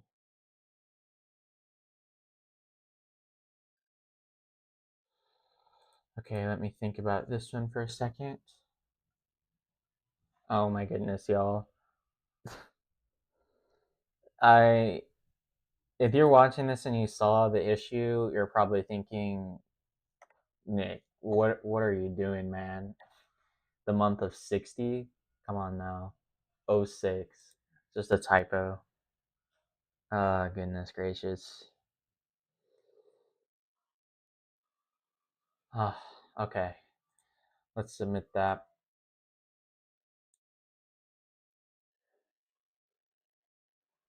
Oh boy. Okay, so as far as runtime, it looks like using the subquery solution was pretty terrible. Okay, so problem 1070, product sales analysis 3. We have our sales table with column name, sale ID, product ID, year, quantity, price. Sale ID and year is the primary key, combination of columns with unique values of this table, and product ID is a foreign key reference column to the product table, which it doesn't seem like we have in this question. And then each row records a sale of a product in a given year, A product may have multiple sale entries in the same year. Note that that is the per unit price. Write a solution to find all sales that occurred in the first year each product was sold. For each product ID, identify the earliest year it appears in the sales table. Return all sales entries for the product in that year. And return a table with the following columns: product ID, first year, quantity, and price. So in here in this sales table, we have sale ID of 1, product ID of 100, that was in 2008, 10, and then the price was 5,000. Then it looks like the next sale ID refers to the same product, but it was in the next year at a quantity of 12 with a price of 5,000. And then on our sale ID of 7, we have a product ID of 200, year 2011, quantity of 15, and price of 9,000. So for our product IDs, we only care about this column and this column. Reason why is because we're counting our distinct product IDs, it seems, and then we only want to get the first occurrence where it's the minimum year of that, and then we want to then from that get the quantity and the price where it was the first year. So I'm going to kind of approach this going column by column. Let's start by getting our unique product IDs. Then we'll figure out how to get the first year. Then from there, we'll get the quantity and the price.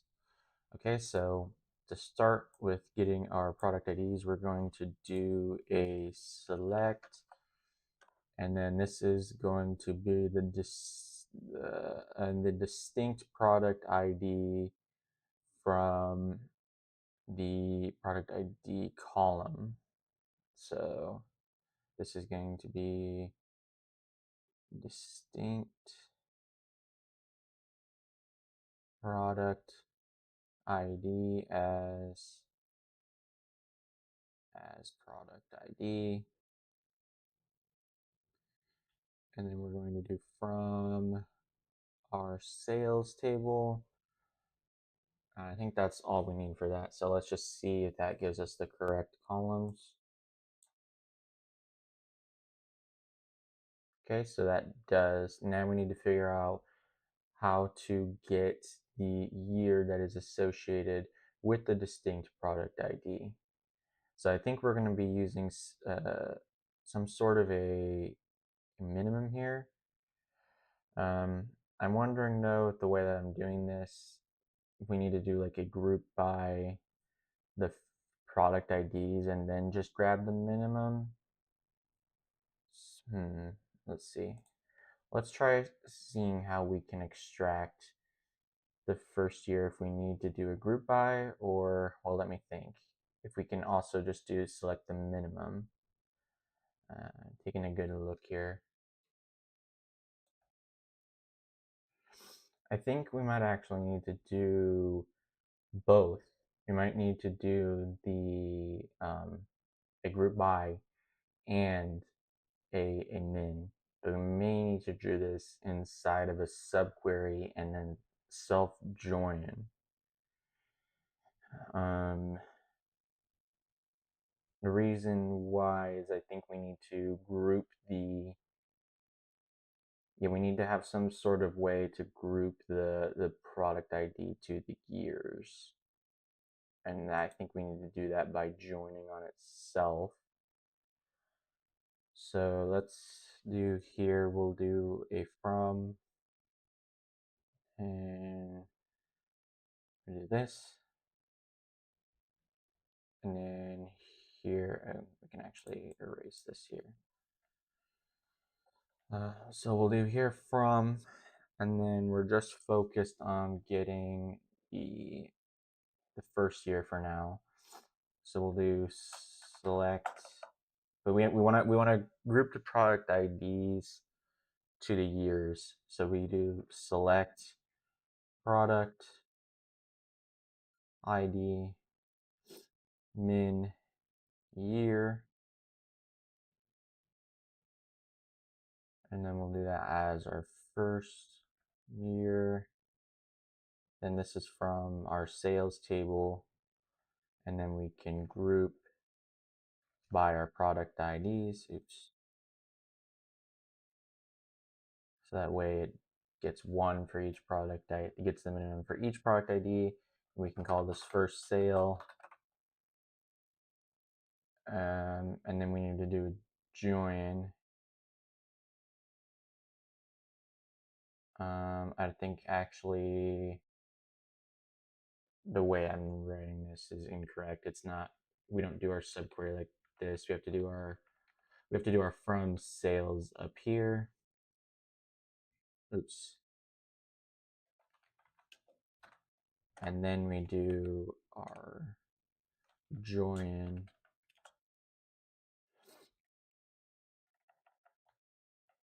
on our first sale.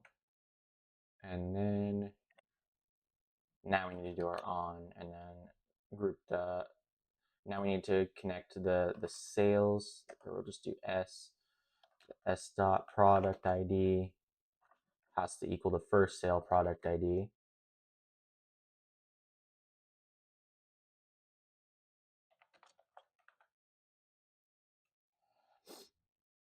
And then let's try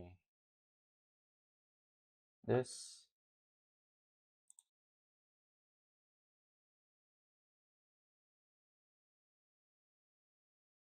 Product ID. Oh, loop s dot. So try again.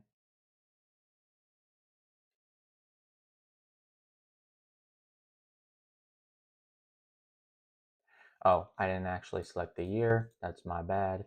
So here we're selecting our product IDs. Now we also need to get the year. So s dot year as the first year. Let's try again.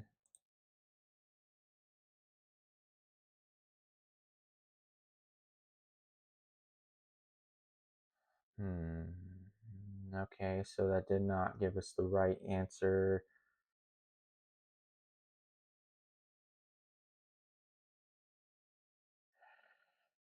I think, let's see, so here we have first year 2000. Oh, we're not, it's just grabbing all the years. I think we also need to, in our on condition here, we need to join the years together. So it needs to be an s dot year is equal to first sale dot year, because we want the minimum. We want to join on the minimum year. We're not actually doing that. We're just group joining on the IDs. Oh, unknown column first sale dot year. Does it need to be first year?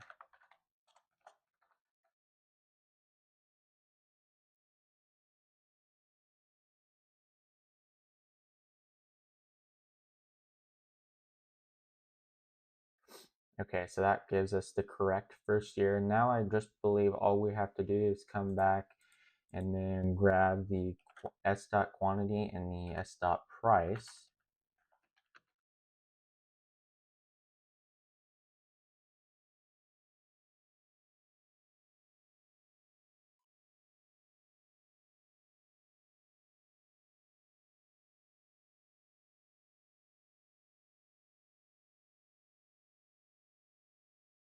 And I don't actually know if we need to add in the distinct anymore, since, or even label this as product ID, because I think we're already doing that in our join, so it's a bit redundant. Just see if that speeds it up a little.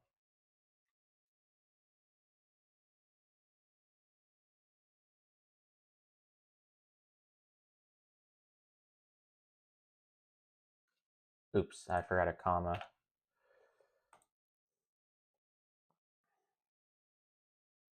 Yep, that makes it a little bit faster, so we don't need to be doing that distinct. And let's submit here and see what we come up with. And there we go. We solved our first medium problem in the sorting and grouping segment. Easy, as we've seen in the past. So Anyways, let's start. So 596 classes with at least 5 students. So we have student in class is the primary key, and there are a combination with unique values for this table, and each row of this table indicates the name of a student in the class in which they are enrolled. We need to write a solution to find all the classes that have at least 5 students, and then return the result table in any order. The result format is in the following example. So we have our courses table with student A, who's in math, B, English, C, math, D, biology, and so on. The only one we're outputting here is math because there's 6 students in it. English has 1 student, so we don't include it. Same with biology and the class of computer. Um, so I'm assuming that what it means by unique values here is that the student is all they're never going to be duplicated. Um, so that would make it easier. So then we don't have to worry about counting distinct. So I'm going to start with that assumption that that's what it means, but we may need to then modify our query if, for example, what I'm not noticing in this table is like student A is only in math. He's not in English or anything else. But I'm thinking here is we have to basically do um, a count in the class, and then we have to do a group by, and then we're going to use the having clause since we're going to be using an aggregate function after we're going to be using an aggregate function after we've already grouped. So then we don't use where, we use having. So let's start with this query. So we're going to do select, and then we're going to do uh, class, and then that is going to be from our courses table, and then we're going to do group by, and then we're going to do group by class, and that is going to be having the count of the class greater than 5. So let's try this. Oh, at least 5. I'm sorry, so it's going to be greater than or equal to 5.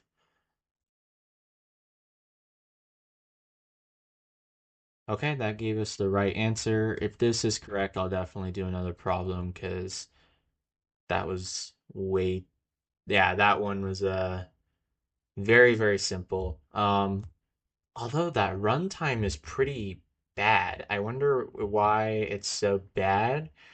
Does it have an editorial? No, I have to be subscribed. I wonder if like there's a solution that has. Okay, well, this person had the same one that I did. What's the optimized one? The same one. Is it just that we just got unlucky? I don't really. I wonder if I did count star here, if that makes it a little faster.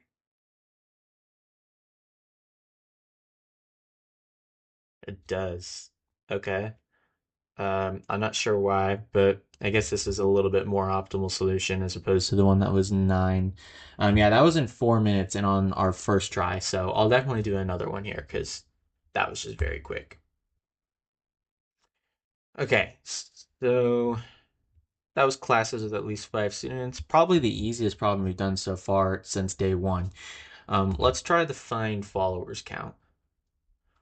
Okay, so in our followers table, we have our user ID. Our follower ID is the primary key, a combination of columns with unique values for this table, and this table contains the IDs of a user and a follower in a social media app where the follower follows the user. We need to just write a solution that will, for each user, return the number of followers and then return the result table ordered by user ID in the ascending order. So the result format is in the following example. We have our user ID and follower ID 0, 1, 1, 0, 2, 0, 2, 1. Okay. We just need to return the number of followers for each one, as I'm seeing it. So user 0 has 1 follower here. User ID is 2, right? They have 2 followers. They have 0 and 1. So, I mean, looking at this, kind of what I'm seeing is we really just care about the count of each distinct value in this user ID table because we're looking at, so here, yeah, user 0 has 1, is listed here one time. The value, their follower count is one here. User ID of one is listed here one time. Their follower count is one, and then list user ID 2 here is listed 2 times, so their follower count is 2. So I don't think it says anything about it being distinct, just a number. So let's try this one. So we're gonna select, oops, did not. We're gonna select the count of the distinct user ID, right? Uh, from our followers table. And then let me come back up here. So this is gonna be our followers count. And before this, we actually need to say we need to select our user ID still. Count the distinct user ID as the followers count from followers, and then we're just gonna do a group by our user ID. And let's see if that gives us the correct answer here.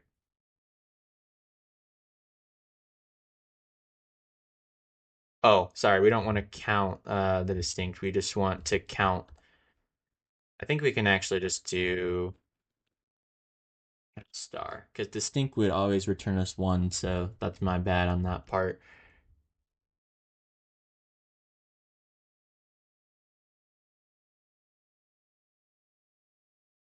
Okay, and then let's go ahead and submit that.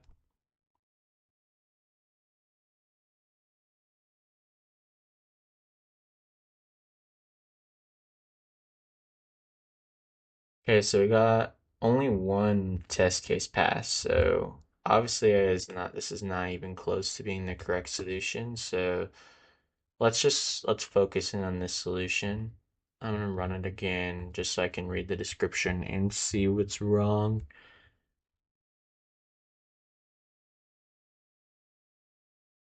Oh, I think the count is actually fine.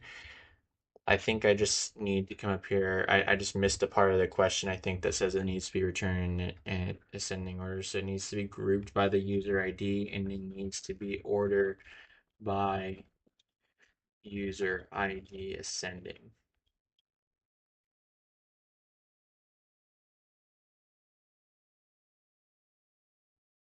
Okay, that fixed our problem. Now let's run again.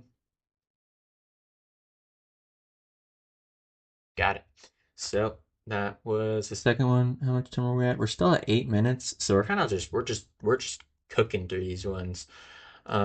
Table may contain duplicates. In other words, there's no primary key, and each row of this table contains an integer. A single number is a number that appeared only once in the My Numbers table. Find the largest single number. If there is no single number, report null. So the result format is in the following example. Okay, so we have 88331456. The biggest number is 6 because it only occurred in the table once, and it's the biggest out of the numbers that occurred in the table once. So that makes sense.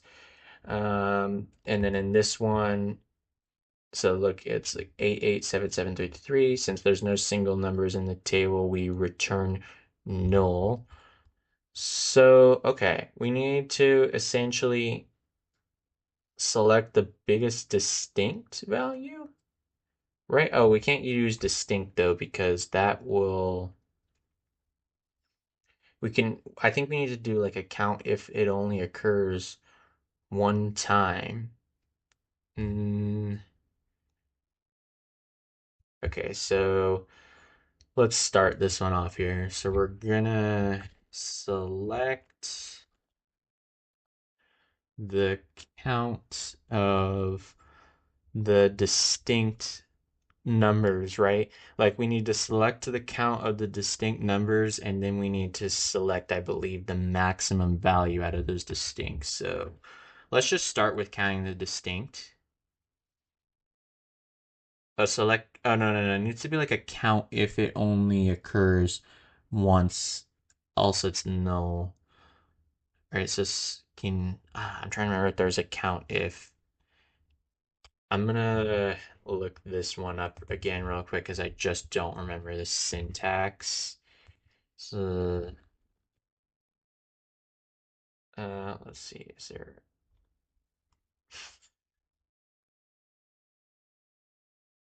equal syntax? Where's like the count? Aggregate functions. Ignore values except for.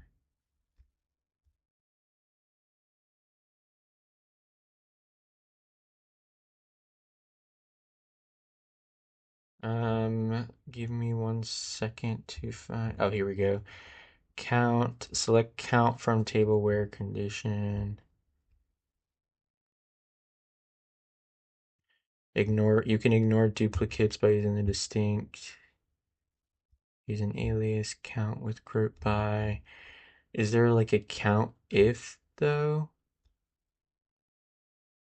Okay, maybe we could do like count distinct and then do where the count is one.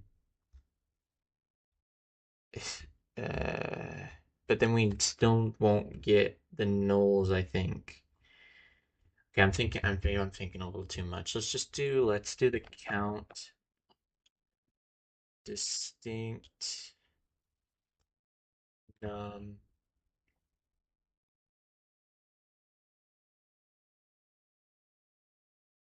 Oh wait, we actually just want to be selecting the nums. That's the first mistake.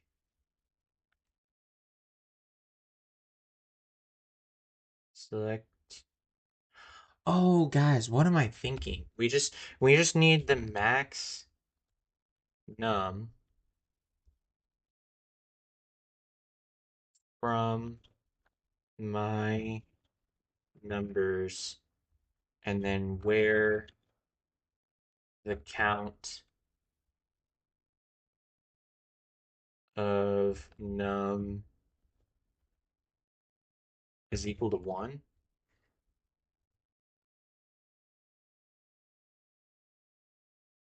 Invalid use of group function. Okay, which group function? Invalid. Am I using max incorrectly or am I using count incorrectly? Min and max. Select max price. Select max. Where?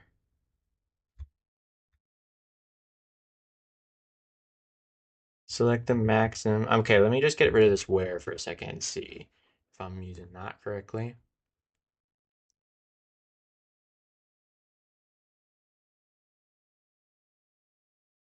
Also, this needs to be as num. Okay, so that's not the max. And then we need to come back here and now we just need to get where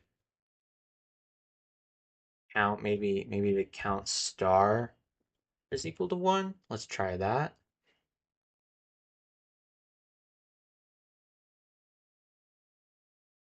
Invalid use of the root function. Okay. Let me take a look here for a second.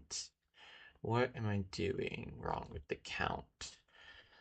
I'm gonna come back. I mean, this count isn't telling me much.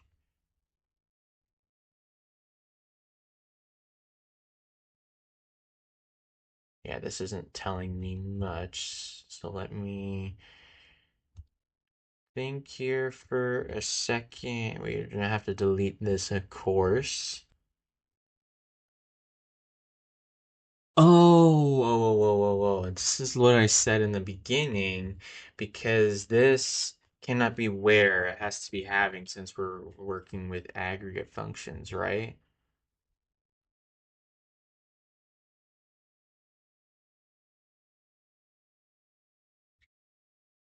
Okay, that didn't give us a syntax error now, though.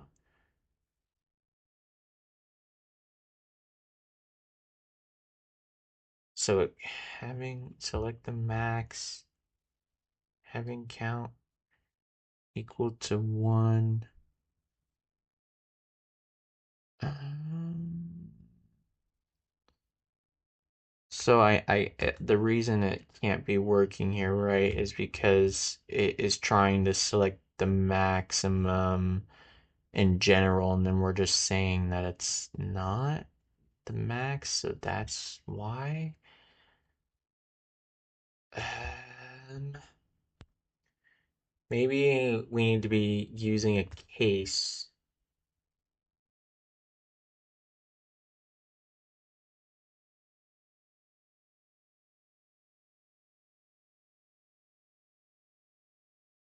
Select.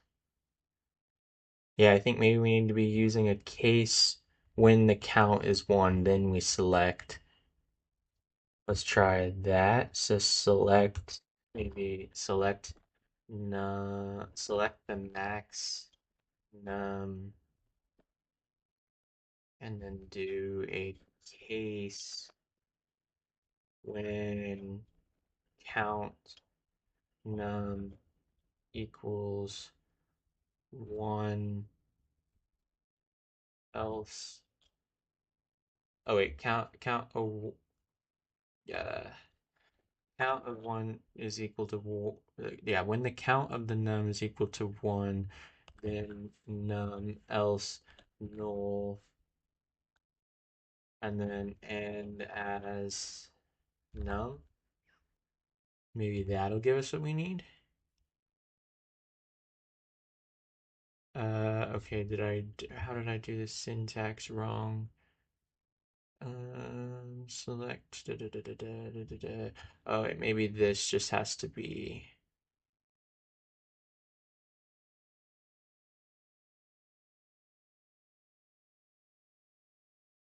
I'm just gonna run this and see if this just gives us these just the ones where the number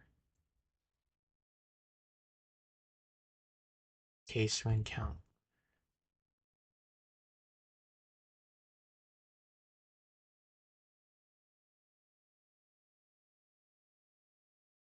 star.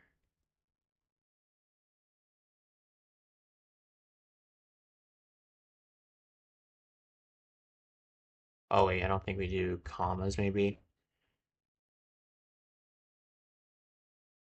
try this again.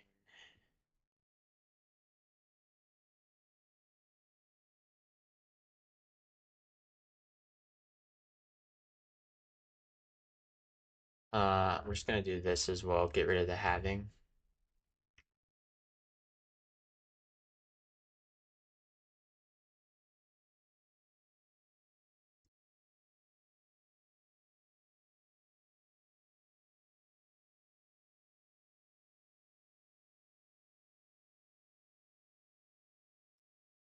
Then maybe we do group by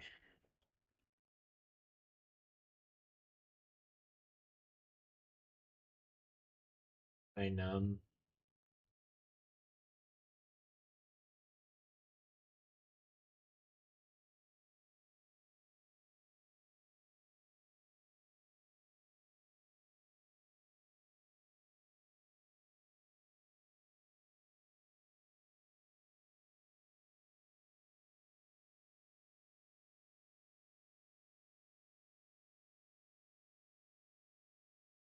Okay, so now we have all of them. Now we just have to filter out and get the maximum right.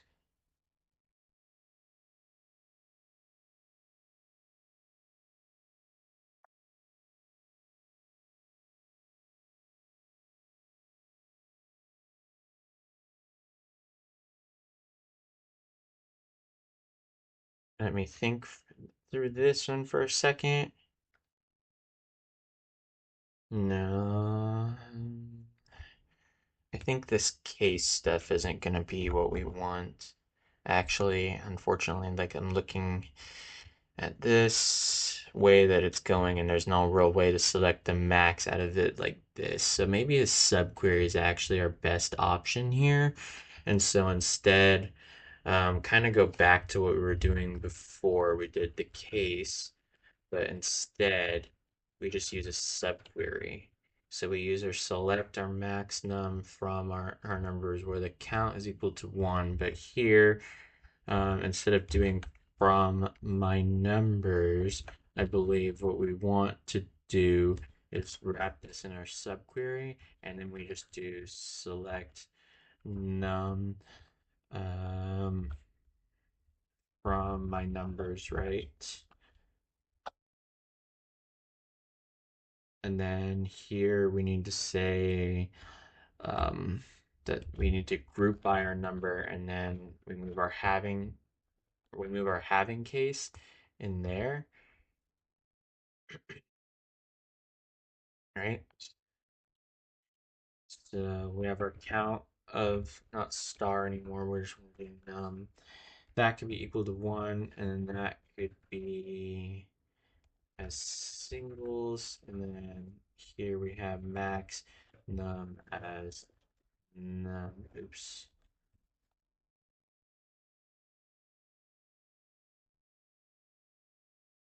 And then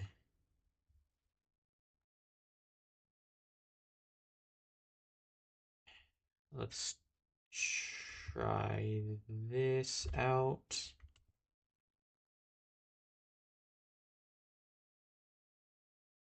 Oh, okay. So I think this is actually all we need because now we're just doing it in our subquery. So we have our max numbers, our numbers, select that. Okay, let's submit this. I'm gonna be honest, I didn't expect that that would be the answer, but I guess I thought I was gonna have to add something after the subquery, but I guess that's all we needed. Okay, so it we're on problem 1045, customers who bought all products. So we have our customer table, and this table may contain duplicate rows. Customer ID is not null, and then product key is a foreign key. Reference column to the product table, and then we have our product table, where product key is the primary key with column with unique values to this table. And we need to write a solution to report the customer IDs from the customer table that bought all the products in the product table. So then we need to return this result table in any order. The result format is in the following example. So we have our customer table with IDs 1, 2, 3, 3, 1. So, and then the product keys of 5, 6, 5, 6, 6. We have our product table with product keys of 5, 6. And then when we return 1 and 3, why is it doing that? Well, that is because customer 1 bought product 5 and product 6, which are all the products in our products table. Same with customer 3, they brought product 5 and product 6, both the products in our products table. Customer 2 only bought product 6, and that does not include all of them, so they do not get counted in our output table. So, okay, the way that I'm looking at this is first we need to select all of we need to group by the customer IDs, of course, and then we need to figure out all the distinct product keys in the product key table, and then we need to count. We need to group the instances where the count of the customer IDs that have each of the distinct product keys is equal to the distinct product key count in the product table. So I hope that kind of makes sense with my thought process there. So to start, I just want to see what the table looks like if we select our all of our customers and then group by them. So let's just do a select customer ID from customer, and let's just do group by customer ID.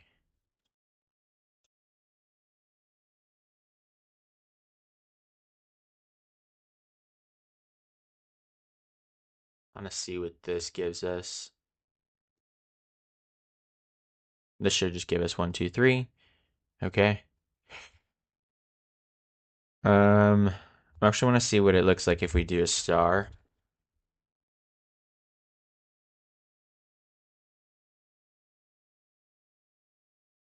It just gives us the first product they bought. Okay. So we know we only need our customer ID. And we know we need to group by since we only need one instance of the customer ID in our final table. Um, so since we're doing group by, we know that we need to filter now where we only want to include the customer's ID that um, have the have the same count of the number of distinct product keys in the product table. So for that, we're going to have to use a having, I believe, since we're doing group by, we cannot use where. So here in our group by clause, we want to come down, we want to say having, we want the count of the distinct product keys to be equal to uh, the we want the count of the distinct product keys to be equal to the count of the distinct product keys per customer in our customers table.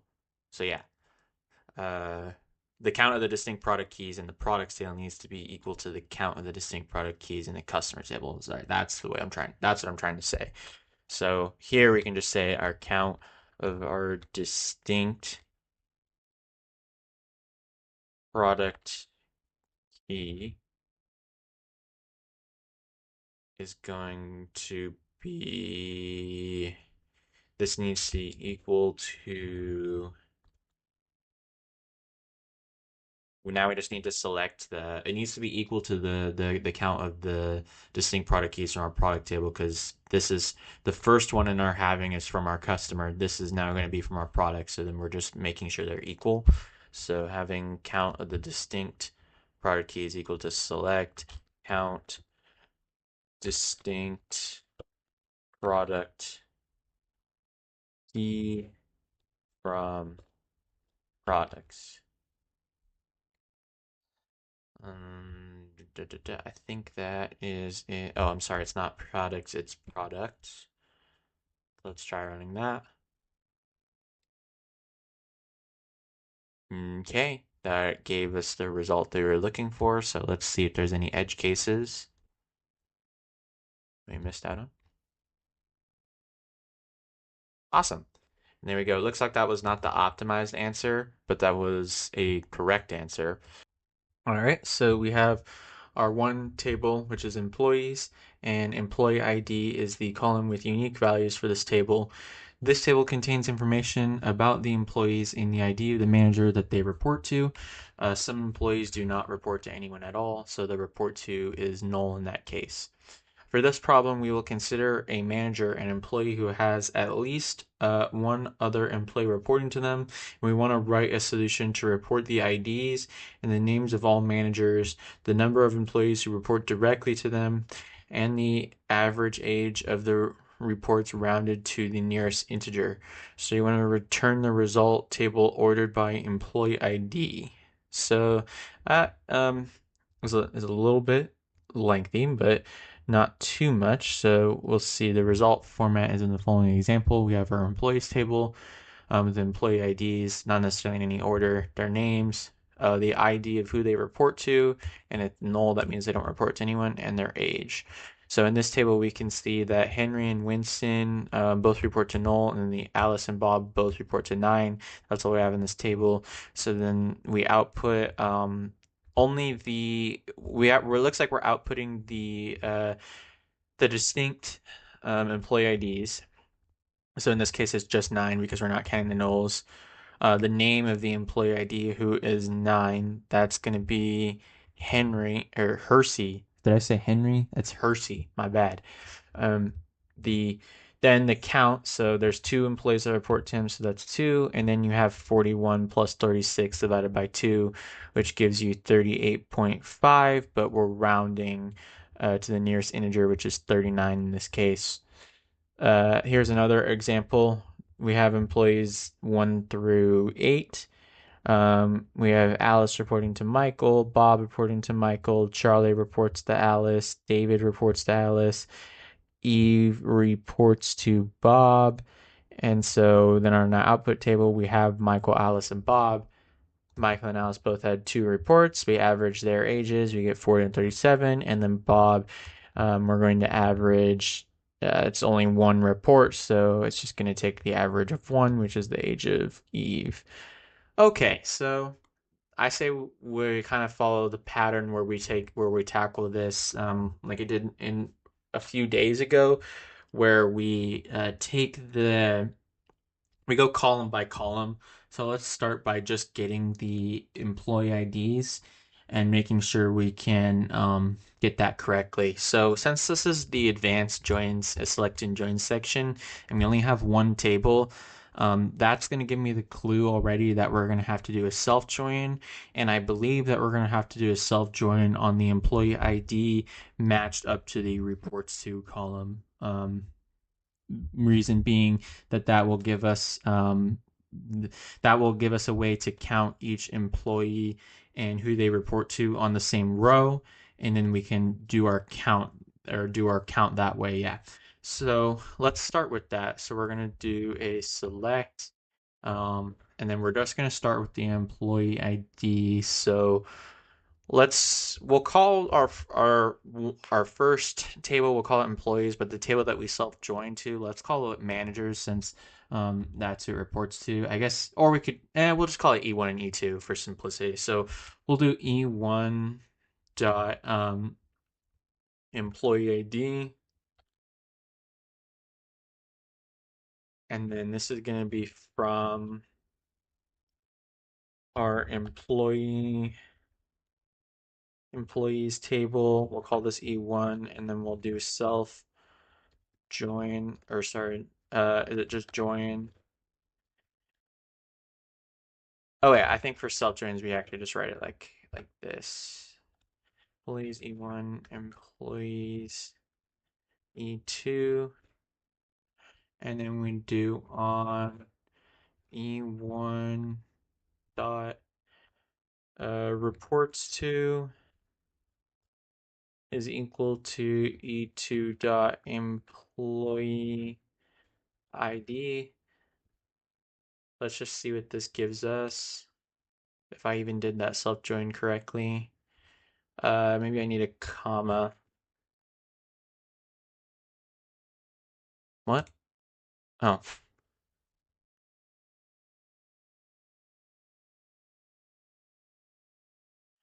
E1 dot reports to E2 dot employee ID.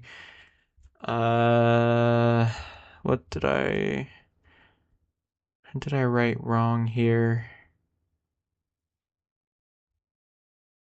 I'm just gonna look up the syntax for self join because I kind of forgot. Oh, it has to be where. My bad.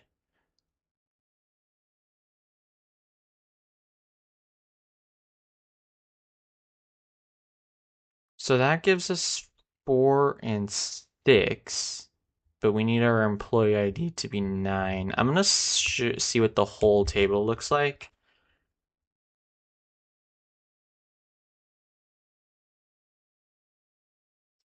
Okay, so we actually need E2 dot employee ID since we're looking for the managers. So this should be E2 dot employee ID, and then I also believe we're gonna have to do a group by, and we're also gonna have to get the name. So um, let's do the group by first. So we'll do group by.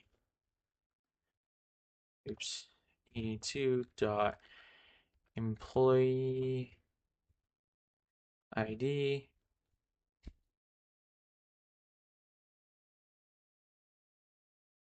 Okay, so that gives us the correct employee ID. Then we can come back up here. Now we need to select our e2.name.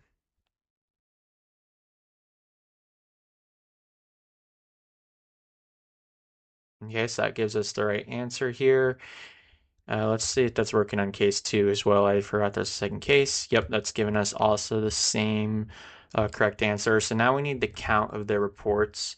So I'm gonna comment this out for a second just so I can see what we need to count again.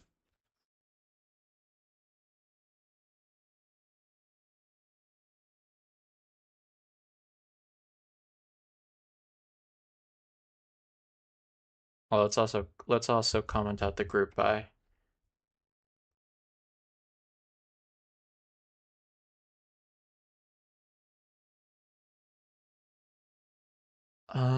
Okay, so we need to count just how many reports there are. So I think we just do a count of e2.employee ID, and that should give us the what we need.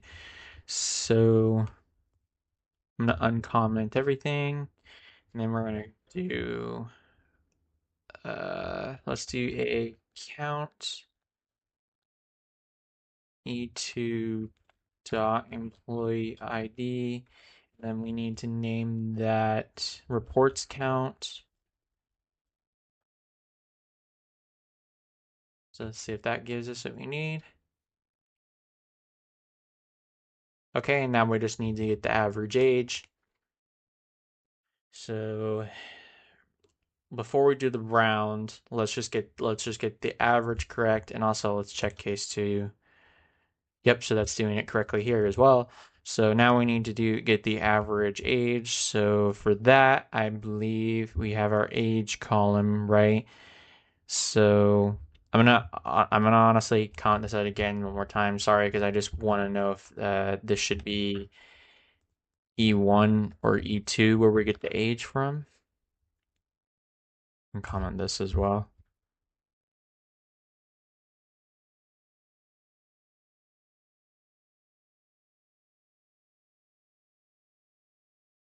So yeah, we want to get E1.age as you can see, because for E2.age, this is just the age of the manager, but we need the age of the employees. So this one we want to do E1. So I'm gonna uncomment everything, and then I'm gonna come back here, and then we need to do average. Um, we need the average of E1.age, and that we'll just call this average age. Let's see if that gives us, and then I believe all we need to do after that is round.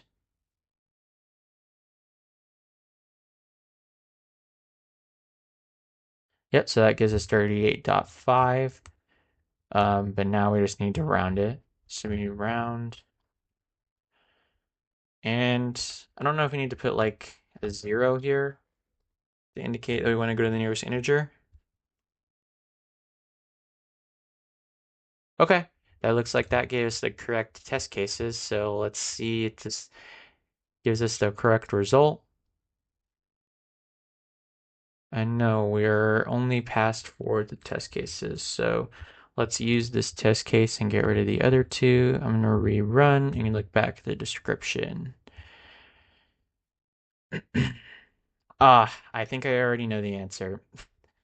Um, I think it's just as simple as we missed the last, or I missed the last sentence. Maybe some of you guys already saw it, but we need to do an order by. You need to do an order by E2 employee.id. Try again.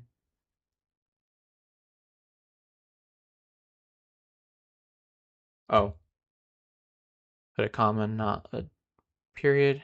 Why am I? Okay, there we go. And now let's submit.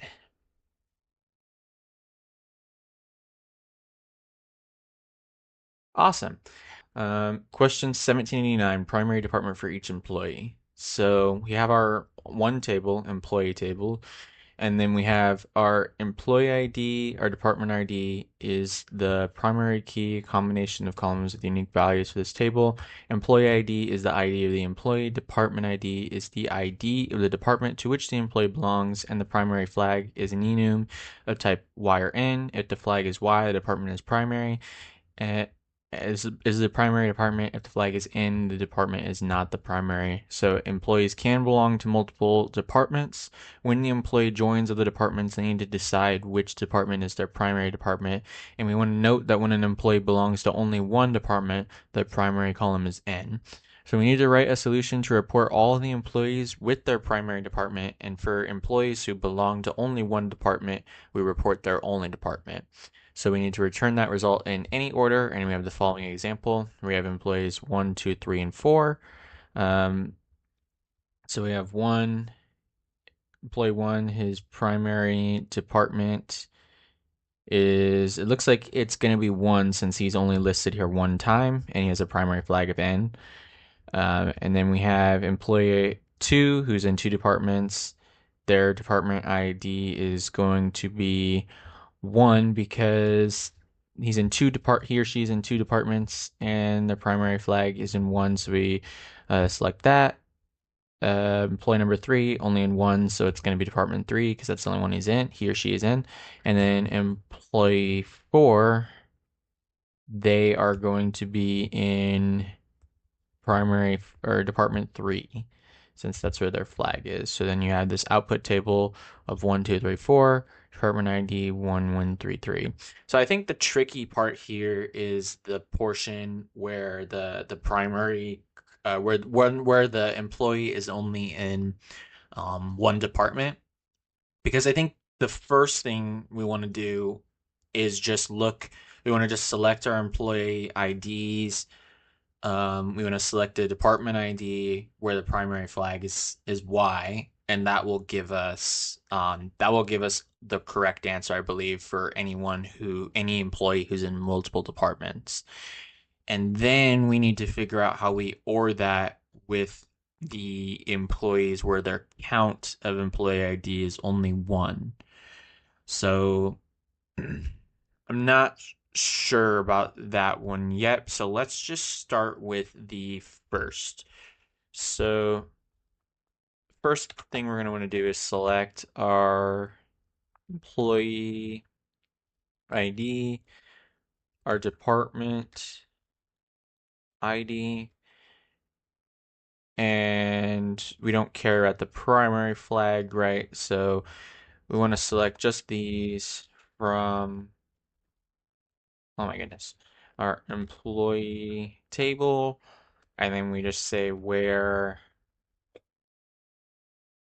primary flag is equal to Y. That should give us 2 and 4. So let's see, the employees 2 and 4. Yep, so that gives us the correct answer there. Now we just need to figure out how we OR in the other part. So I think probably the best thing we want to do is a subquery here, because I think what we can do is we can OR our answer with a subquery. So if we have a subquery that just selects the employee and department IDs where the count is equal to 1, and then we OR that, that should give us the correct answer.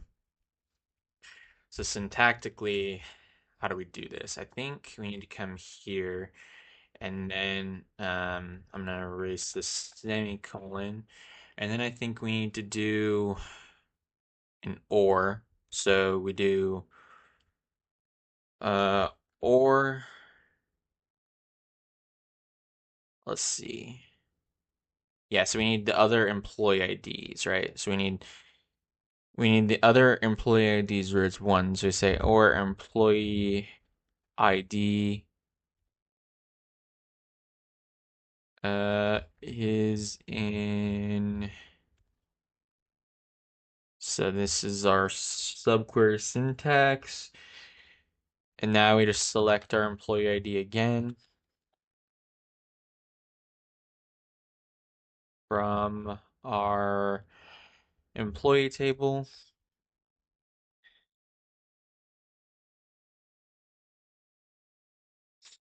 And then we need to group by the employees employee IDs again, and then we need to just have their count be equal to 1, right? So we do group by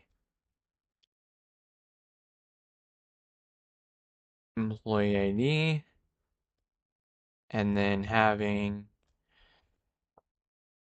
count.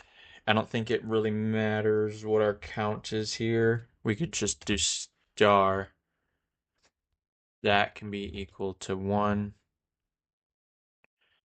And then let's try this out.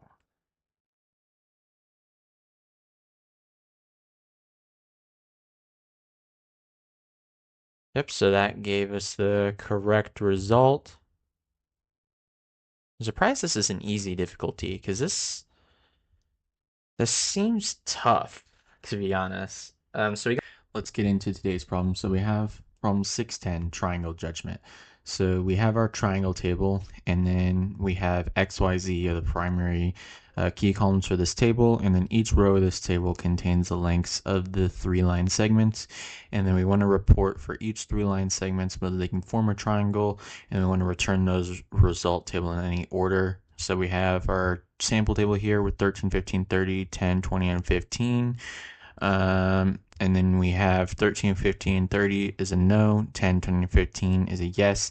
It doesn't tell us how we need to form it, but I think what we need to do is, in order for something to be a triangle, it's just that the sum of any two sides has to be larger than the third side. So I think in this example, if we did 13 plus 15, that's 28, and then that's less than 30. So that is why this one is a no.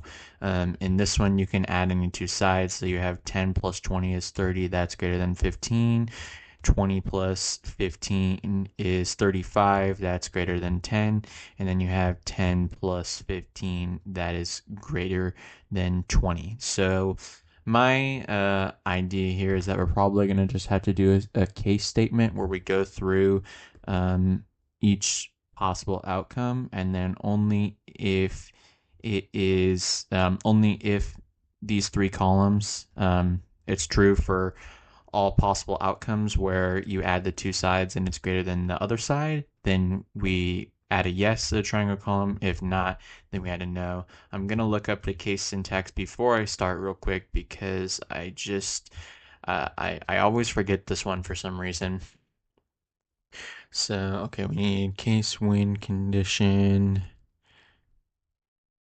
So it has to be the case when x plus y is greater than z, and y plus z is greater than x, and x plus z is greater than y, then it's a yes. Else it's going to be a no, and then we end that as triangle. So that's what I'm thinking. Let's start writing it and see if that works for us. So we're going to do select case when, let's see, so x plus y is greater than, is it greater than or equal to?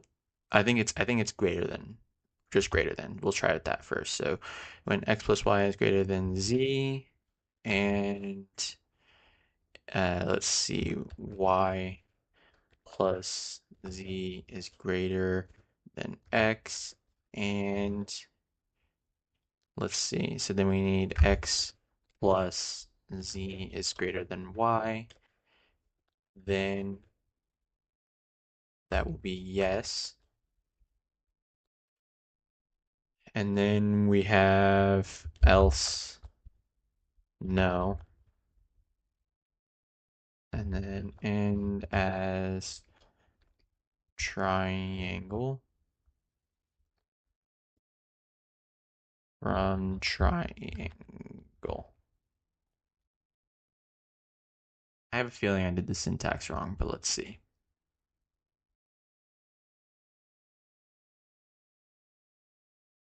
Oh, we didn't well, first of all, I did not put all the columns, and then also in here I added in I added in caps when it should be lowercase, so it needs to be, we need to just come back here and say select X, Y, Z. And then here I'm just gonna rename yes and Y, or yes and no to be like that. And I'm gonna try again.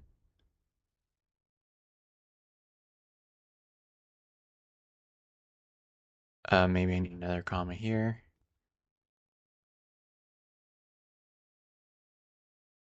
Okay, I think that gave us the answer, at least for this test case. Let's see if there's an edge case or something that I missed. And there we go. We actually completed that one relatively quickly today, so let's get into it. All right, so we have a table, we have our table logs, and then we have ID as our primary key, and it is an auto increment starting from 1. I'm gonna actually zoom in here. I forgot to do that real quick. That is just so everyone can see a little bit better. Um, okay, so then we need to find all the numbers that appear at least 3 times consecutively and then return the result table in any order. The result format is in the following example. We have our D's auto incrementing 1 through 7, and then here we have the number 1 appearing 3 times in a row consecutively, so that gets added to our output. 2 appears, but then we have 1 that follows, and then there's 2 more 2's, so this isn't 3 times consecutively, so we don't include 2. Okay, so I think there's 2 ways you could approach this problem. I think you can either use lag functions and check 2 rows, check the row behind and then the row behind that one, and then just compare if the row that you're currently on is equal to lag -1 and -2. Or I think what you could do is a self join twice, because if you take the Cartesian product and then you take the Cartesian product again, join that all in itself, then you'll have the num row 3 times. So then what you would do is you would just go row by row and say, is num1 equal to num2 equal to num3? If that's true, then it's consecutive, and then you just filter for distinct. So I think I'm going to take that approach because I just think that's going to be easier to write. So let's start with this one. I'm just going to do the self-join first to see if my theory works in practice. If we do the self-join 3 times, will we get a row where it has the number 3 times? So I'm going to do select star from, or is it logs?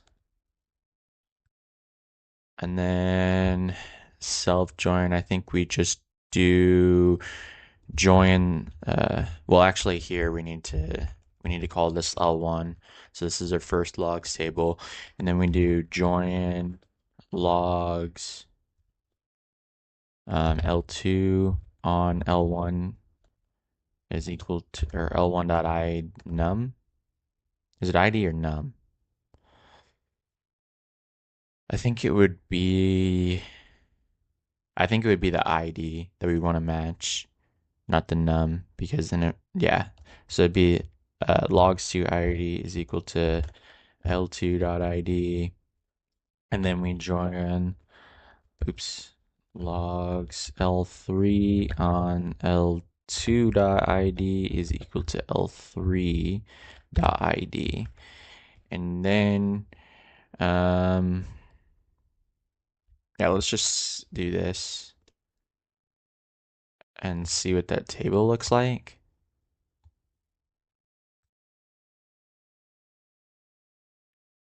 Okay, so then, yeah, so that has given us the right result, right? Because then we have our ID of 1, we have a num1, ID of 1, num1, ID 1, num1, right? So then we have ID 2, 1, 1, 1, and 3, 1, 1, 1. So if we selected just the L1 dot num here, and we didn't do anything else, I mean, we would just get the whole column. So now we have to do some sort of filter where we say that it's where all the rows or all the nums are equal to each other. So we do like L1.num is equal to L2.num and L2.num is equal to L3.num.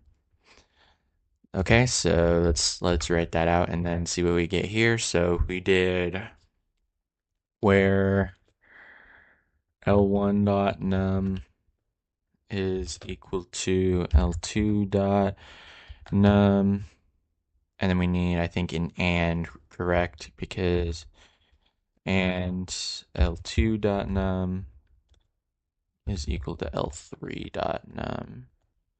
So then this should just give us rows 1, 2, and 3.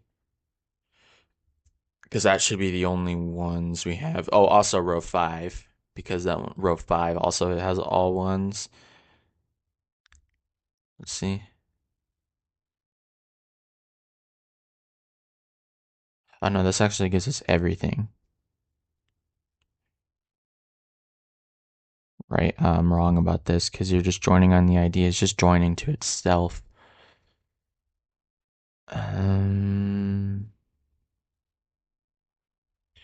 Okay, well, if I came up here and I just said this distinct num, what do we get?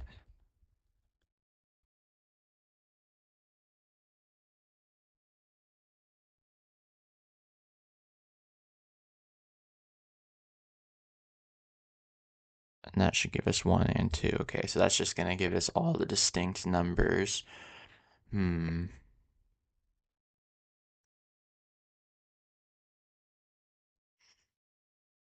need to think about this one for a second. I'm going to go back to our original table. Maybe it's not the...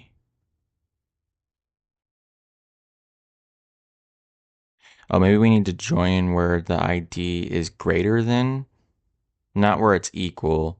I think maybe what the problem is we need to be joining where the ID is one above it. Because then it would have like 1, 2, 3, right? So not L1.id is equal to L2.id. I think we want, how do we make it so that it's plus 1? Oh, wait. L1.id is equal to L2.id minus 1, right? So that gives us L2 would be, yeah, then L2 would be minus 1, right? So it would start, we didn't even join until we start with 3 because here we're going to have to do minus 2. So this is going to be 3. This is going to join, let's say 3, it'll join with 1 and it'll join with 2, and then 4 will join with 3 and 2. I'm going to go back here and do star just to make sure this gives us the correct table structure. There we go. So now we only have, yeah, the ID of 2, 3, and 5, where that's just 1. And then now, if I just did that, I think that'll give us the correct answer. I think we already had it before. Oh, shoot. I already see something we need to add. Just the name. So, add this.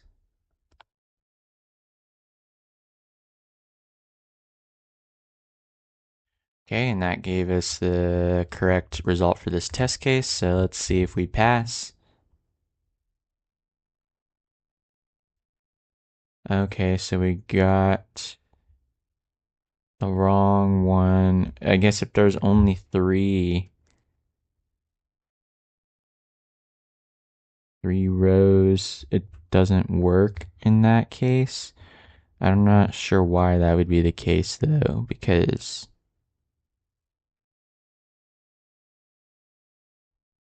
if I just were to go back and do star here again, does it just not give us anything, not give us any rows?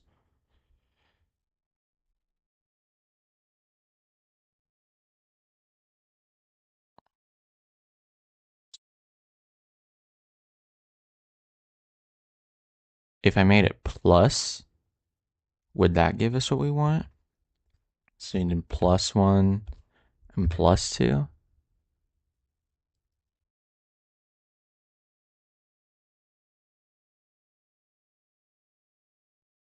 Okay.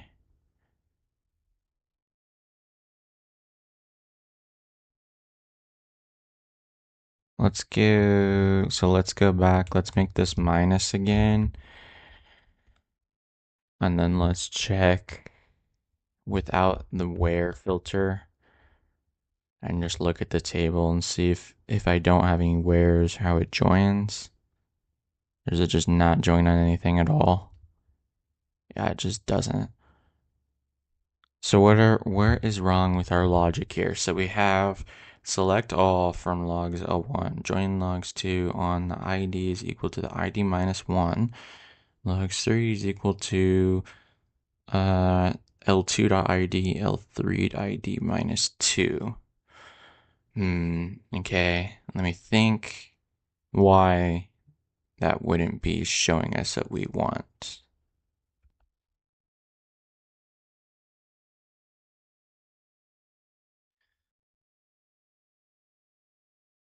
Um,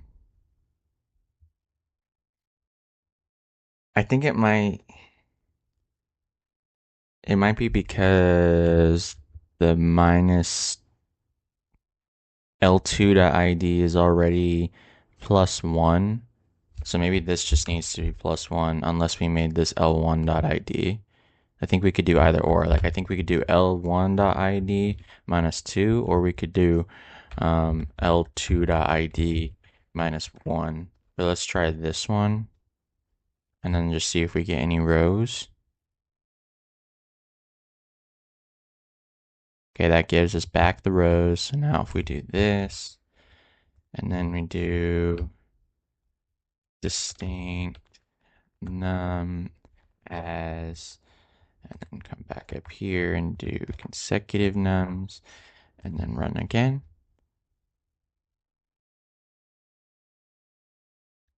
Oh, my bad. L1. I don't think it really matters which row, because if it's consecutive, it should all be the same, but let's just do L1. Okay, so that actually gave us the result. So that was the issue. We needed to actually be subtracting 1 since we were looking at the second row. So that's my bad.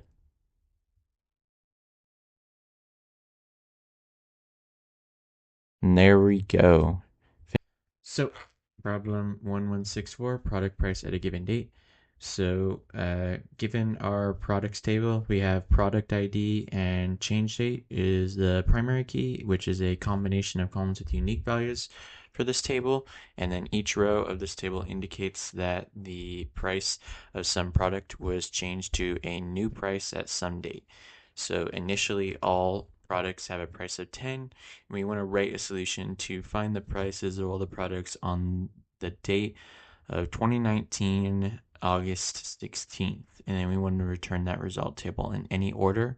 So the result format is in the following example. We have our products table with products 1, 2, and 3. Here, product 1 got changed to 20 on the 14th. It got changed to 30 on the 15th, and then got changed to 35 on the 16th. So that is the one that we include in our table because it was changed on the date of the 16th, which is within the date that we're looking for. And then it didn't get changed, and we don't care if it got changed after, actually, but we don't care about these two because these are before the date, but this is on the date that we care about. So then for this one, product number 2, we add 50 because it got changed on the 14th, so that means it would have been still 50 on the 16th. We don't care about this one on the 17th where it gets changed to 65 because it is after our date that we're looking for. And then for product 3, it got changed to 20 on the 18th. Well, because we initialize all the products to have price of 10, this one gets listed as 10 and not 20 because that was after the change date that we were looking for.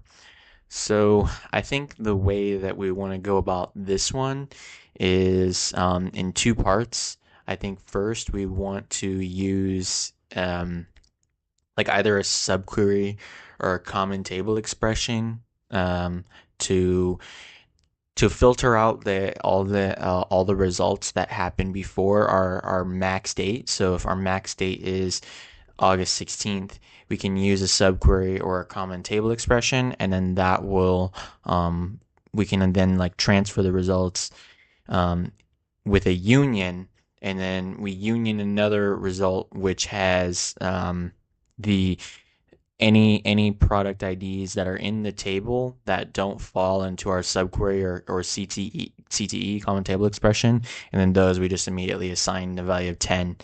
So I'm gonna look up the syntax for a common table expression. If you don't know what a common table expression is, um, it's essentially, yeah, it's a temporary result that can be referenced within a SQL statement. So like we write our common table expression, and then it basically runs a query that we can then reference another query. So that's why like if we union and we have our common table expression, we can use the results of the union and that, and then get our full output.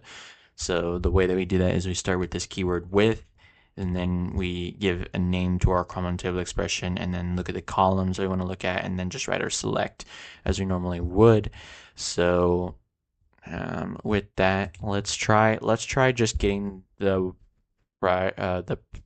dates before and on the 16th, and just see if we can get 1 and 2, and then we'll figure out how to get 3 after that. So let's start. We're going to use with, and then we can call this LC for like latest change, and then here we can put that in parentheses. Oops, actually, I think there's supposed to be like an as here. Yeah, so that's the name of our table with LC as, and then here we can do select. Um, we need now our product ID and our max change date. So product ID, and then the max for our change date, and then we'll call that last date, and then that's going to be from our products table, and then we need where the change date is less than or equal to the day that we have referenced. So that's going to be 2019, not 2091, 2019, 08, 16. And then we're going to group by our product IDs. So we only get the last one in that because we're selecting the max change date, and then we're grouping, so we only get the one that's the maximum within that range. And then that gives us our temporary result that we can use. So here we can select from that temporary result. So we can do select our product ID, and then we can do our new price.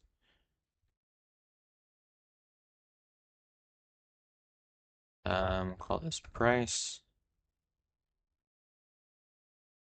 I'm gonna put p dot because I'm gonna have to name the table. I didn't do that for product ID. And then we'll call this from our products table, we'll call this one p because we need to distinguish between this and our LC table. And then yeah, we can join LC. We'll just call that L. And then so now we need to do on our p dot product ID is equal to L dot product ID. Oops. And then we need to also check that our p dot change date is uh, equal to the last change date. So we'll call that equal to L dot last date because that's what we set. So this should be the first part. And this should give us 1 and 2. So let's see if we did that correctly. Okay, I think that gave us what we wanted here since we have 1, 2, 1, 2, and then we have 50 and 35. So this gave us the correct answer here. Um, I think we can return in any order, so the order doesn't matter as it showed us. But now we need to do a union, and then we need to just select all the other product IDs that don't appear in our common table expression. So for that, we can come back up here and let's get rid of this. We'll just do union so that we can kind of just, and I'll put a space so that we can kind of show that we're separating between the two. And then we do select our product ID, and then I think we can just do 10, and that's also going to be the price. And that's going to be from our products table. And then we want to do where our products ID is not, not in, and then here we do a subquery. So our product ID is not in our product ID, where that is in our LC table, right? So let's try this. Oops, run here.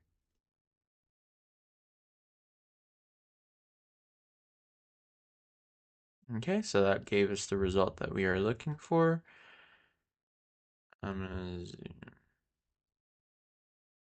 I guess I'm just gonna run this and see what we get, if we got that correct, or if I'm missing an edge case.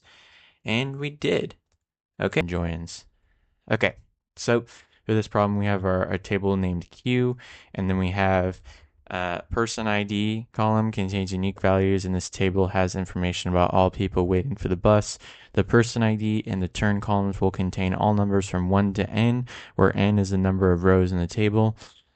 Turn determines the order of which the people will board the bus, where turn equals 1 denotes the first person to board, and turn equals n denotes the last person to board. Weight is the weight of the person in kilograms.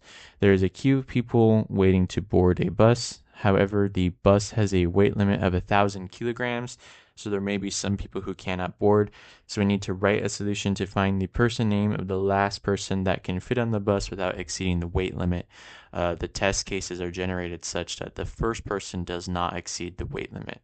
Note that only one person can board the bus at any given turn, and the result format is in the following example. So it looks like we have person ID 5. Her name is Alice, and weight of 150 kilograms. Oh my gosh. Okay, I don't feel like the weights are realistic, but that doesn't really matter, I guess. Uh, then we have 4, Bob, with a weight of 175 kilograms. Uh, turn of 5. So the turns are not in order. I feel like that's gonna be the tricky part. Um, then we have Alex, weight of 350 kilograms. Oh my gosh. Turn 2, and then John Cena with a weight of 400 kilograms and turn 3. Uh, and then we have Winston Marie. So then we output John Cena. How did we get that? I'm gonna just scroll this over so you can see it more. The following table is ordered by the turn for simplicity. So now turn is auto incrementing. We have their IDs, which does not really matter in this case, it seems. And then you have their names, and then they have a running sum of their weight. So we start off with a weight of 250 kilos, and then that gets added with Alex's 350 is 600, and then John Cena is 1,000. That is the weight limit. So then after that, Marie cannot board because they would exceed the weight limit. So I think the right approach here is to do kind of what we did yesterday, where we do the common table expression, And then from the common table expression, then we just need to select the name of the person where the weight is less than or equal to 1,000, but the last one. So for the common table expression, what we want to do is get a running total of the weights and order by the turns. So I say we start with that first and see if we can get the table expression correct, and then we'll try to figure out how to select the last one. So I'm going to start writing my query here. So we can do a width. If you remember, that is the expression for the common table expression. We'll call this running total, and then do as select. So here we want to have the name, we want to have the weight, and then we want to have the sum of the weights, right?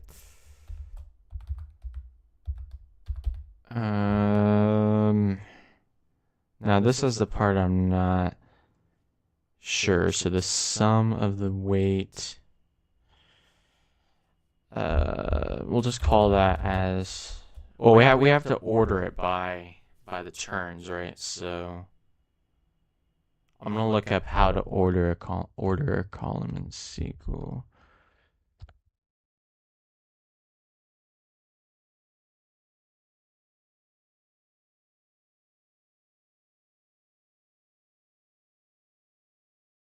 I don't.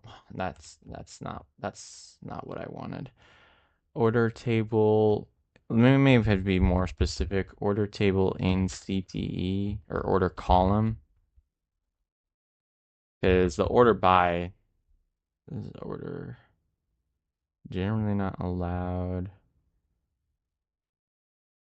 Row number. Within the CTE, if you need to maintain a specific order for the CTE for subsequent operations, you can introduce a ranking function like row number and then that order.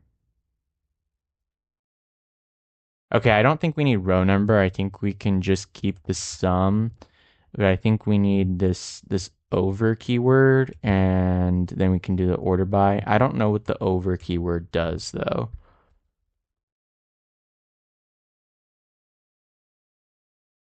Did I look this up before in an earlier video? The over clause is used in conjunction with window functions. Window functions perform calculations related to the current low without collapsing the rows into a single output row, like a traditional group by. Okay. The over clause defines the window or set of rows of the window. If over is used without any subclauses, the window function applies to all rows returned by the query. That's a bit of a complicated explanation.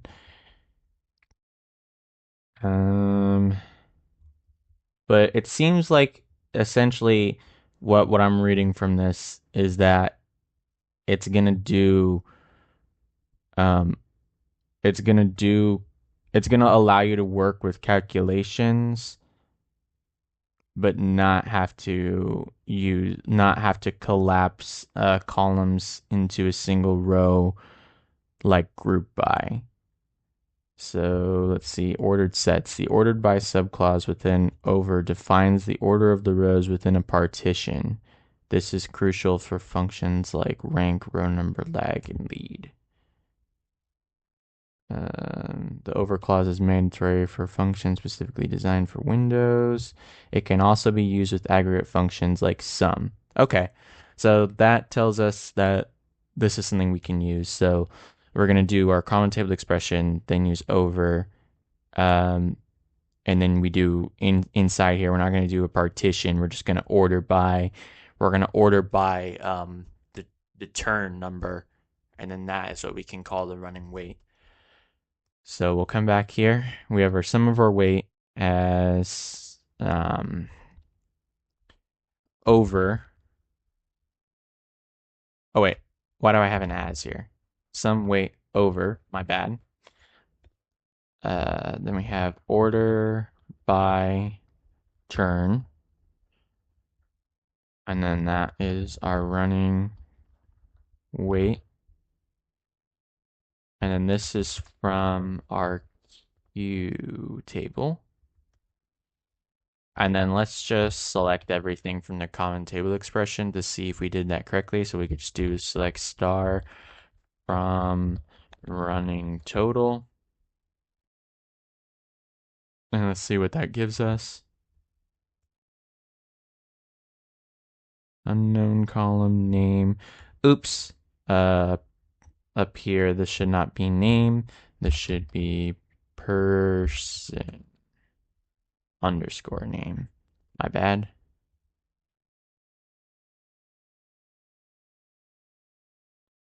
Okay, so does this look like the table that it has in the explanation? So we have Alice, yep, weight 250, Alex, yep, weight 600, John Cena, running weight 1000. So now we just need to figure out how we select only the name where the weight is less than or equal to this.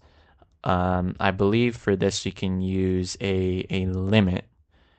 Um, so let's look up limit.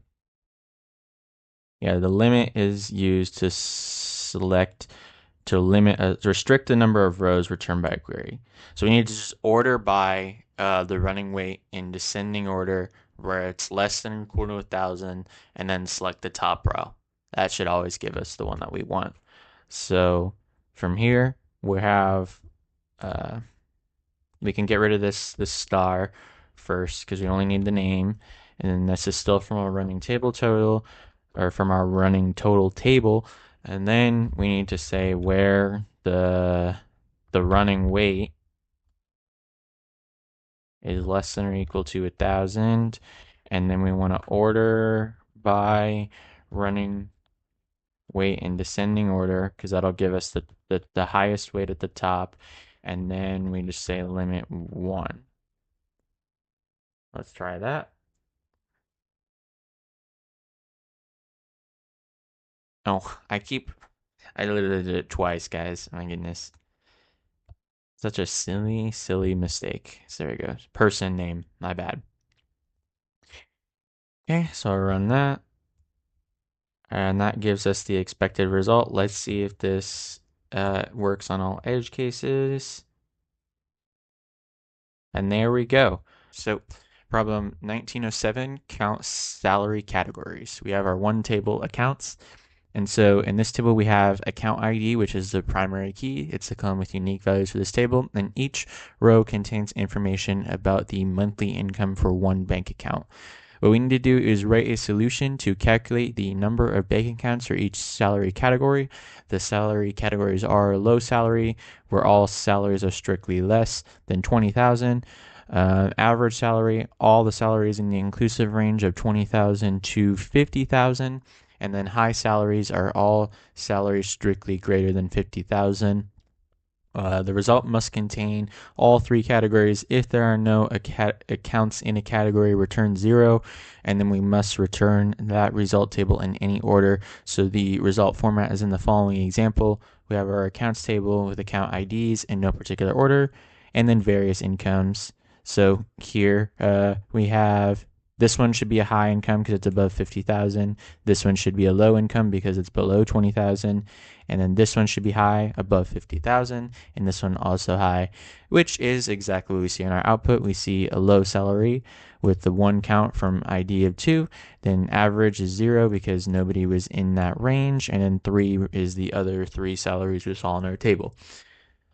So I think, again, like we did yesterday and the day prior, the way to go about this is a common table expression, because we need to do first, what we need to do is we need to create a case statement that loops through all of our rows, and it just classifies our salaries into the enum category. So it'll loop through all the rows, look at the income, and then create another row that says the enum category it's in. So if it's above 50,000, we're going to classify that as a high salary. If it's between 20,000 and 50,000, we're going to classify that as an average salary. And then anything below 20,000, we're going to classify as a low salary. So once we've got that enum column from our common table expression, then I believe what we have to do is then select we need to select the category that we created from that common table expression. We need to select that column, and then we need to do a count of all the rows, and we can call this accounts count. And then we just need to group by the categories. So I think this is actually should be fairly simple. So we got a little cat fight going in the background here.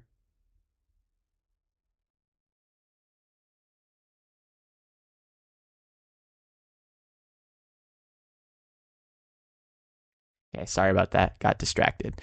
All right, let's get into it. So we'll start with width, and then we can just call this one salary categories, maybe? Income categories? Let's call it salary categories.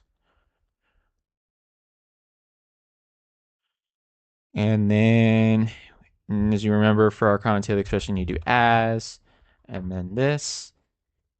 The parentheses indicate that this is going to be our query inside of this. So here we do select, and then now we need to do a case statement.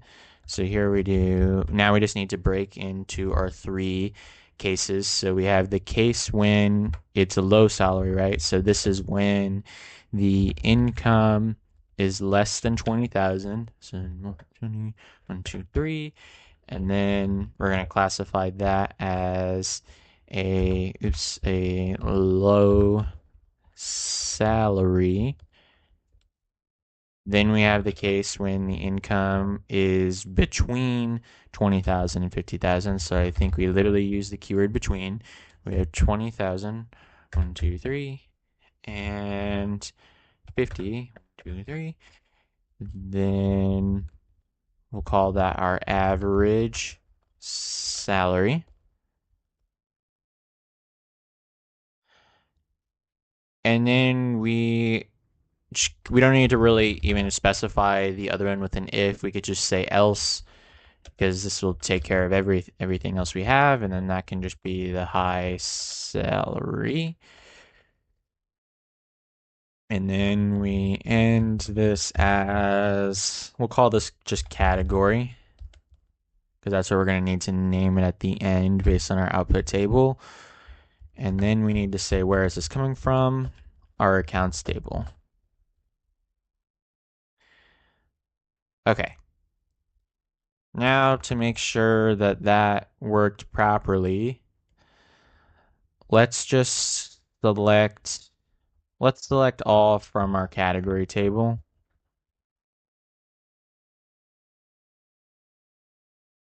And then we should, based on our input table, we should see high, low, high, high.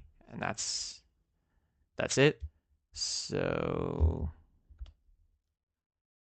let's run that. If we see high, low, high, high, yep, and that is what we got. So we know we're doing that correctly. So now we need to essentially get the count of this and then group by the accounts count.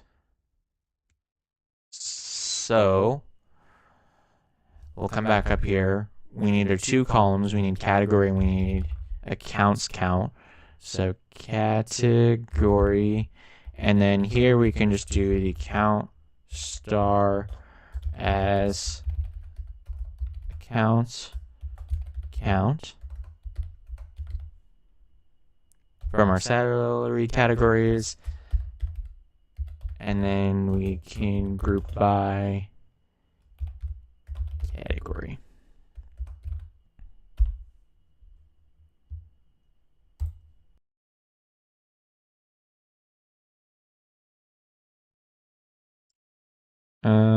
Okay, so the only thing we didn't get is our average salary. So we just have to make sure we're also including ones where the result is 0.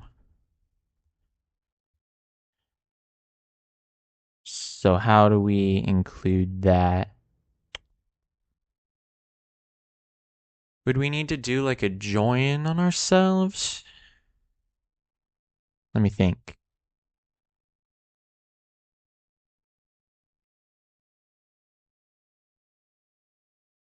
Okay, I'm gonna erase this.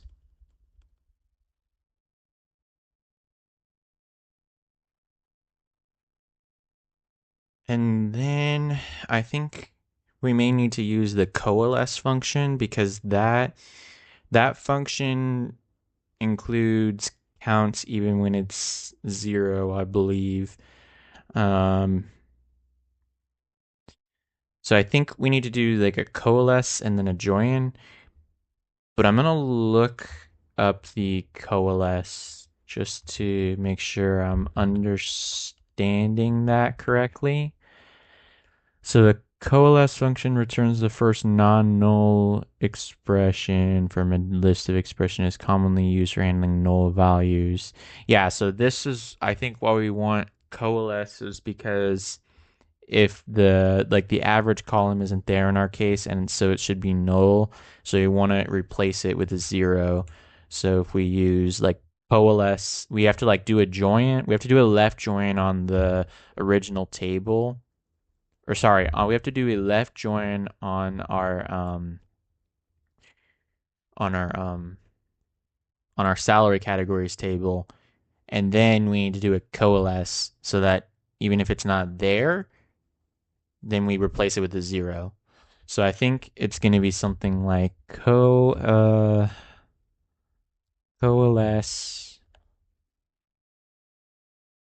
the count. And then here we can't do star anymore because now we're going to do a join, and now we need to specify the categories on the join. So from here we'll call this table, we'll call this A, and then here we'll call this one B, B dot category. And then here we add a 0, and that is our account. Count.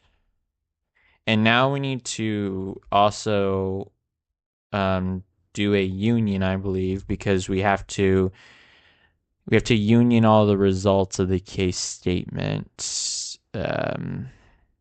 such that they're included regardless of if they show up, I believe. So I think the keyword we need for that is union all. Combines the results of the set of 2 or more select statements into a single result. Union all combines rows from combined sets even if their rows are duplicates.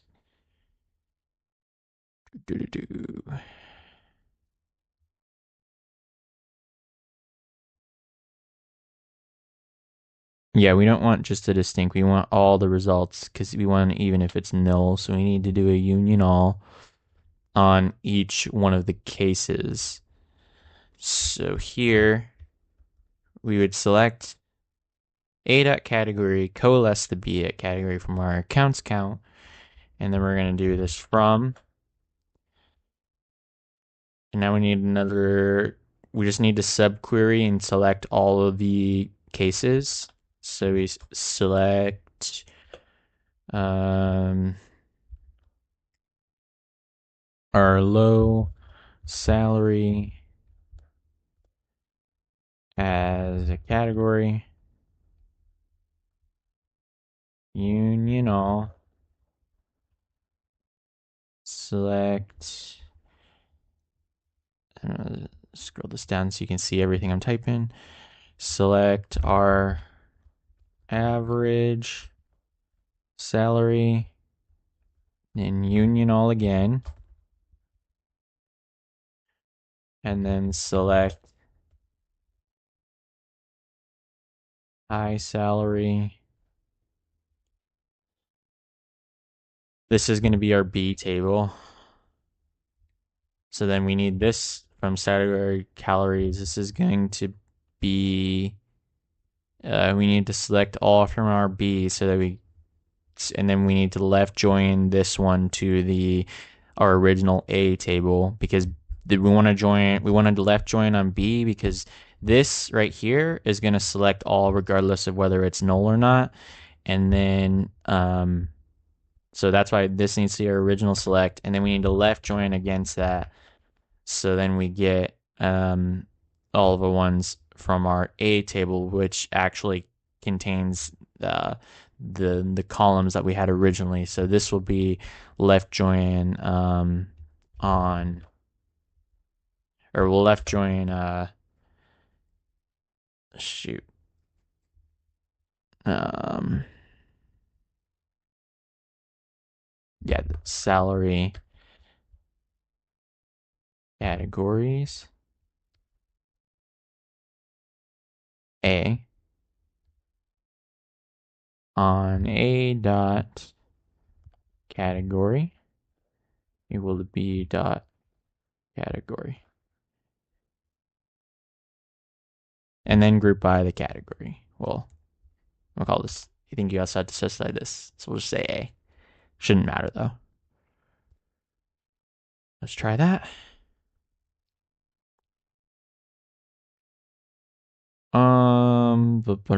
I have an error.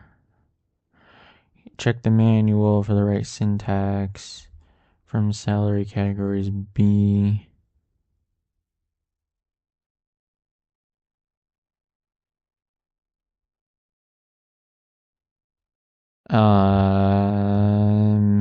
Da, da, da.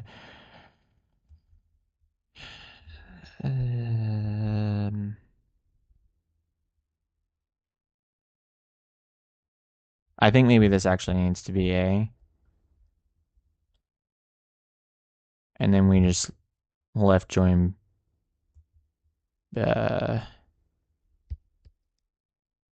wait. No. Hold on a second. So we have from salary categories, we need to left join on the one that includes all of them, right? So that actually should be A. Okay, I was backwards in my last comment. The left join we need to include B on the left join. So this, oh, wait. We just need to get rid of this, actually.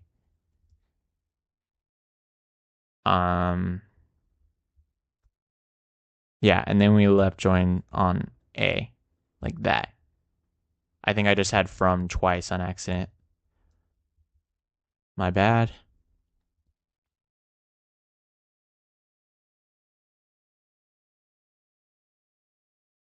Okay. Whoa, why are we getting low salary, null, high salary?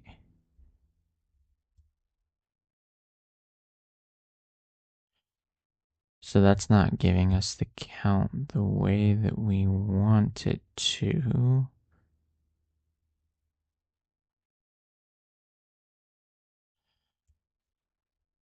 I'm gonna actually zoom back out just a little bit so I can see a little bit more at the same time.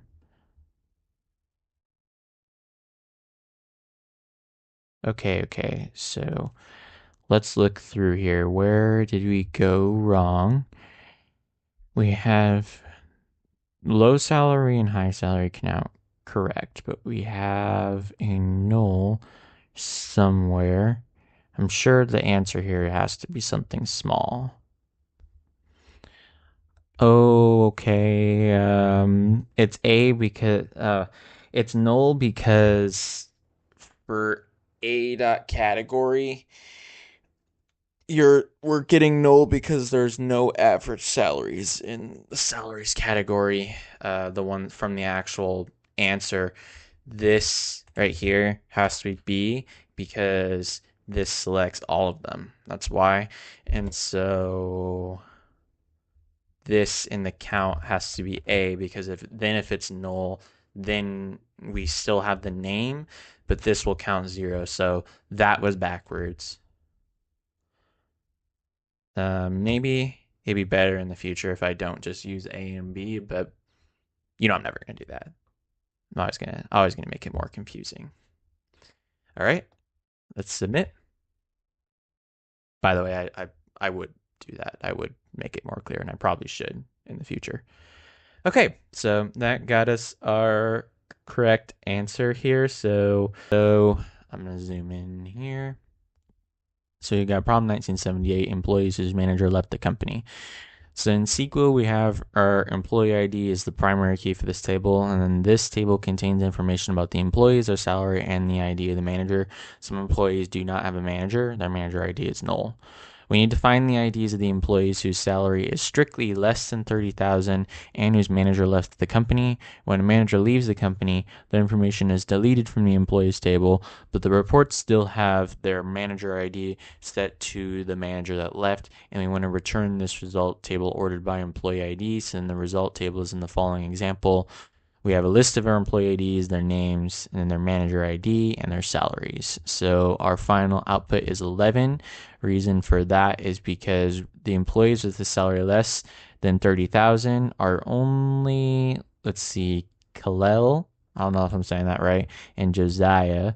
Kalel's manager is employee 11, Josiah, who's still in the company. And then Josiah's manager is a manager ID of 6, and that he gets added to our final output table because there's no employee ID of 6 here, meaning indicating that he left the company. So I believe the way that we want to answer this problem essentially is we want to do a subquery where we just get all the IDs. We get a list of all the IDs of the employees who are still in the company. And then we need to, in our outer query, filter and return. We need to return the result of the manager IDs where they're not in that employee IDs list. So I think it's fairly straightforward for our subquery. We just want to select all the IDs from the employee table, and then we want to do our filter with the manager IDs and say where that's not null and it's not in not in all of our IDs not in all of our regular employee IDs in the table. So let's start with this. You want to do something like select. And here we only want to select our employee IDs at the end, right? So we're just going to do employee ID. And then this is from our employees table. And then here we're going to say we need to have it where the manager ID is not null, right? Because we only want we don't want null because that means that they don't have a manager. So we only want ones where their manager left the company, so it'll still be present. So we need to say where manager ID is not null. And then here's where we do our subquery, because now we have to say also the manager ID has to be within the list of the current employee IDs in our employees table. So here we say our manager ID is in, sorry, I don't think it's just and manager ID. It's manager ID, sorry, not in. So it has to not be in the list of our employee IDs. So now we do select ID, or sorry, employee ID from our employees table. And I think that should actually cover it.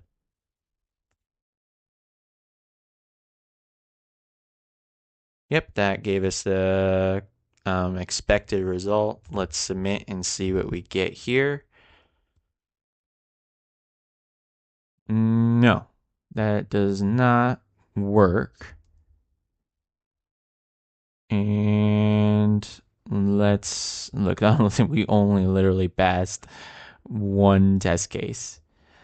Okay, so I'm gonna run again and then go back to the description to see if I can pick anything up. Uh, that, oh wait, I should get rid of this one. We only want this one for now. Okay, so here. Oh, we also didn't filter on their salary at all. I think that's the reason. So their manager ID has to not be null.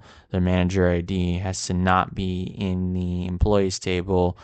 And yeah, we forgot this part where their salary is strictly less than 30,000. So here we have to come back up. Their manager ID is not null. It's not in our subquery. Let's just do and salary is less than this value and try again.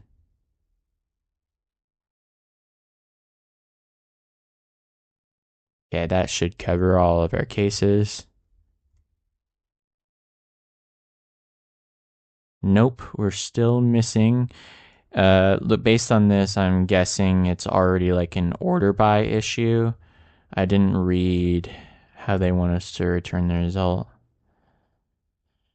Manager, return the result ordered by employee ID. So yeah, we just missed this line right here. So then down here, we just need to say order by employee ID. I'm assuming it doesn't specify, so I'm just going to say assume it's ascending. Now let's see if we pass this test case.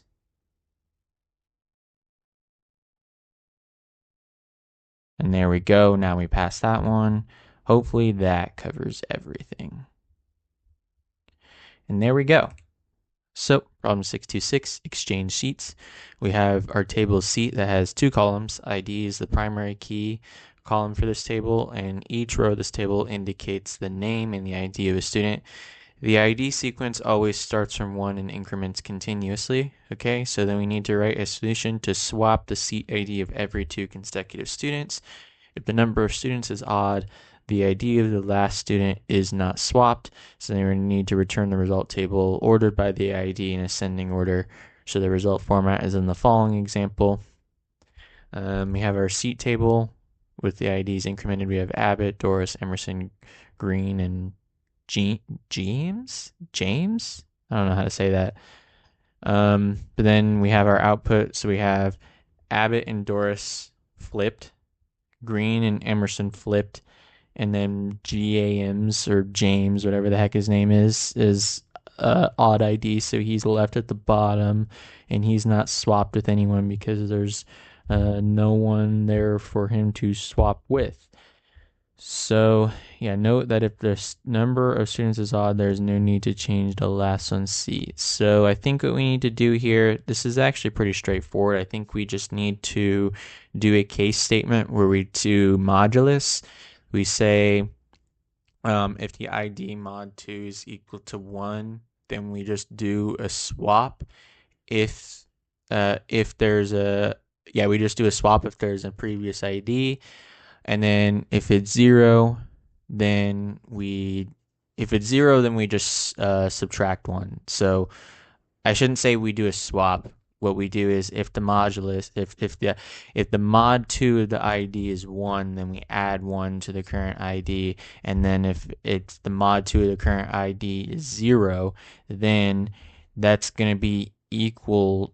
Then we're going to subtract 1 from the current ID. So it's essentially like a swap function. And then at the end, we just reorder. And the only edge case we really have is if we have an odd number of elements. So that's really the only thing we're taking into consideration here. So let's just start without trying to figure out the odd. So here we can start our query by saying select, and then we're going to have to do a case first off. So the case is going to say, again, like I said, it's going to be when the ID mod 2 is equal to 1, and then we can do our subquery in here. So this is going to be select seats the ID from this is going to be C,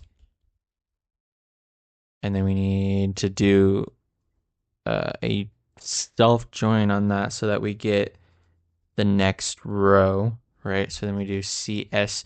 Well, we need to do a self join and then just get the one where the ID is one above. So because the self join would pair on all the IDs, they get since the Cartesian product, right? We get them all, but we just want the one that's above. So we do a self join on S2, and then we need to say this is where we filter the Cartesian product to only include the one above. So we say s2.id is equal to seats.id plus 1, right? Then here, then we need to finish this case, and then we just say then the ID is equal to ID plus 1. So, oops, ID plus 1. Then the next case is when it's the modulus is 0. So you'd say when ID mod 2 equals 0, then you're just going to subtract 1 from the ID. So just do that. Otherwise, you're just going to leave it alone. And then we can end this column just as our ID. And then here, we also need to select the student. So that's our first select, and then the other one's just going to be the student column. And then we're just going to say from our seat table, and then let's just reorder it. So you order by ID.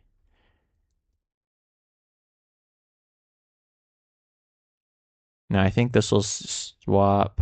You have the correct syntax. When ID mod 2 equals 1, check the manual. Let's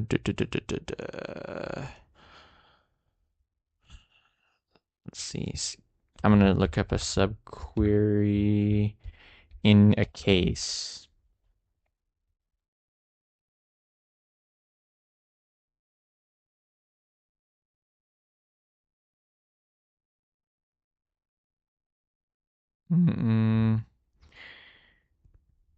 When salary. Case when salary, and then it has the query there. In our case, though, we have when ID equals ID of 2 is equal to 1.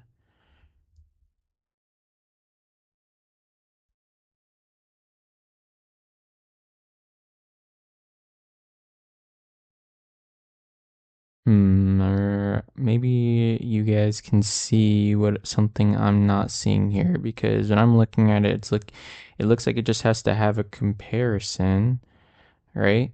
And then you just do your subquery. So what the heck?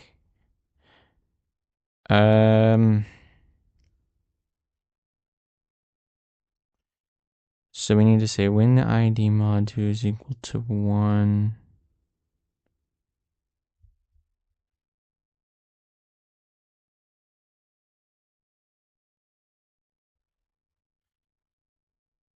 And put this all in like one row here. So it kind of looks like the same format. So you have when ID of mod 2 is equal to 1.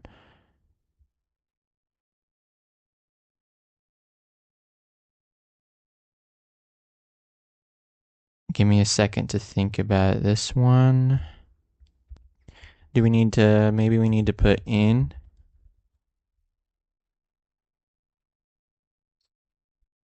Try again. Unknown column seats ID. I think it actually doesn't matter what we put here. You might just be able to put a star.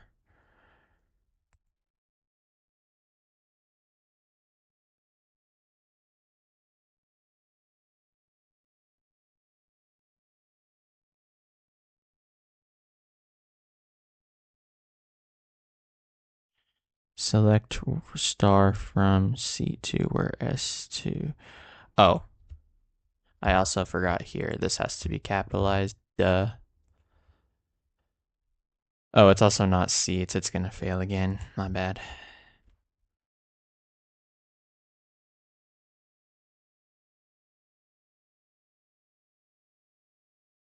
Operand should contain one columns. Okay, so it was correct. We just needed, I guess we needed some sort of comparison for the subquery. I don't know how I forgot that. How do we check if something exists in SQL? Maybe that is the keyword. Check if column exists.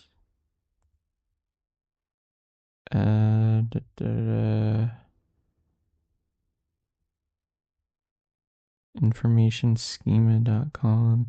I think you can just use the word exists like this. If exists.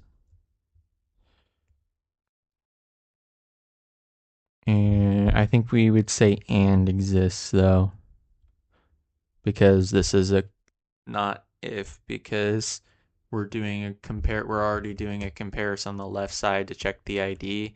Now this is a comparison on the right side. So I think we need an and exists. So here we have that problem hopefully resolved. Oh, really? I was kind of expecting there to be an issue with the 5, but I guess this passes. Oh, because the exist fixes that problem, right? Because it would go, yeah, because it checks for the one above that. So the 5 would then, yeah, once we hit 5, it would look to see if there was a 6, and that's where it would flip. So we didn't even need to worry about that. I think this is honestly all we need.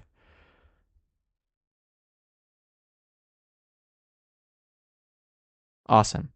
So in this problem, we have our customer table where customer ID and visited on is the primary key for this table. The table contains data about customer transactions in a restaurant. Visited on is the date on which the customer with customer ID has visited the restaurant. Amount is the total amount paid by a customer. You are the restaurant owner and you want to analyze a possible expansion. There will always be at least one customer every day. Compute the moving average of how much customers paid in a 7-day window, i.e., the current day plus 6 days before. So the average amount should be rounded to decimal places. If you're not familiar with moving averages, essentially it's just the average of a given window, like it's saying. So in this case, it's going to be the average per customer over the last 7 days. And then, yeah, we're just going to round that to 2. And then we need to return the result table ordered by visited ID in ascending order, or visited on in ascending order. So the result format is in the following example. Okay, so we have John visited in the first 100, then we have Daniel the second, Jade the third. Do we have anywhere there's more than one? We do here. But the rest of these seem like there's 1 day. And then in our output, we're just getting the average of the last 6 days. So we start on the 7th because for the 7th, you need the average of all these days. So that should, does it count? Oh, it is inclusive of this day. So it's actually, it is inclusive of the 7th day. So it's, yeah, this day plus the 6 before it. So this is going to give you 100 plus 110 plus 120 plus 130 plus 110 plus 140 plus 150 over 7. That gives you 122.86, and then you get 860 in your output here. And you just repeat that process for every day. So I think the way to start this first is you want to do a common table expression to group the total amount per day on the visited on on the visited on column. We have to do that first, so that way when we then do our moving average, we're only picking one row per day instead of having to write like much more complex logic to look at every single day and um, compute the averages with an unknown amount of days in the table. So in this example, it's pretty easy because you have one on every single day except for the last two, but we don't know what the other test cases would be like, or it could be an unknown amount. So let's first start by writing that column and table expression. I'm going to try to go column by column here, starting with visited on. So let's see first. And actually, I think we'll do the first two together because the amount is kind of grouped in with that. So we'll get amount and visited on. And first, we won't group just on these days, but we'll just see if we can get every day. So ideally, what we want to start off with is seeing can we get the total amount of visited on per day. And then the only real difference we should see between our customer table and the common table expression we're going to write is that on day 10, these should be grouped together. So let's start with that. So we can do with, we'll just call this daily sales.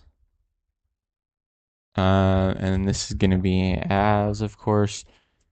And then we need to do our subquery in here. So our subquery is just going to be selecting visited on. And then we want we want the sum of the amount per day. And that is going to be our total amount. This is going to be from our customer table. And then we're going to group by visited on. And then let's just select everything from our CTE to make sure that it's working properly. So if this worked, what we should see is everything should be the same as our customers table, except for January 10th. We should see a total of 280.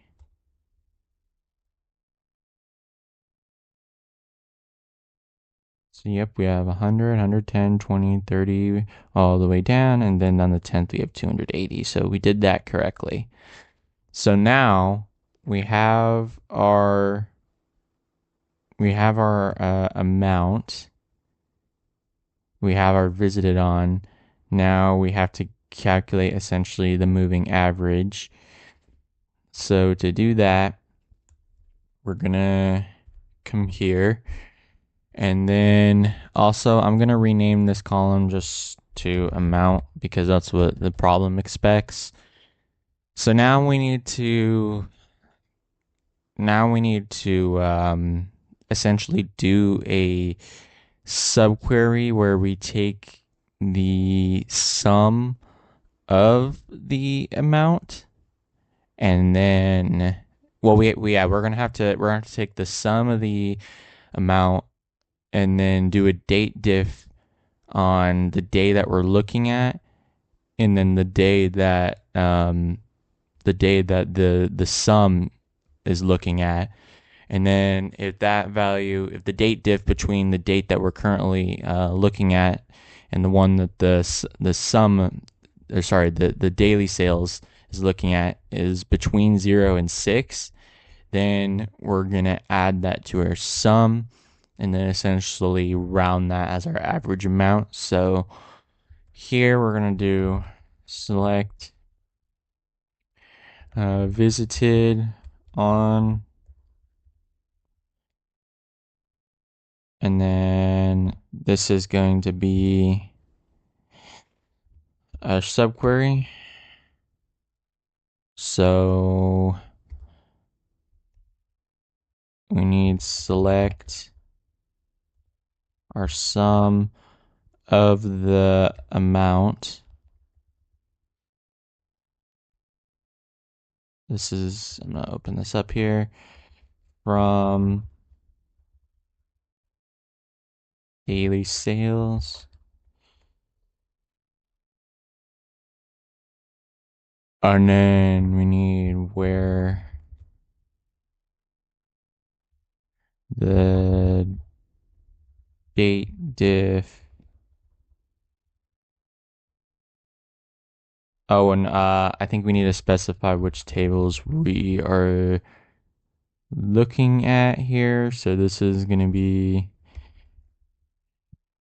daily sales dot visited on. Then here, we need the sum of the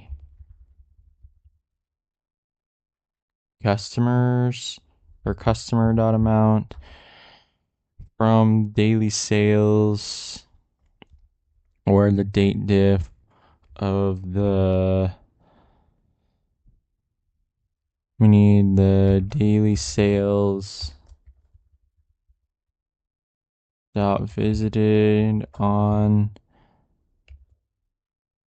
and customer dot visited on.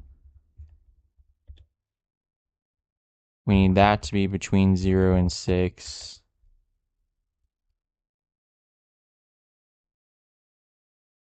And then we need that divided by 7. And this will be our average amount.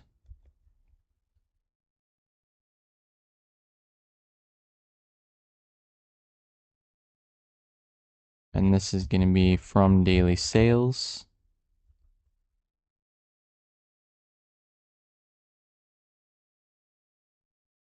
Let's just try this and see if I have any syntax errors in here. Customer dot amount. Okay, I'm actually going to go back and rename this amount to be total amount again, because I think I kind of confused myself here. Because, yeah, we don't need the sum. Oh, wait, no. We can leave this as amount. This should be the sum of the daily sales. I think I just have all this backwards. So this should be daily sales. This should be customer dot visited on. This should be the daily sales dot amount. And then these have to be flipped. Otherwise, it's going to be backwards.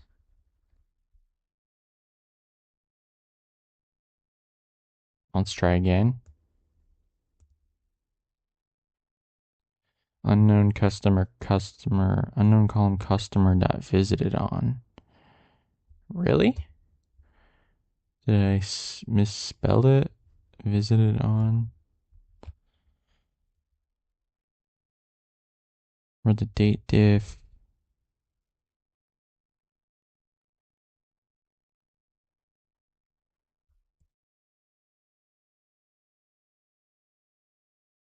Oh, we're not looking at the customer table, my bad. I actually need to just rename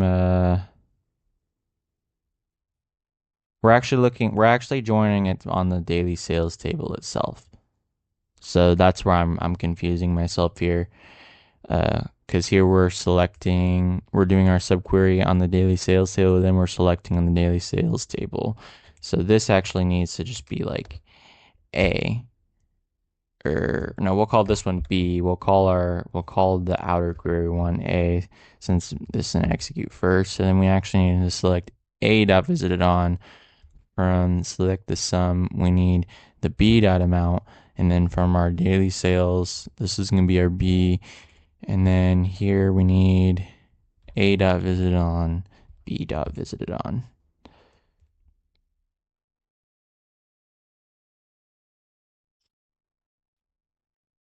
Okay. So yeah, now we're not going to care about all of these because we're going to filter these out in our where clause in a minute. Let's see if we're getting, we also have to round the 2, which I forgot to do. But these values look correct. So 122.85, 122.86, 121.20, 142.85, 142.86. So we just need to do a round. So I think here we need to come in and say this is going to just be round. I'll put a left parentheses here, and then after the 7, we just add a 2, so that'll round everything to 2 decimal places. Now we need to just do another date diff and say where our from here on our A table, our outer query, because this is the one that we're returning. That one, we need the date diff.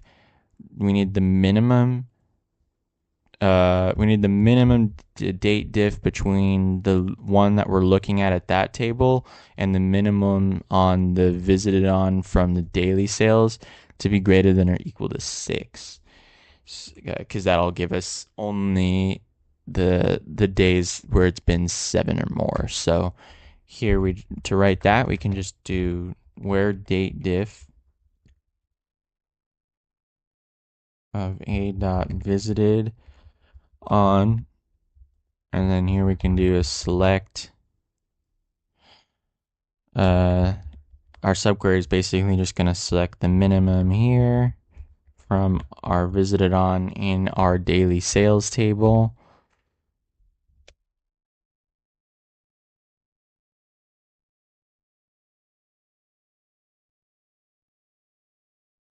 That's going to be greater than or equal to 6, and then we need to order in ascending order. So we just do a dot visited on, and we can run that and see what we get.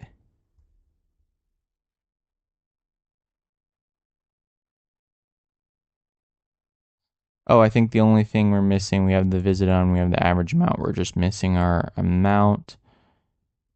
So up here, we just also need to add b dot amount.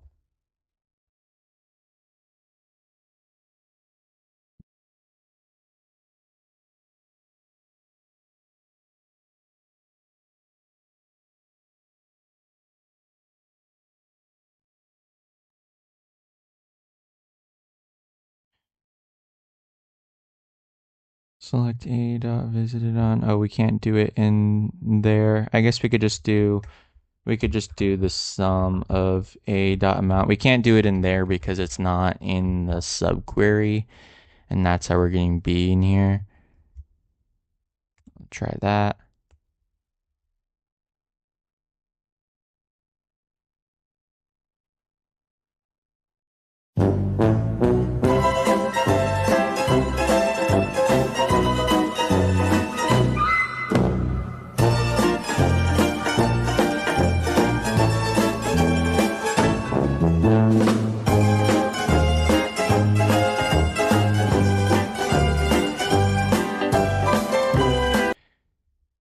Is it just really obvious and I'm missing something so small?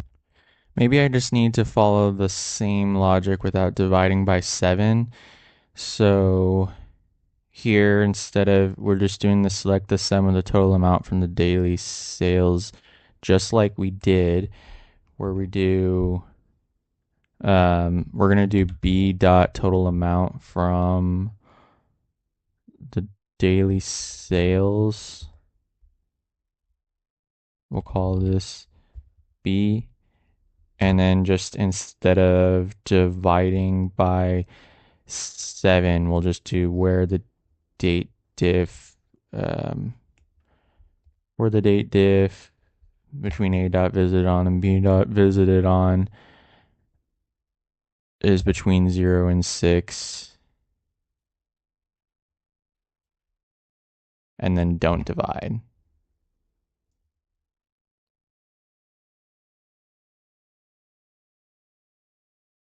I don't know why that took me so long to figure out. We literally already had it, and all I had to do is just not divide. It's okay, guys. Sometimes these things happen.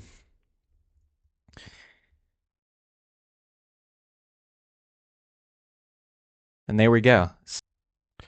So in this table, we have our request accepted table, where we have requester ID and acceptor ID are the primary keys. They're combinations of the unique values for the table. The table contains the ID of the user who sent the request, the ID of the user who received the request, and the date when the request was accepted. So we need to write a solution to find the people who have the most friends and the most friends number or ID. The test cases are generated so that only one person has the most friends. That's nice. And the result format is in the following example. We have requester ID and acceptor ID and the date. And so we end up with an ID of 3 and a number of 3. ID is because this is their requester ID, and then we get 3 because they're friends with 1, 2, and 4. So he has 3 friends in total, which makes him more than any of the other numbers. So I think actually there's a pretty straightforward way to do this one. I think what we need to do, if you look at it, we're getting a number of 3, right? And how many times does 3 appear in total in the table? 1, 2, 3. How many? If you look at, like, let's say friend 1, how many friends does 1 have? Well, he or she has 2. It appears 1, 2 times. How many friends does 2 have? 2 also has 2 because it appears 1, 2 times, and then 4 only appears once, is only friends with 3. So really what we have to do is we have to do a common table expression where we just get the union of all the IDs, and then that we can just have as a single column. And then simply all we have to do is select the ID and the count of all the rows, group by the IDs, and then limit with the top one. We have to order by the descending value of the number column from our count, and then limit and select the top one. I actually think this one is pretty straightforward if you look at it that way. So you just union them together so you don't lose any of the IDs. You get all the duplicates. You count them all, group them, and then order them from the highest to lowest, and then select the top one. At least that's what I'm thinking. So let's start with the common table expression first to see if that is how it works. So we have with all IDs, is what we'll call it.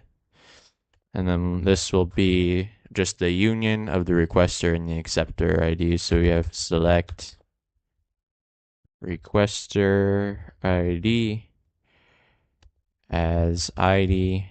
We need to call that, and that is from our request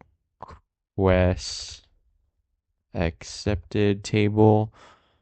And then we want to union all of that with another select statement where we get our acceptor ID.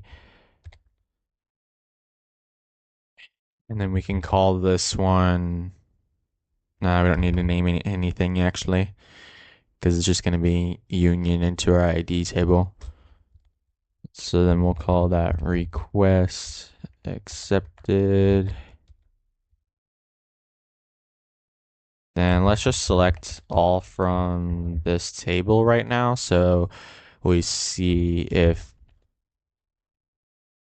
let's select all from our common table expression just to make sure that we get all the IDs. So we should see 3 appear 3 times, 4 appear once, 1 appear twice, and 2 appear twice. So yep, 1 is 2, 2 appears twice, 3 appears 3 times, and 4 appears once, as we expect. So now all we need to do, I think it's easy from here. We come back up here, we modify our select. We need our ID, and then we need the count of all of the rows. We can just call this our num as the problem statement wants us to call it.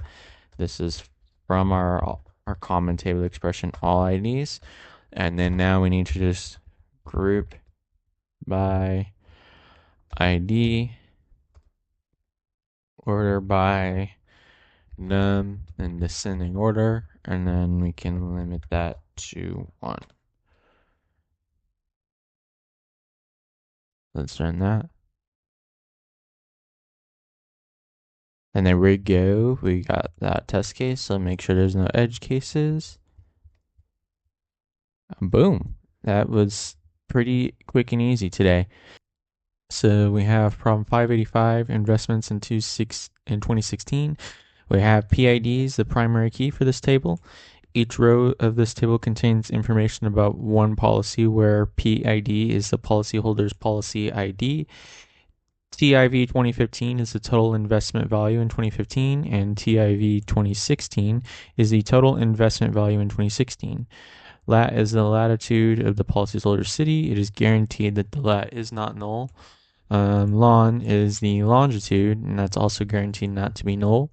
So what we need to write a solution to report the sum of all the total investments in 2016, TIV 2016, for all policyholders who have the same TIV 2015 value as one or more other policyholders and are not located in the same city as other policyholder, i.e. the lat and lon attribute pairs must be unique.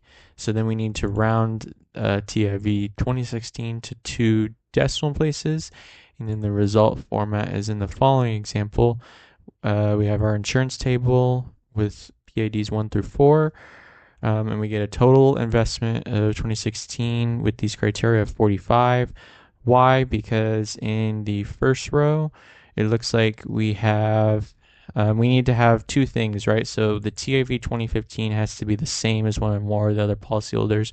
Well, and this row meets that criteria because we have 10 in this column and this column in this column, so it's duplicated essentially. And then the latitude and longitude must be unique. So we don't see a 10 latitude anywhere or a 10 longitude anywhere else. So these are unique. Going down to row 2, we can immediately write this one off because we look at this column. This is unique, so it's not duplicated, so this row doesn't count. Row 3, we do have 10 here, which is duplicated, but then when we get to the latitude and longitude, this is not unique because in row 2 we see 20 for both of those, so it's not a unique pair. And I believe that it has to be, the pair must be unique, not the individual latitude and longitude, so we can't just select distinct here, unfortunately. And then for row 4, this one passes the criterion because we have a duplicated value in 2015, and then you have longitude and latitude pair 40-40, which is unique. So you add, once you have this, then you select this row, and then you add the two values in the TIV 2016, 40 and 5, and then you get 45 total. So that is essentially the algorithm, what we're looking for.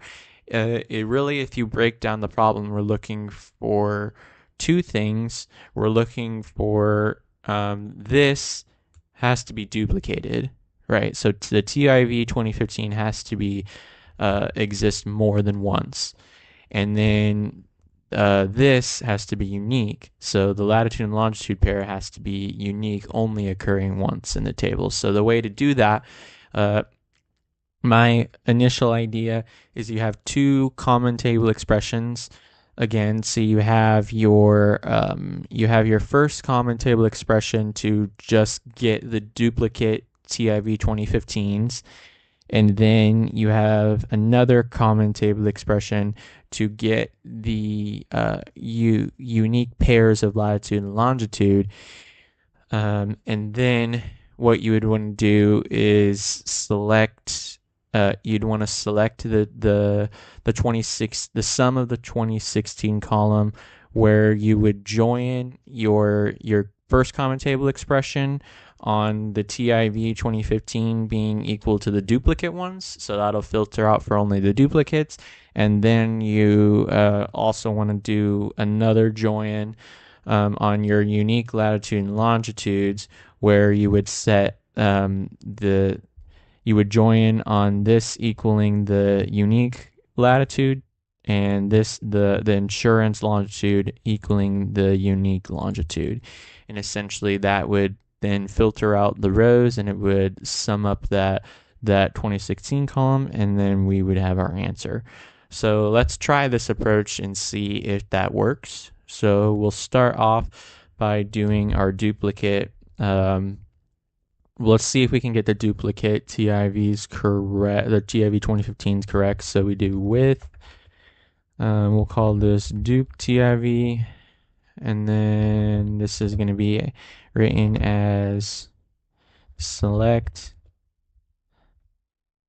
TIV 2015 from insurance, and then we're going to group by TIV 2015, and then we need the count here to be greater than 1, right? So we're going to say having count star greater than 1. And then let's select all from our dupe TIV table to make sure that we should get now rows 1, 3, and 4.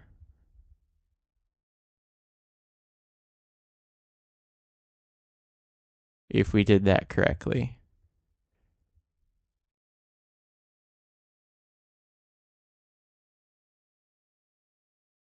Oh, we're just getting when here we only selected, and here we only selected the TIB 2015, so you don't get the whole row. You just get 10 because that one appears more than once. So that's still actually correct. Sorry about that. Okay. And then from here, then we also need to do our second common table expression. So we know this one is working now. The next one, I don't think we actually need to write with again. I think we can just do a comma, and then this one we can call unique lock, maybe, for unique location. And then this, we need to just select the lat and lon from insurance. This is going to be grouping by our lat and lon, and then we need to have the count here equal to 1 since this has to be unique.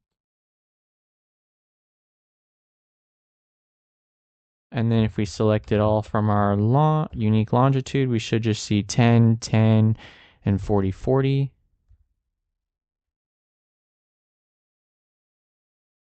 Right, so let's see what we get here. Yep, we have 10, 10, and 40, 40. So now we know we have our correct duplicate TAVs. We have our correct unique locations. So now what we need to do is we need to select the sum of our ITIV 2016, or just call it TIV 2016. I'm going to say I because ITIV 2016 because we're going to have to do a join. So we'll call our insurance table I. So we're going to select that and then join the I table on the dupe TIV table 2015 being equal, and the unique lock table, the lon and lat being equal. So that's going to look something like select the sum of I.tiv 2016. This is going to be as TIV 2016 because that's what they want us to name it in the answer. And then this is going to be from our insurance table I, and then we need to join do TIV. We'll call this DT on our I.tiv 2015 is equal to DT dot TIV 2015, and then join our unique lock UL on I dot lat is equal to UL dot lat, and I dot lon is equal to UL dot on. Let's run this and see what we get.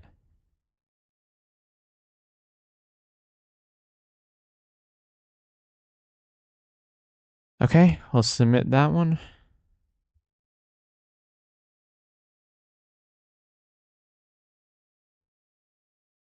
Oh, I forgot the round again. I seem to always forget this. Looks like we need to round to 2 based on that. My bad, guys. So I'll just come back here. We'll do a simple round or sum to 2. And let's try just submitting again. And there we go for this one, but we'll see. Sometimes elite code hards aren't always hard. All right. So here we have our employee table where we have ID is the primary key. Department ID is a foreign key, which is a reference to the ID from the department table. Each row of this table indicates the ID, name, and salary of an employee. It also contains the ID of their department. And then we have our department table with ID and name. ID is the primary key, so this is referencing up here, this department ID. And then we have name, which is, let's see, it doesn't say, but I'm going to assume that name is just the name of the department that they're in. A company's executives are interested in seeing who earns the most money in each of the company's department. A high earner in a department is an employee who has a salary in the top 3 unique salaries for that department. So we need to write a solution to find the employees who are high earners in each of the departments. Then we'll return that result table in any order. So the result is in the following example. We have IDs 1 through 7, various names, and salaries, departments 1 and 2. And then we have our department table where we have IT is 1, sales is 2. So we have Max is our top earner. And then we have, let's see, Joe and Randy both make 85,000 and they're in department 1. And then you have Will who makes 70,000. He's also included in this table. Then that actually, it looks like, is that everybody in the IT department? And we have Max. Yep, and then we have these two. Oh, we're not including Janet, so she's excluded because, and the reason that we have 4 is because we have a tie, so they are both included in that value. Then we have in the sales department we have only 2, so just both these get included because there's only 2 and there's not a third. Okay, so I'm gonna start. Oh, there's another constraint here that I didn't read. There are no employees with the exact same name, salary, and department, so that's good to know. Okay, I'm gonna start just by doing the join, and I'm gonna just do this column by column, I think. So we'll start just by doing the join to get the department as our leftmost column, and then we'll get the employee as our next column. And then I believe what we're going to have to do here is get the salaries, I think, with a subquery, of course, since we're in the subquery section. And what I think we're going to have to do with that subquery is we're going to have to count the distinct salaries, and then we're going to have to self-join the employee table on itself, and then we're going to put this inside of a where clause and then filter where there are less than 3 salaries where it's higher. So that way it'll count the current row and then less than 3 above it. So let's start though with just getting the department first. So here we're going to do select, and this is going to be for the department. We need the department name, right? So we'll just call this d.name as department. And then we'll do that from here. We'll have to do a join here. So we'll do employee join department D on D dot department ID equals E dot ID. And then let's just see if we did that correctly. Did I misspell something here? I have the tables backwards. This is going to be, we'll just do this. This will be E dot department ID join to D dot ID.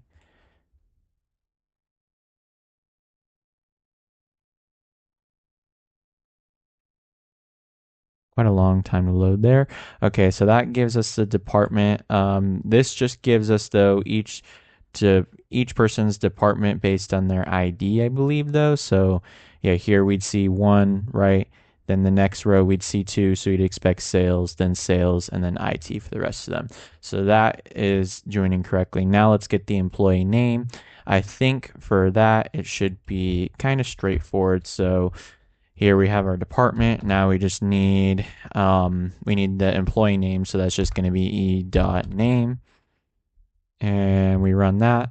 That should give us our second column. Now here we need to figure out the salary portion. So this is where we're going to be getting into our subquery. So here let's get rid of this on, and then here we can do our where, and then this is where we're going to have to count our distinct salaries, right? So I think the way we're going to want to do this is by doing a self join. We're going to self join the employee to itself, and then we're going to join those on the department ID for each of them, right? And then we need to just look where on our self join table where we'll call it we have E1, right? So just employee, then we'll call this E2. We have to look at where E2 salary is greater than E1 dot salary, and then we can do all of this in our subquery less than 3. So then that means there are fewer than 3 salaries higher, which makes the current row one of the top 3. So to do something like that, we think we could do select. You need the count of the distinct. He will call this E2 dot salary from employee E2, and then we need where E2 dot department ID is equal to E dot department ID. And then here we need, and the salary has to, this shouldn't be where by the way, wait. Oh, wait, no, yes, this is where. Because, yeah, we need where the department IDs are equal because we don't want to compare the different departments to each other. And then we want to say where the salary of the one on the right is greater than the one on this the E1 dot salary, right? And then all this should be less than 3. Let's try that.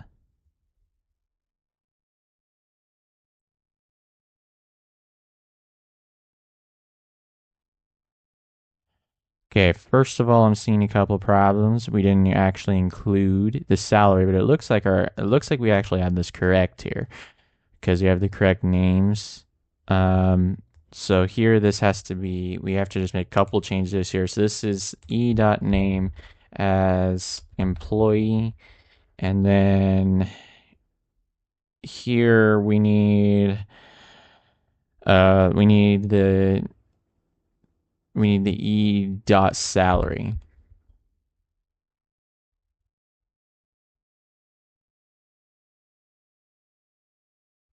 as salary, Then also, I don't know if the column names are case sensitive, but I'm realizing looking at the problem, these are lowercase, so I'm going to switch these to be lowercase. And let's try running again.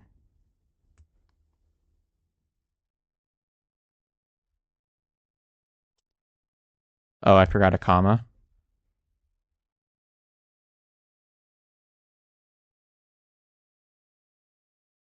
Okay, that gave us the correct result here. So let's see if there's edge cases we missed. And there we go, our first and only hard problem. Albeit we did not get great runtime, there's probably a more effective way to do it. But I think this is actually very like straightforward and simple. That's why I say not all LeetCodes are hard. We've got fixed names in a table. So we've got our users table. User ID is the primary key with unique values for this table, and then this table contains the ID and the name of the user. The name consists of only lowercase and uppercase characters. So we need to write a solution to fix the names so that only the first character is uppercase and the rest are lowercase. And we want to return the result table order by user ID. So the result format is in the following example. We have our user ID with Alice and Bob with spelled cased all weird, and we just want to output it normally with the first character upper and the rest lower. So I think the strategy we want to do here is we need to select both columns, right? So we need user ID and name in our output. But for the name column, what we want to do is we want to do a concatenation of two substrings. So we want to do the first substring where it's position 0 upper, and then we want to do the second substring from position 1 to the end of the string as all lowercase. So let's see how we can use our concat. So concat just adds several strings together. Okay, so we have these are string literals, but we're using the string from the column, so it's going to be something like this. So we're going to have to do a concat, and then we're going to have to do a lower. So we're going to have to do concat lower of the substring. So it's going to have to be 3 nested functions. So it'll be concat upper the substring, start at position. It's going to be position 0, and then extract 1 character. And then we're going to have to do a comma, and then do upper substring 1, and then I think with length it's optional, so if you omit it, it just returns the whole string. So that's all you should need. So let's try that. So we'll do select user ID, of course, and then we need concat, and then we need the substring of upper of name from position 0 to 1, and then here we need another substring lower name, and then that will be from position 1 onward, and that will just be as name. And then we can do that from our users table. So let's see if I entered that correctly.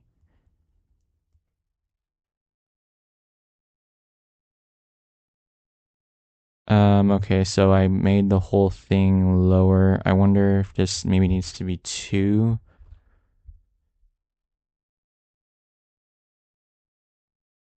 Or I don't know what the indexes start at 1.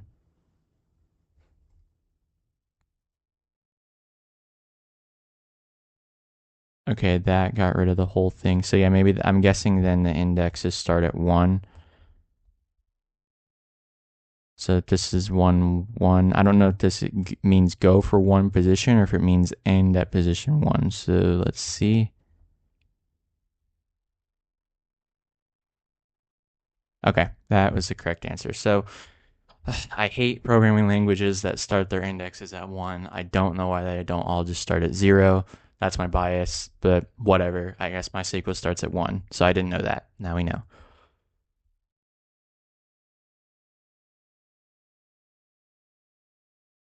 Oh, I must have missed an order by or something. So let's see. Return the result. Table ordered by user ID. Yep, you guys know I always miss this one. So order by user ID. Just submit again. Awesome. So there's our answer for that one.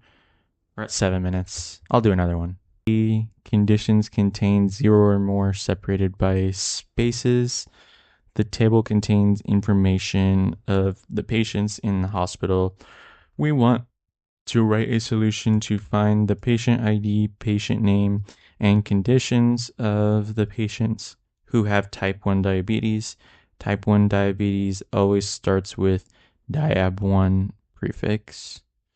Okay, and then we want to return that result in any order. So here are the result formats in the following example. So basically, we're just looking for, I don't know if there's like a contains, because what we're looking at is we're going to be going select the patient ID, patient name, and conditions. I think we would just do a select all. And then we just have to say from our patients table, and then we need to say where conditions has this substring in it somewhere. I don't know if there's like a contains. So let's see. Yeah, I'm gonna go. Is there a way to get back to all the string functions? Substring index. Um, Substring extracts starting at any position. What is a string comp? Okay, no, we don't want that because we locate. Is that what this is? Search for the string 3. Okay, so this one, what does it return? If the okay, so the locate function returns the position of the first occurrence of a substring in a string. If the substring is not found within the original string, return 0. So our where statement is going to have to say something like, we need to do where the locate of conditions of diab 100. So yeah, locate diab 100 in conditions. And then if that is not 0, but that's not equal to, where it's not equal to 0, then that's what we're going to select. So here I think we can try select all from our patients table. I want to say where we need locate diab 100 conditions does not equal 0. Try that. Easy. All right.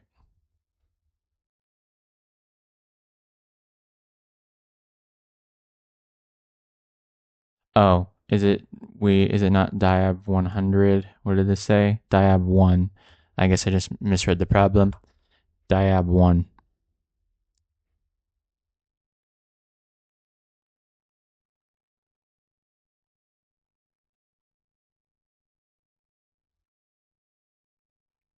Um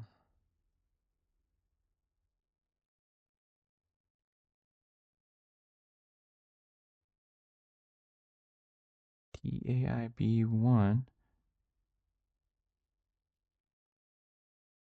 Okay, that is interesting. I'm not sure what I did wrong here.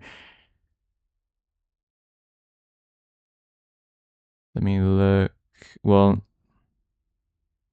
give me a second to think about this one. Why it couldn't be wrong. Let's look back at the problem. Oh, it has to start with.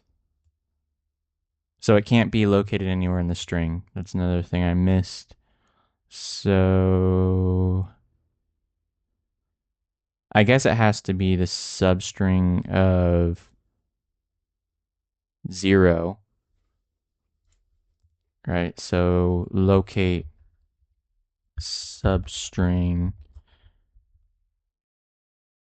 diab1 of 0. So it has to start at the, not 0, 1, I guess, because everything starts in 1 here.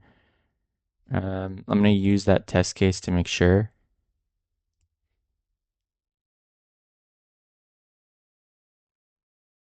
Nope, that is not correct.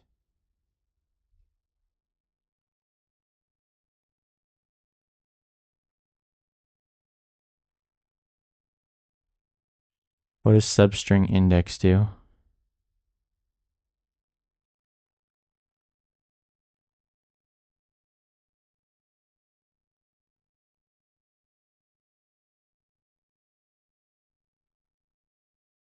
Return a substring of a string before a specified number of delimiter occurs.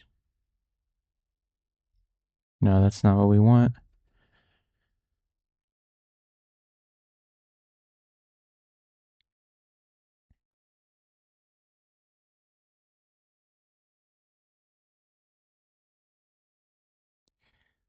The position for, oh, and so maybe we need to say and is equal, wait, the locate function is equal to the position function. No, so they're the same. That's not what we want.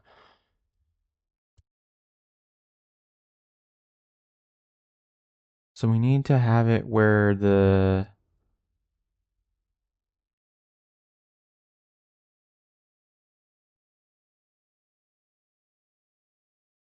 maybe we could also do a string comparison and say if the substring of the conditions is equal to str comp of the diab 100, if those are 0, then that means that they start the same. So let's see. So we need and substring. Let's extract a substring from start at position 5 and extract. So we need to count the characters in that diab1 string. That has to be equal to then the string comp of that. So maybe I'm not making sense, but here, so let me go back a little bit.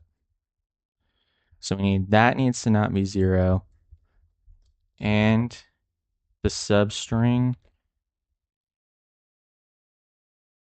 of conditions from 1 to, so this is 1, 2, 3, 4, 5. So the 5 characters,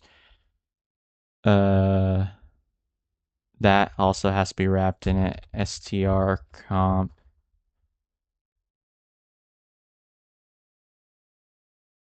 to diab1, and that needs to be equal to 0.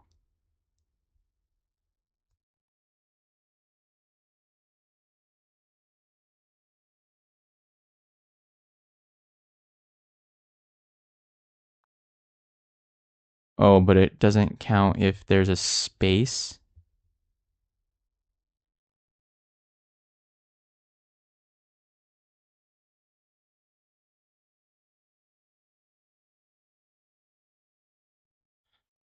So maybe we also need to do a trim.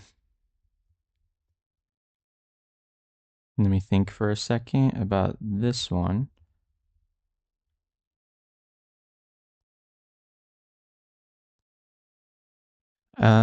Okay, I'm not actually looking at this now.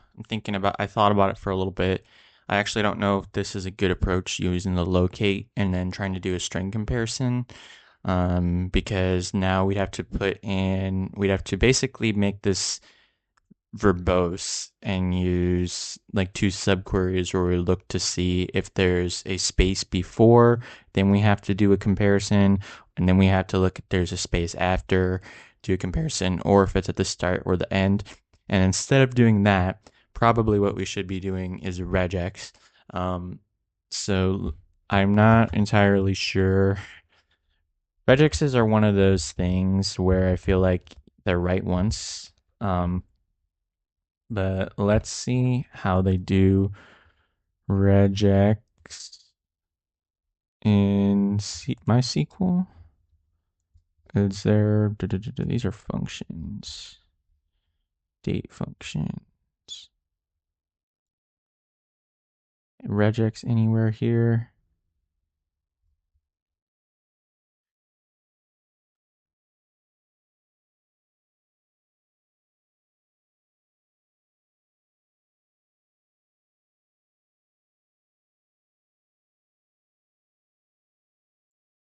I guess I don't have it. I guess wildcard characters are also a thing we could use. Like we could use where it's like diab one with if it starts with it, or if it and then you could use ors and then look at any combination with wildcard matching. But I'm gonna do regex because honestly I just think it's good to learn. So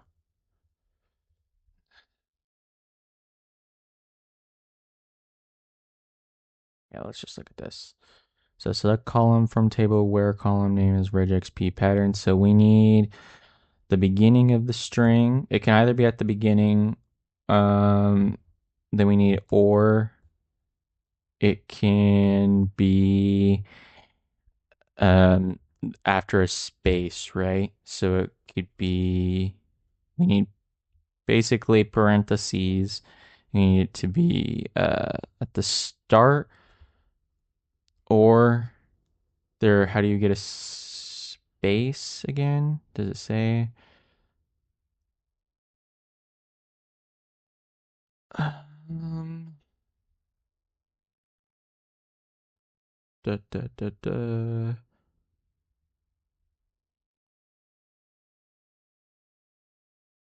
Okay, well, I don't see, is there a space? I think maybe we could just put a space. I don't know. Let's try that. So we need it to be here, where, okay. This needs to be where the conditions, I think regex p would be how we do it. So conditions, regex p. And then here we're going to we define our regex. So we can either have diab1 be at the start, or there can be a space. So that should contain both those combinations. And then we do diab1. So then now we also, I think it can be at the end, or there can be something after it, right? So we also need to match those. So there can either be another space, or it can be the end of the string. So the end of the string was the $sign character, if you remember from looking at that thing that we just saw. So here we could just do another space or a $sign. And now let's see if we were to run this, if we pass both test cases. Nope. Still wrong. I'm wondering, maybe we don't need parentheses, maybe we need brackets.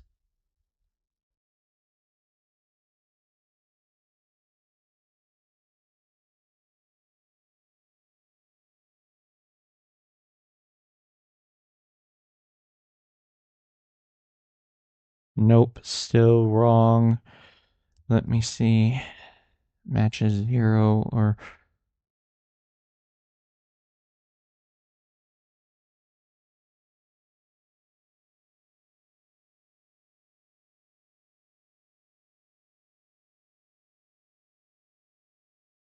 matches the beginning of the string, end of the string matches any single character except for new line 0 or more of the preceding character, 1 or more of the preceding character. I think maybe we need space plus.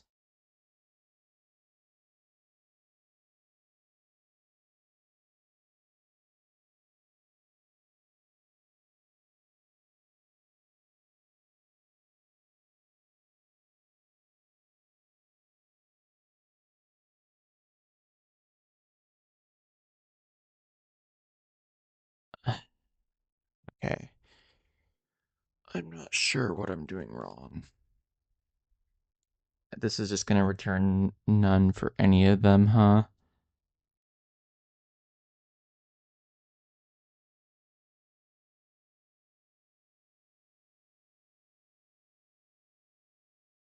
The last thing we haven't tried is the wildcard matching, so let's do that. None of the locates were working, so the wildcard matching, we need to have a couple of conditions.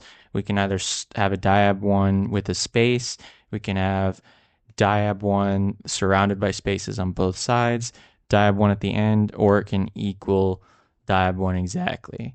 So or it could also be diab1 without a space, right? So it could be either. So I think what we can do is we could do so we'll just do wildcards for each of them. So we have where conditions like, and this is what you use for your wildcard. So you have diab1. This will check if diab1 for like 100 or diab1 space something. Then we have or conditions like this one will be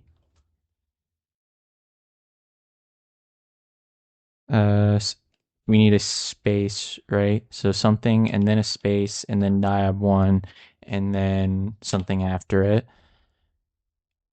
So this would check for the one that this one would check for like acne diab 100 or something that we got before.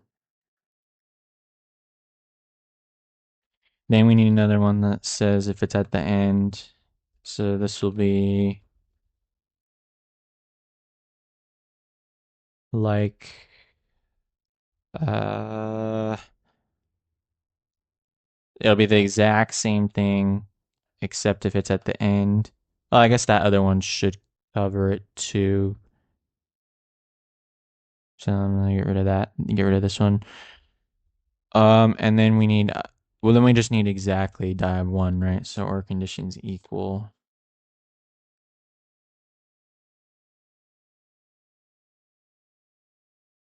I really hope this works.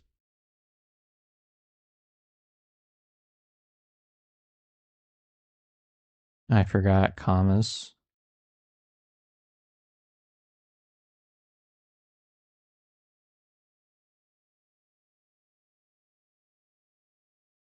Oh no, you don't need commas for these.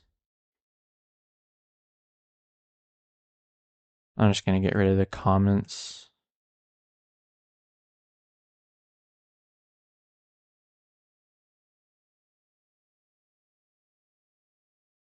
Okay, I just did the wrong comment. I should have seen there's a hash right here.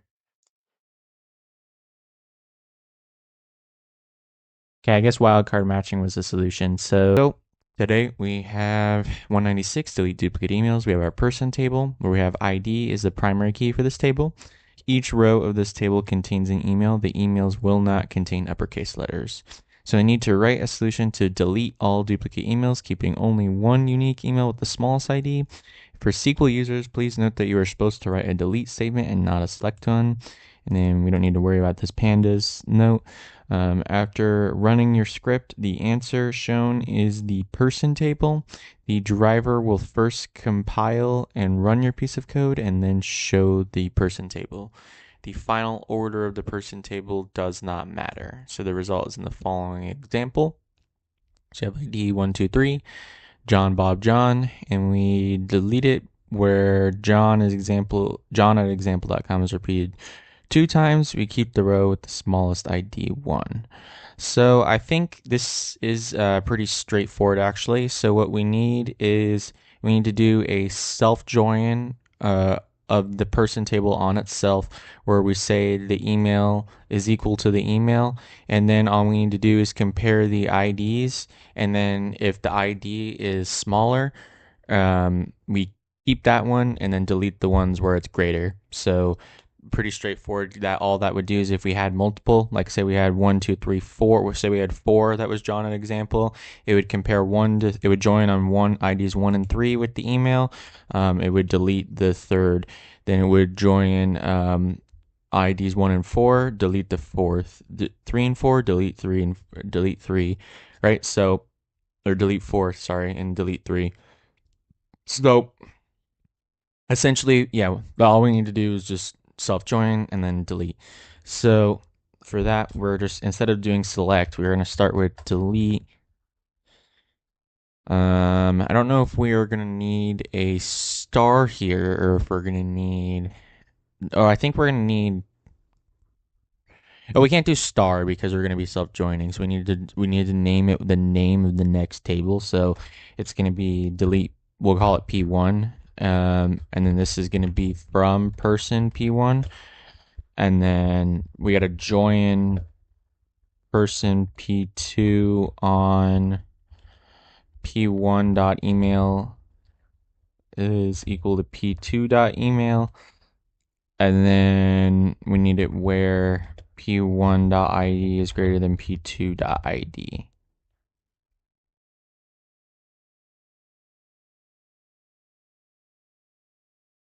Simple, okay?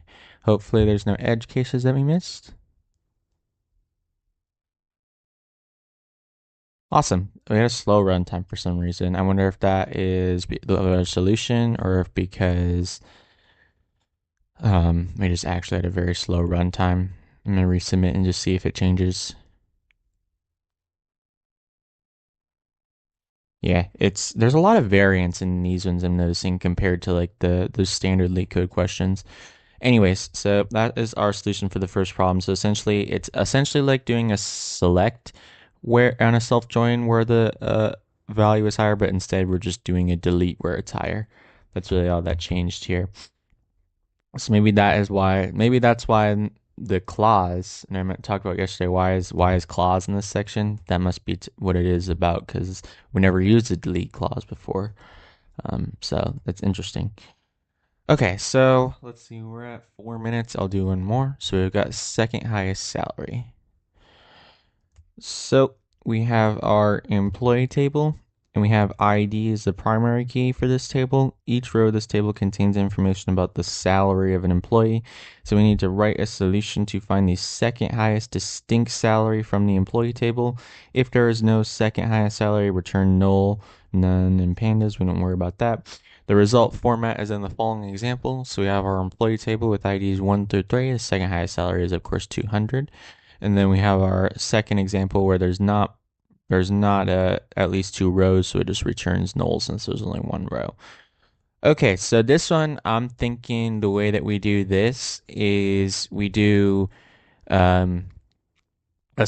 we basically do a subquery where we select the max, and that'll be our outer query. And then in our inner query, so we'll have, okay, let me explain. So we have our outer query, which is just our select, and then we have an inner subquery on that. And then within that subquery, we have select the max, and then from there we do a from, and then inside the subquery in there, or the second subquery in there, we select the max again. So where we select the max where it's less than the top max. So basically, you select the top max, and then you discard that by looking and seeing what is the next max. So just 2 max statements essentially. Hopefully I explained that okay, at least what I'm thinking, but I don't know. It'll probably make more sense when I write it. So let's just start with this. So we'll do a select, and then inside of this, we need to have our uh, two subqueries, right? So this is the first one. Outer query is going to be select the max salary, and then we're going to do from our employee table, and then this is where we do our inner subquery. So now we need our next salary to be less than select the max salary from employee. And then we'll name this second highest salary. So I hope that makes sense now that I wrote it out. So essentially we're selecting the max. We're from our employees table, and this is our outer subquery. And then in our inner subquery, we're doing a where, and then in the inner, we're doing a where, and then we have an inner subquery which selects the max from what's left from our outer subquery. So essentially, you're just getting you're digging in the max, discarding that, and then getting the max from within that. So that should give you the second highest. It's a bit hacky, but um, we'll see if that works even. Yep, and then the thing about max is that is nice because the reason I wanted to do it this way is because it handles the nulls for you. In the case where we only have one, because it will be trying to select from a null table, and then it'll just return null. So that's why I wanted to do it that way. Boom, okay. Terrible runtime. Maybe this was not the way to do it, but again, let's just see if, again, I don't know if there's variance. So yeah, there's a lot of variance. Okay, so we have 1484 group sold products by the date. So we have our activities table, which has our sell date and our product. There's no primary key for this table. It may contain duplicates. Each row of this table contains the product name and the date it was sold in the market. We need to write a solution to find for each date the number of different products sold and their names. The sold product names for each date should be sorted lexigraphically. So then we return the result table ordered by sell date.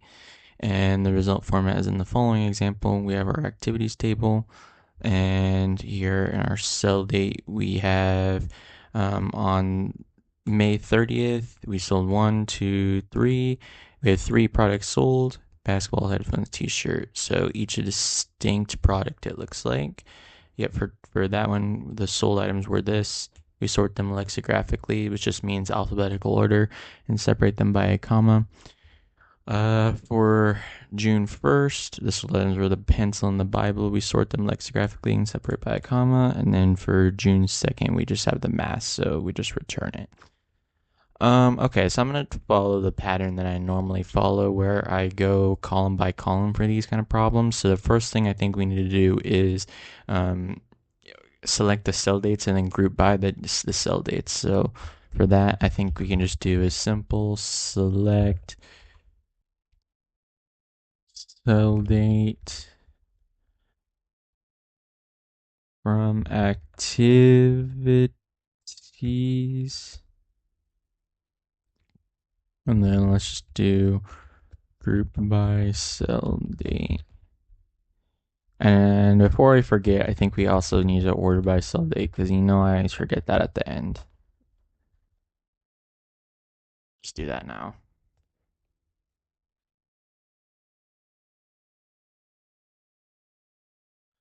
So our cell date 530, 6162. Okay, yep, now we need the number of sold. So now we just need the number of different products sold in their names. So I think for this one, all we need to do is count the distinct products and change the column name. So for that one, we'll just do select sell date, count distinct, what is it, product?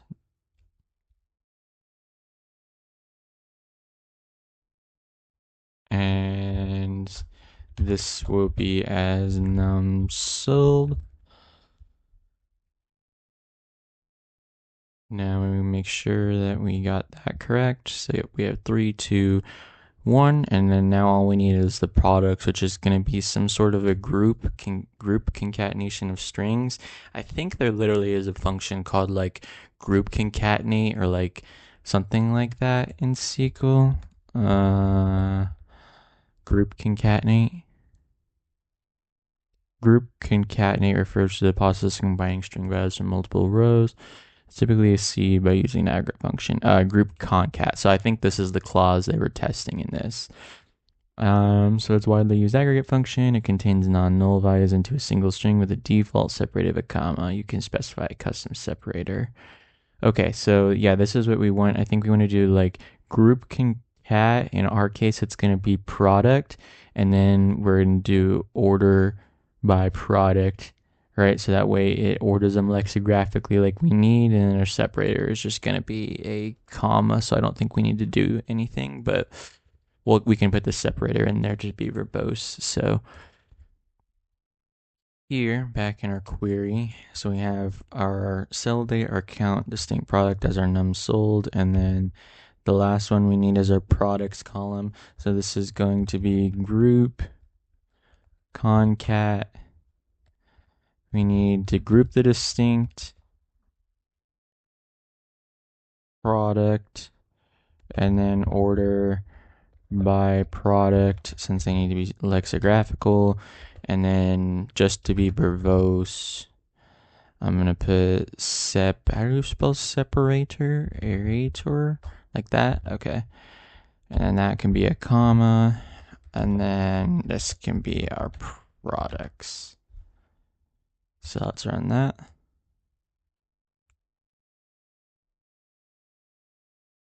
Okay, we got the right answer here. And there we go. Ordered in a period. Okay, so problem 1327, we have list the products ordered in a period. So we have product ID is the primary key for this table, and this product contains data about the company's products. And then we have our orders table. So this table may have duplicate rows. Product ID is a foreign key to the products table. Unit is the number of products ordered in order date. We need to write a solution to get the names of the products that have at least 100 units ordered in February 2020 and their amount, and then return the result in any order. So the result format is in the following example. We have our products table 1 to 5 for product name, and then our product category, and then we have our orders table. It looks like we're gonna have to do a join even though they don't have a product ID because I think these correspond. And then we have our order date and then the amount of units sold on that date. And then we only care about February of 2020 and if they have greater than 100. So in this case, product ID 1 in February had 60 plus 70, which is 130. So that we needed to get that name, which was LeetCode Solutions. Product ID 2 here, this one doesn't count because it's in January. This one's in February, so it has 80, doesn't get returned. Product ID 3 it only has 5, so that doesn't get returned. Product ID 4, none of these are in February. And then product ID 5, you have 50 and 50 is 100, so this one does count. And then we have to see what product 5 is LeetCode Kit. Okay, so for this one, the row by row kind of approach isn't going to be as effective here because we need to get, well, actually, yeah, let's see if we can get the product name first. We won't even do any of the counting yet. Let's just see if we can join them and get the correct product name matched to their product ID. So I think what we need to do first is join the products table to the orders table on the product ID, and then we need to select the product name from the product table where those are equal. And then we can figure out how to do the filtering by the date. And once we filter by the date, then we can do the counting. So let's start first just by getting the grouping, the joining and the grouping done. So for this one, we're going to do a select, and then we're going to have to do some sort of a join here. So I think it's going to be, we'll call it, we have a product still in our orders table, so we'll call this p dot product name. And then this is going to be from our products table. That's going to be P. They're going to join our orders table. That's going to be O, and that's going to be on P dot product ID is equal to O dot product ID. And then now we need to group by the product ID, right? Yes. Because we don't want it to just print out every single name. We don't want it to print out every single row of every single duplicate of every single name. We just want the one name, so we can group by the product ID and the product name.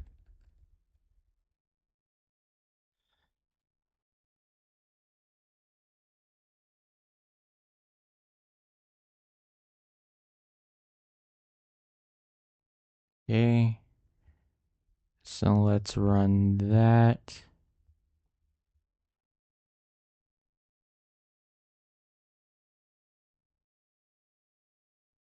Okay, so we've got LeetCode solutions. We should have printed everything once. So Joules of Stringology, HP, yep, Lenovo, LeetCode kit. So it's all there. Now let's see. So if any of them weren't sold in February, I think if we do the filter, then we can figure out if we're doing the filter correctly before we count. If we do the filter and then we see that one of these names don't appear, so like product 4, which was Lenovo, if we do the filter and then we see Lenovo is gone, then that will effectively tell us that we're doing the filter by February correctly. So for that, I think we just need a simple where, and we just need to do the order date is between two values, so it would be greater than or equal to February 1st, and then less than March 1st, right? So here, I think after our join on, we need to do where the O dot order date. We need that greater than or equal to, like I said, 2020 0201, and O dot order date is less than March 1st 2020, so that would be 202003. Oops, I did not press that. 1. So now if Lenovo doesn't appear, then we know we've done that correctly. Yep, so we have the same ones. Now we need to make sure we get our, I think we just need a sum then, because we have them filtered by the date. We have the product name. Now we just need to collect the sum of each units. So for that, I think here in our select, we select the product name, and now we need to do the sum of the unit, and then as unit, and actually this needs to be O dot unit. So let's run that. So that should give us our sum column. Okay, now we just need to filter out where it's less than or equal to less than 100, not less than or equal to, just less than 100. So for that, I think just after our group by, we just have to put a having the sum is greater than 100, right? So here you can modify this and say having the sum of O dot unit greater than or equal to 100.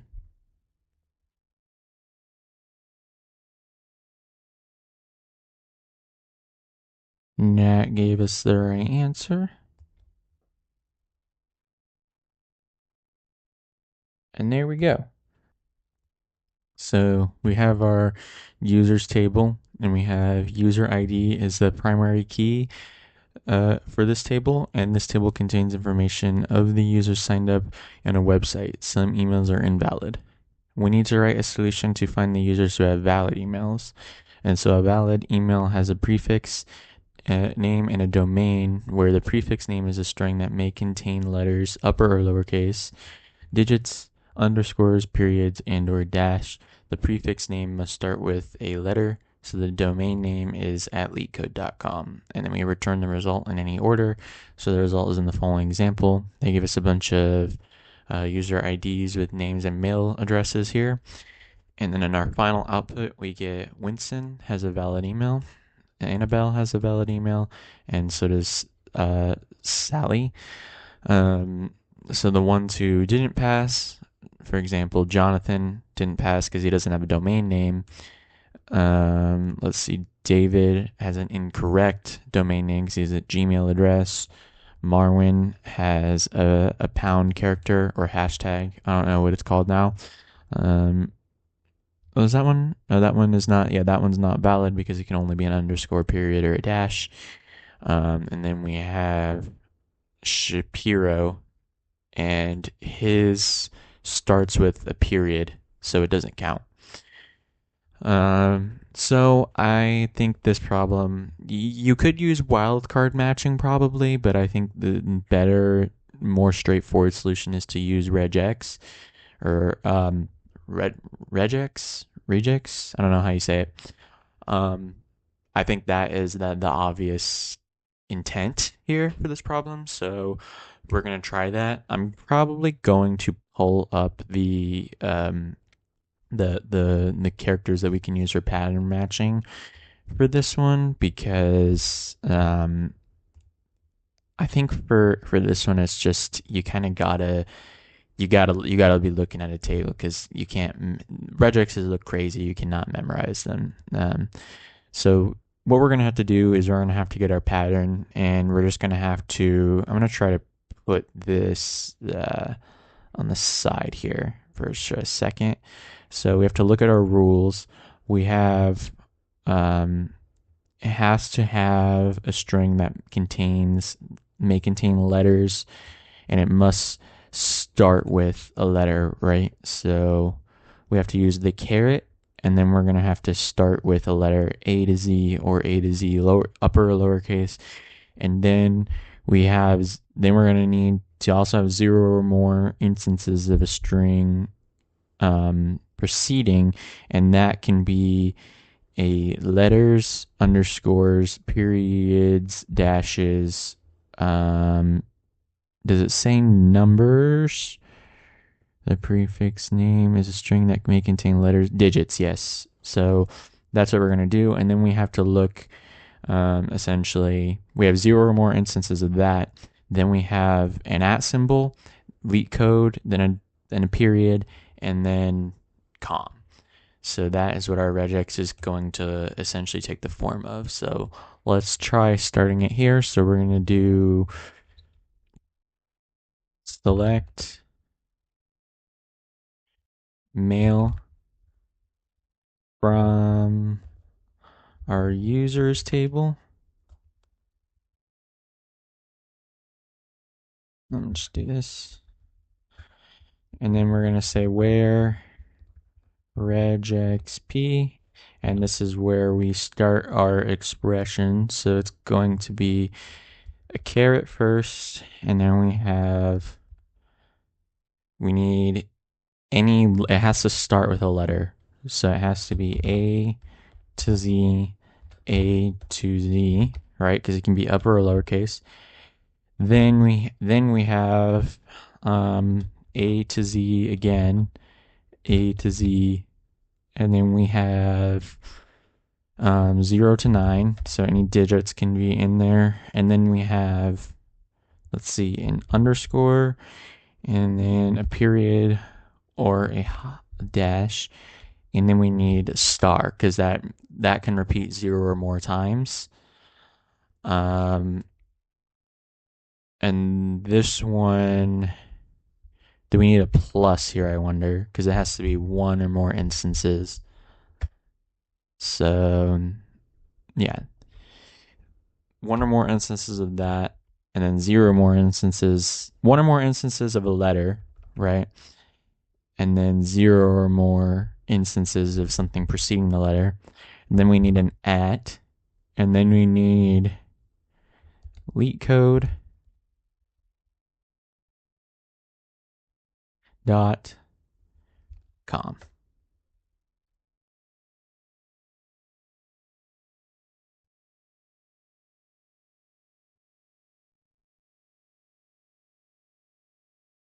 Okay, I didn't write something right.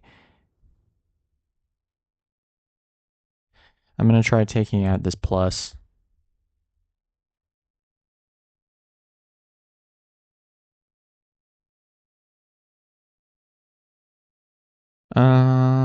Okay, let's see. So check the manual. Let me see if I pull this back up, what the other regexps look like.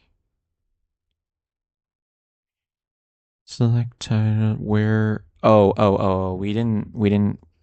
not specifying. I see a couple issues. First, we're not specifying that it has to be coming from the mail, right? Because we're just putting a regex but it doesn't know what column it's filtering on. And then here we need a $sign also because this has to be at the end of the string. So let me give that a go.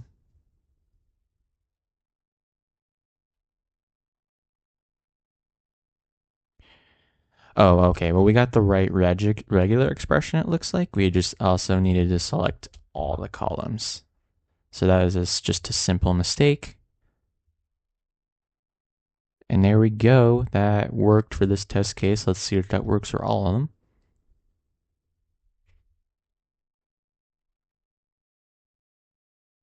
Oh, okay. So output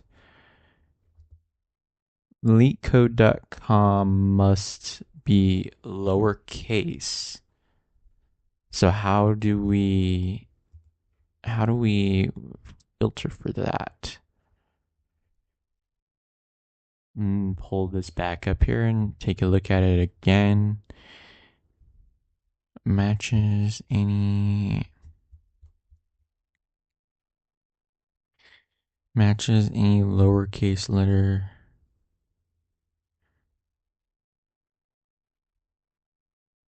Matches a character class, i.e. alpha to. I wonder if we put a dot here. I wonder if we just did this.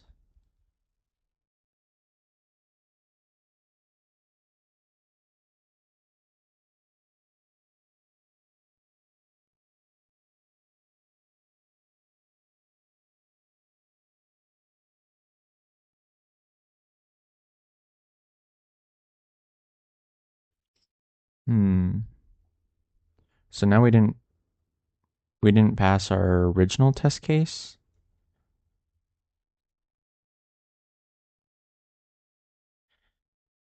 Okay, I wonder if these all need to be in a bracket. So we need to like be very specific.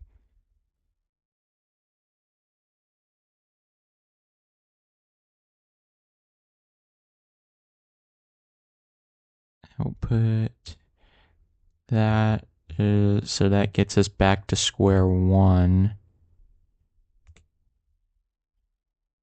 Okay.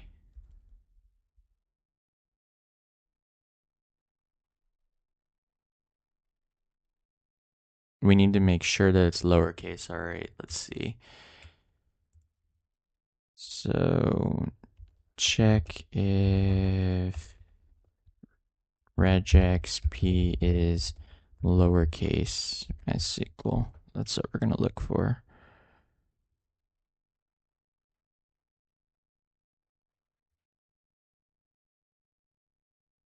Well, that looks for all lowercase, right? But I want it to be specific.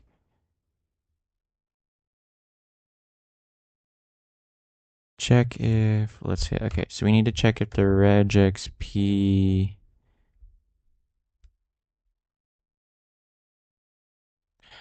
I'm not sure how to word this question because it's not just checking for lowercase letters. It has to be a very specific pattern. Okay. Let's say match regex p to specific characters.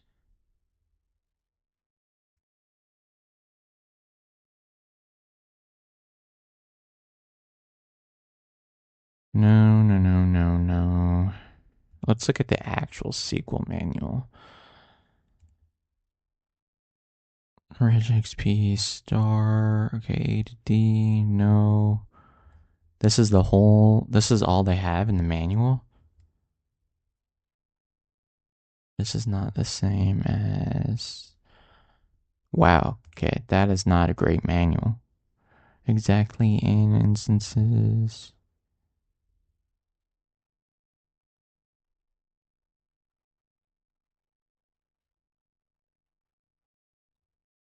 Maybe just regex match case.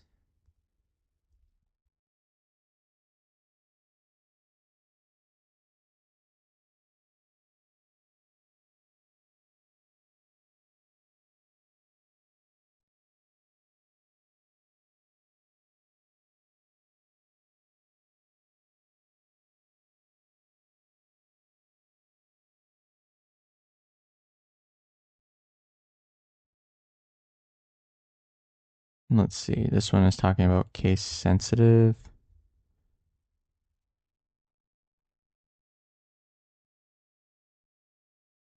For the condition to be met, it starts with a single capital. Use the following. Something about a question mark. 0 or more. No, that's not right. Any character listed between. Any character not listed.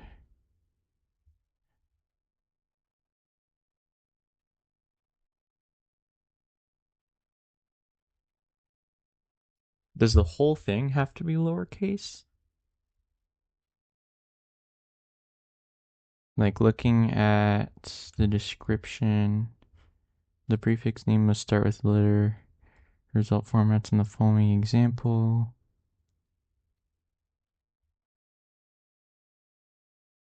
Okay. So let's just take a look at ours here.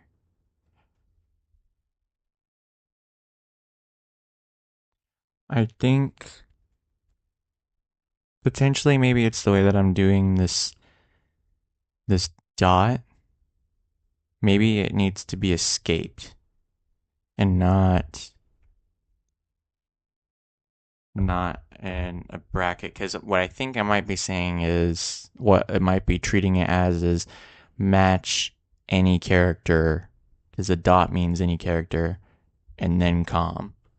So maybe it needs, if you escape it, maybe it literally means .com. We'll give that one a run.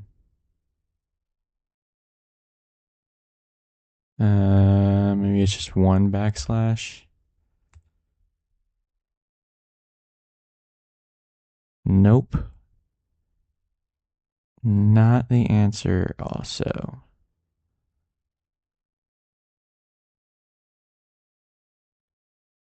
Okay. So let's think about this. We've tried backslashes. We've tried brackets. We've tried putting all of them in brackets. So it's none of those. So what is left for us to try? I'm reading further down in this page, and it says you can use binary to force it to match lowercase. So maybe it needs to be more male binary.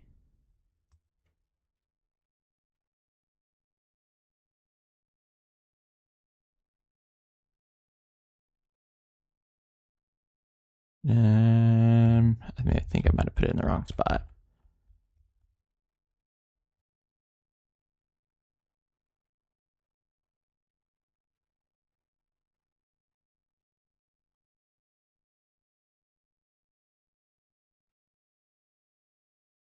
Okay, let me go back again and run it again. What did it say that we got?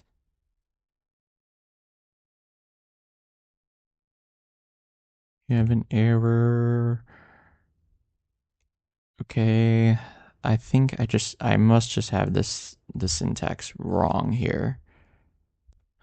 I think it might need to be, I think that I'm looking at it, it might need to be binary male. I think I might need to put it twice.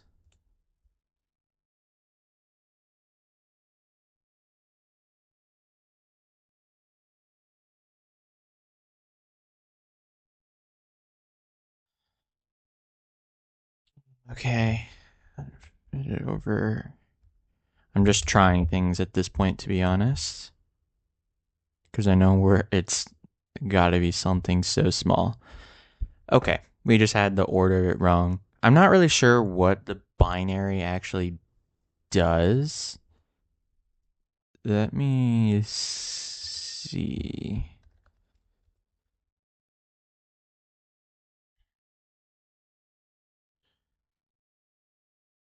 When used with data types like varchar, binary acts as a shorthand for specifying a binary collection for that. This meaning that comparison and for that column will be byte by byte based on numeric or code values rather than character by character using linguistic rules. So it actually, I guess, compares the literal ASCII values. So that's why it gives you like the case sensitivity. Interesting. Okay. So we had to say where the binary. Oh, I see. So we're specifying the binary of the male, right? So we're specifying the literal binary of this male to the binary of this regex and then comparing that bit byte for byte. Okay, that's why that works.